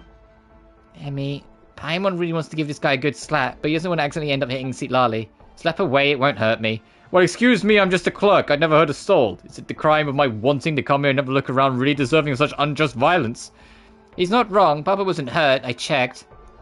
But we were tricked. He hurt our feelings. I fully sympathize, Paimon, I do. But as you can see, I now have an old hag bouncing about in my brain. If this isn't punishment enough, then I'm afraid you might as well just kill me. Oh, sounds good to me. Emmy. I thought to hear of your claim would say something in my defense, but here you stand poised to strike me down with a cold blade. As long as it doesn't affect Sitlali. Well said. Let's stop talking about this. He's like, I don't want to die here. Present circumstances dictate that we should try working together. Remind Paimon, since when were we ever a team? This is Amara Javari. It's not like we have a choice. We've been in the same boat since the very start, and our enemies are the metaphorical sea and its storms. You all saw that scary creature just now, right? Although it was my very first time laying eyes on it, my wealth of wisdom tells me it's very likely Bakunawa's permation. If we don't deal with it, it'll eat us. If it eats us, it'll get stronger. If it gets stronger, it'll escape into Natlan and continue eating till there's nothing left. Bakunawa? That's the monster that Tenok and the 6 heroes of ancient Natlan fought against. Wait, didn't they defeat it? Now you wish. The worst part about the beast is it has an even stronger immortality than the rest of Gold's creations. Yeah, fucking Rhindodder made this bitch. Its permeation is no simple humus or chalk. The power contained within it was something that even Gold and the Abyss Order couldn't harness. A power that could corrupt even the passage of time. Venti also mentioned something like about the contamination of time in the Marijavari, so the monster's the one behind it? We did encounter a fair share of obstacles on the way here, maybe because people were trying to keep Bakunawa from escaping through the seals? Is that where the Marij disappeared? Wait, we didn't break the seals by coming here, did we? Let's just assume that we're in a different time from Bakunawa for now. Then how are we going to get home? The path is clear, Paimon. If the problem lies in Bakunawa's permeation, then in the name of the Abyss Order, we must slay the beast. Why are you acting like a good guy all of a sudden? Pick a side and stick to it, will you? Perhaps if you were more well-read, you would understand. The New Tide Anthology states that principles are defined by their flexibility. Flexible principles are to be in principle flexible. In any case, my time has come for us to fight. Fucking...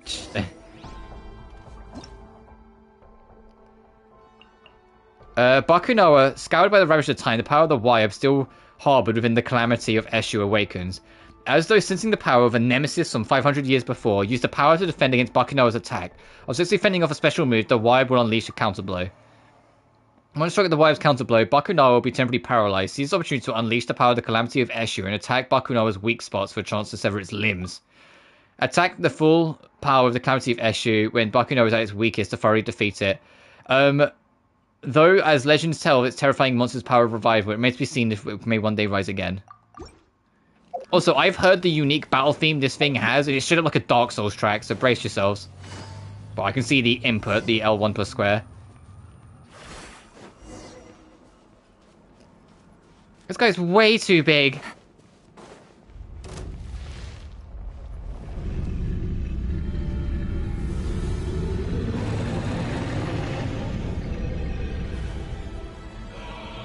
Yeah, this thing should have been the second weekly boss of Natlan. What the fuck?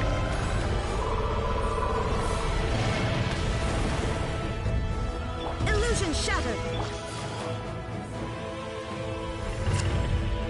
Oh wow, that health bar did not fucking move, huh? You must have powered the calamity of Aishinu.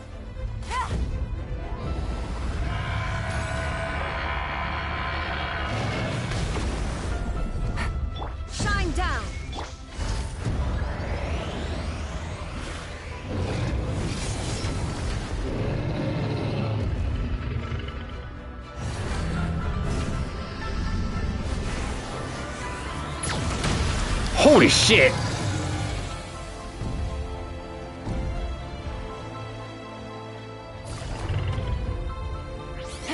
So yes, this is less about fighting it, more about surviving it until the game lets you. Because yeah, we do like no damage. But this music.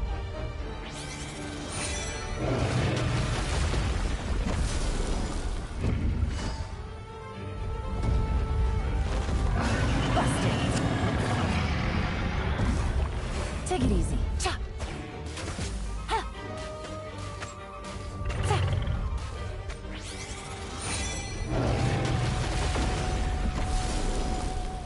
Oh, do I need to get like right under it so it bounces directly off it? Okay, no, he's doing it.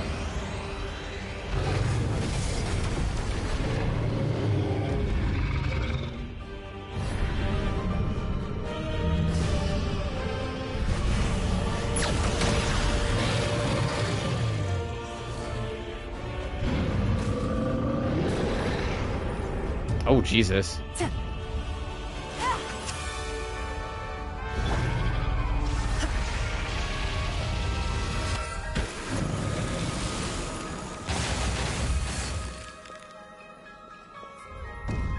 This fucking music, dude.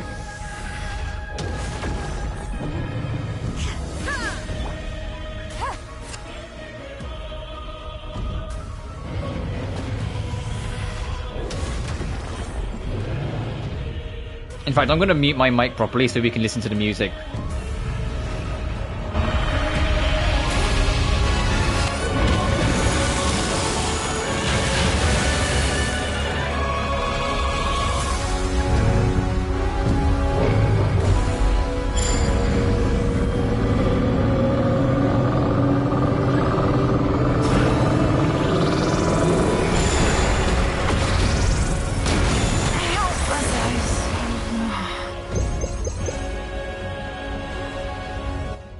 Okay, I need to, like, hold the button down. Got it.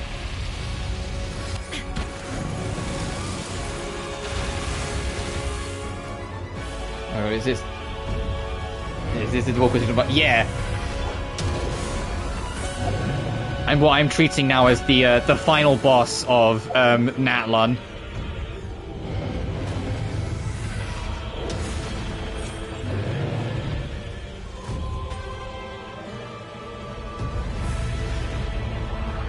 The beast trapped within the Marajavari.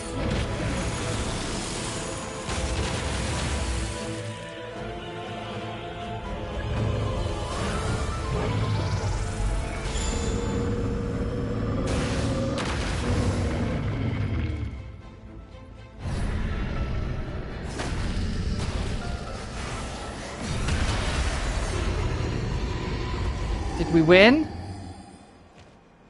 I knew it. No matter how powerful a beast Bakunawa was, it would always fall short of the might of Emi supporting Paimon's foot. Yeah. You didn't do fuck all, Enjo.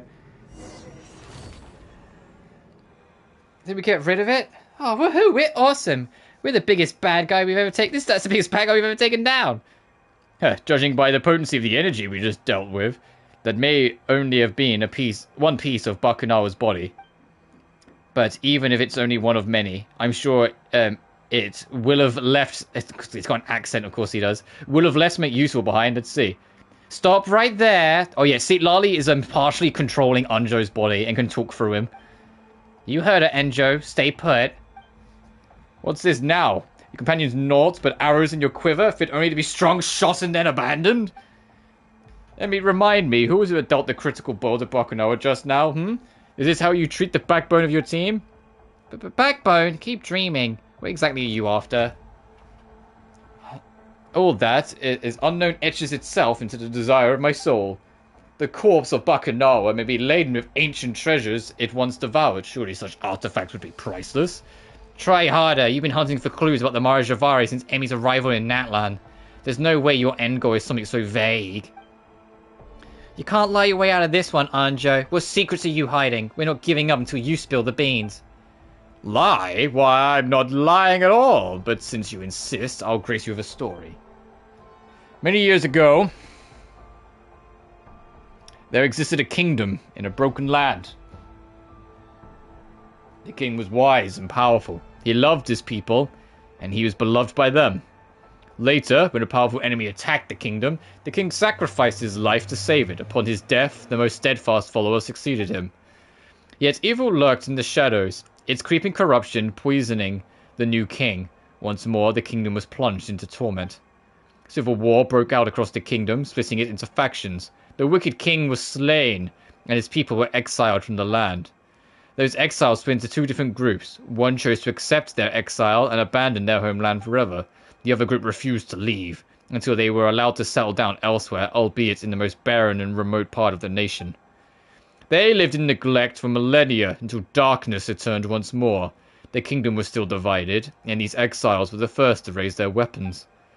Although they were destitute, not a single one of them retreated or fled. With the same stubborn spirits that bade them never abandon their homeland all those years ago, they fought and died until, at last, only one remained. You're not going to tell us that survivor was you? It seems like eating too many slimes really can make someone a dullard. Paimon was just guessing. Where did you get off being so mean? In any case, the man's name was Tenok, and the lost settlement was known as Tenochtitlan. Its people were warriors, who wielded the power of Anemo.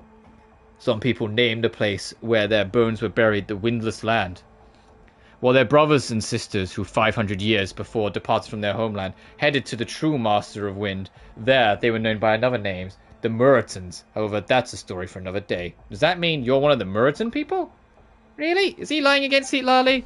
Don't shout so loudly, or you'll kill off all dear Emmy's brain cells. As for your beloved Granny Eatsley, she can no longer respond to you. What did you do to her? Nothing of consequence, and we drove her away. Stories all have a purpose, and I thank you for taking the time to listen to this one. It has allowed me to familiarize myself with some of Bakunawa's powers. From now on, that old hag shan't be bothering us anymore. You sneaky, lying, scheming, evil, abyssal rat! Flexible principles, Paimon, flexible principles. See, this is where your problems lies. You never listen to what others have to say. Who exactly are you, and what's your objective? I mean, I've seen the glory of Vundglera perish, buried beneath the sloe. I have witnessed the Sun Children dancing in their white night, and beheld the magnificence of Gurubad, submerged in the sea of sand. I have touched the vessels of flesh and blood in the Moshiri ceremonial site, the broken colossi of Remuria, and brushed my fingertips across the soiled colours of the murals in the Vukab Kalquix Tower. I know how Mondstadt's old aristocracy was overthrown, how the people of Liyue began the great migration of the Guili Assembly, and how the loyalists of Orobaxi fought against the disciples of Narukami. I even know how the people of Terashizotok perished in battle, and how the Muratans left for a distant land. But none of these places, in my memory, belong to me.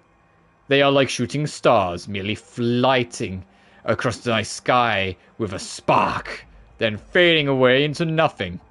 Emmy, Paimon, I serve the Abyss Order, but the Order is not my home. What about you two? Where is your home? So you cannot answer that. Or perhaps you do not wish to answer.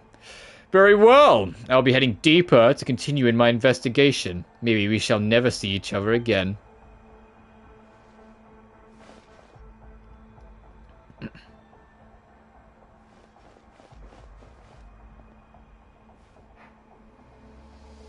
But know this, Emmy. Without the power of Bakunawa, you will never be able to enter the true Marajavari.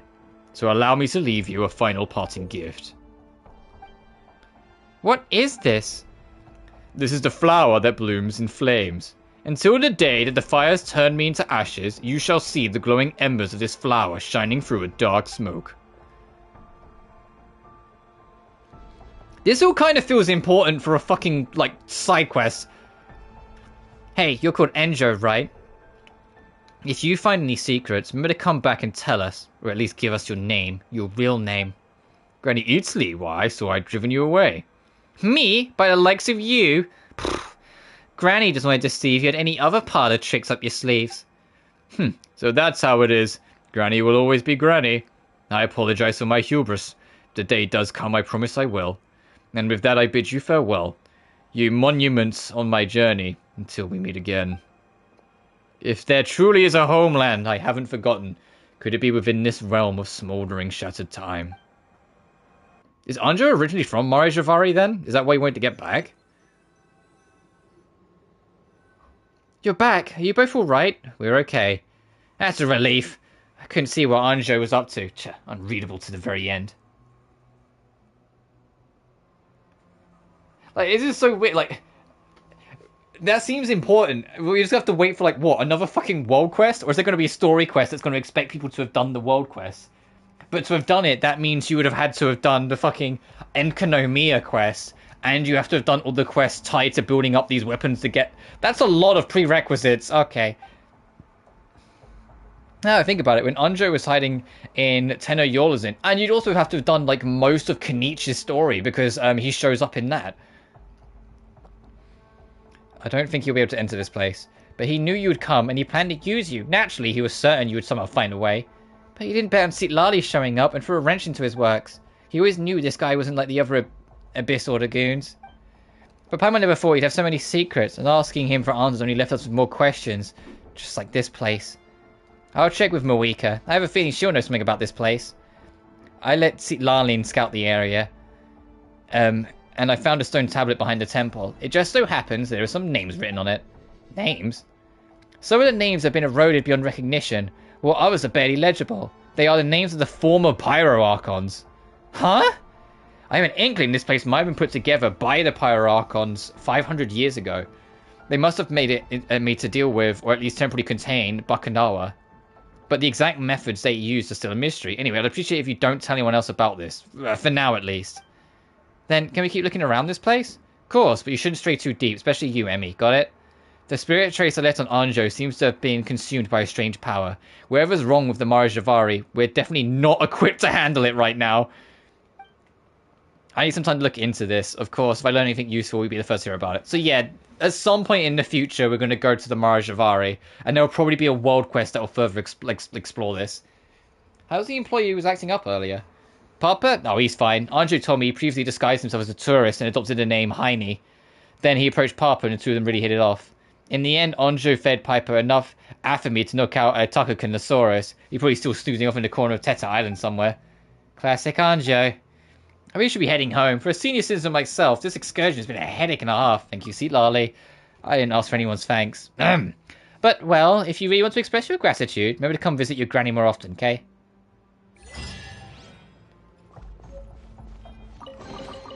A chest full of valuables. And Oh, look, there's our proof. The Lava Walker's Resolution. A flower gifted you by Anjo. Once a delicate bloom, freshly picked. When did it become like this? Oh, Jesus, all the easy breeze stuff. My 14th pause to rest. I don't know whether it's day or night. There's no wind. I thought I was going to die. The monster ate my left hand and clunked out my lower back. My medical supplies. I dropped Archon knows where. So there's no treating my wounds either. But today, as it turns out, was my lucky day. I didn't expect to meet a man here. He calls himself Noct. And he used a flower that blossomed among the ashes to stop my bleeding. He even warned me about getting close to the beasts because they would eat even their own kind. I asked him where he was from. He said he comes from a place called Tenno-Shizotok. But that's not his hometown, strangely. He doesn't remember where he was born, so who am I to question him? Noct left without taking a rest. He said he was running out of time. He warned me to head back before it was too late. With my body as it is now, it might be too late already. I am prepared. I know this is my last adventure. I swear to use every last drop of my blood in my body to uncover the secrets of this place, as sure as I am the great adventurer Stanley. Hans, so long as it make it back to Mondstadt safely, my efforts have not been in vain. If a day should come where another member of the guild returns here, I hope they can find records I have left behind at Astra Abyssosk. potential clues. Take it easy. Oh god, we can go back to the Marijavari.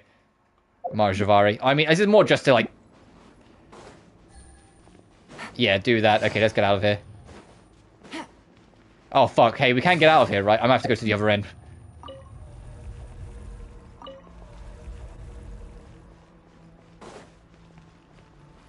But I'm glad we got to cover it. I knew it was like somewhere, but I didn't know if it's going to be a thing that's going to lead us to. It's kind of crazy. It's a little out the way. Like, it's actually kind of hidden, all things considered. Take it easy. We just kind of stumbled upon it when I was trying to 100% the map.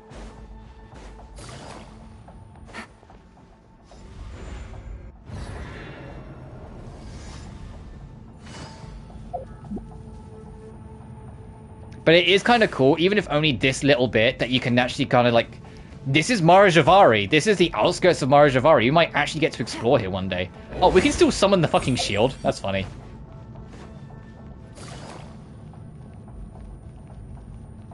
This thing's so big.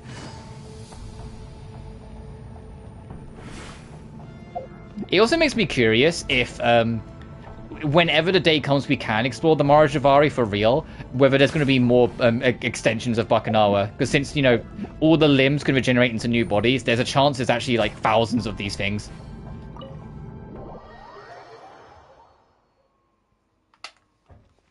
But let's get out of here.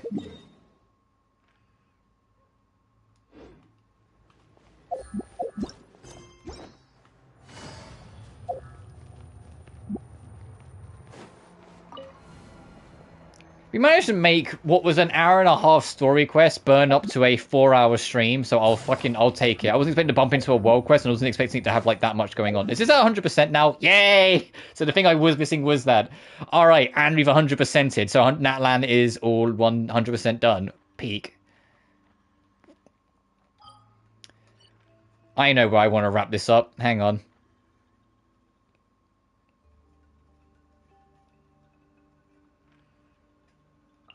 I know exactly where I want to wrap this up. See, Lali what said she wanted me to visit her more often. Let's wrap up the very end of Natlan at her house.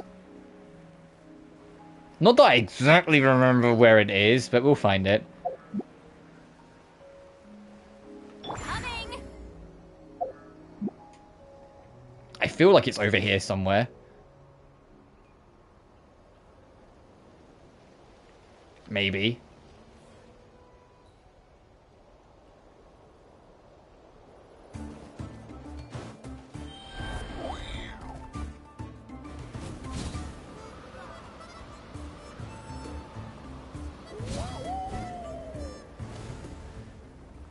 Oh, see, Lolly, where's your fucking house? Hang on.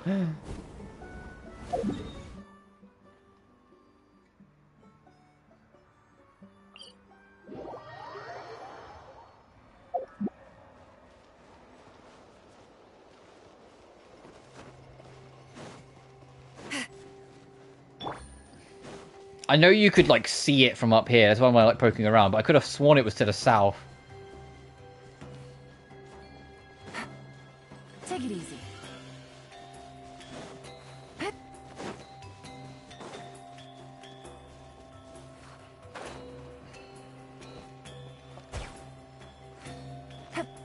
God damn it, they're gonna actually make me, like, look up Seat Lolly's house. Hang on.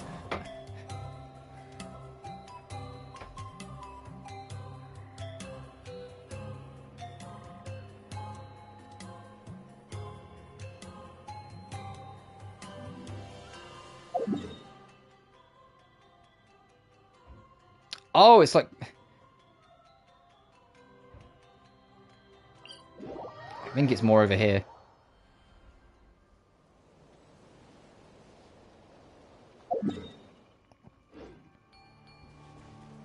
Oh yeah, this looks familiar.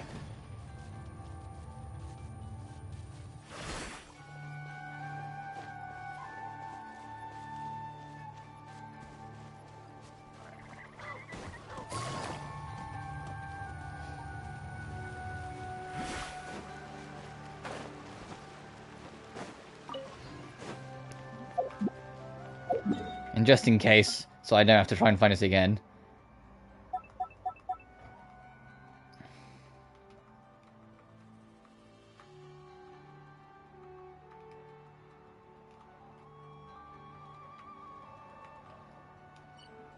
There.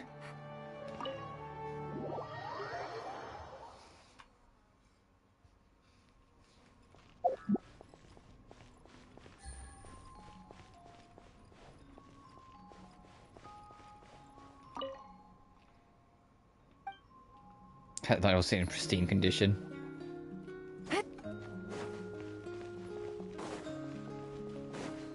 Oh, I think if you're here in the night, you can quietly hear snoring, implying that she's like napping in there.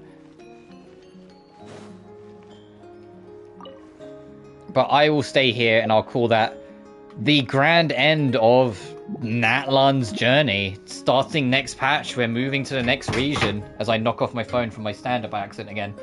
We're off to Nod Cry. As a whole, I think this grew into my second favorite region. I was kind of off with it at first, but as it went on, it just got better and better and better. I love the cast. I love its world. I love how much it's added to the lore. I love the world quest. I forgot to mention that earlier. I love the war is hell story going on and how they fight to like preserve their culture and preserve what they love, regardless of the war strung upon them. It's not a nation of war because they love war. It's a nation that's constantly having to deal with war, which is a nice like flip of the script of what I think a lot of people was expecting. It's so like culturally charged and I love it. It's very beautiful, very magical. The only real complaint is I felt navigating the map was kind of annoying at times, and I think the actual like weekly boss that you fight at the end of it all, at the end of the main story, this schmuck, I haven't even fought this week, I need to do that before it's Monday and I've lost my chance, is kind of a pain in the ass. But that's it, I genuinely loved all of it, and I can't wait to see where Nod Cry goes from here. But that all being said, thank you all so much for watching. Remember to like and subscribe if you haven't already, it genuinely helps the channel grow.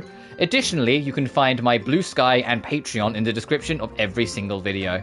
But until then, you guys take care now. Peace.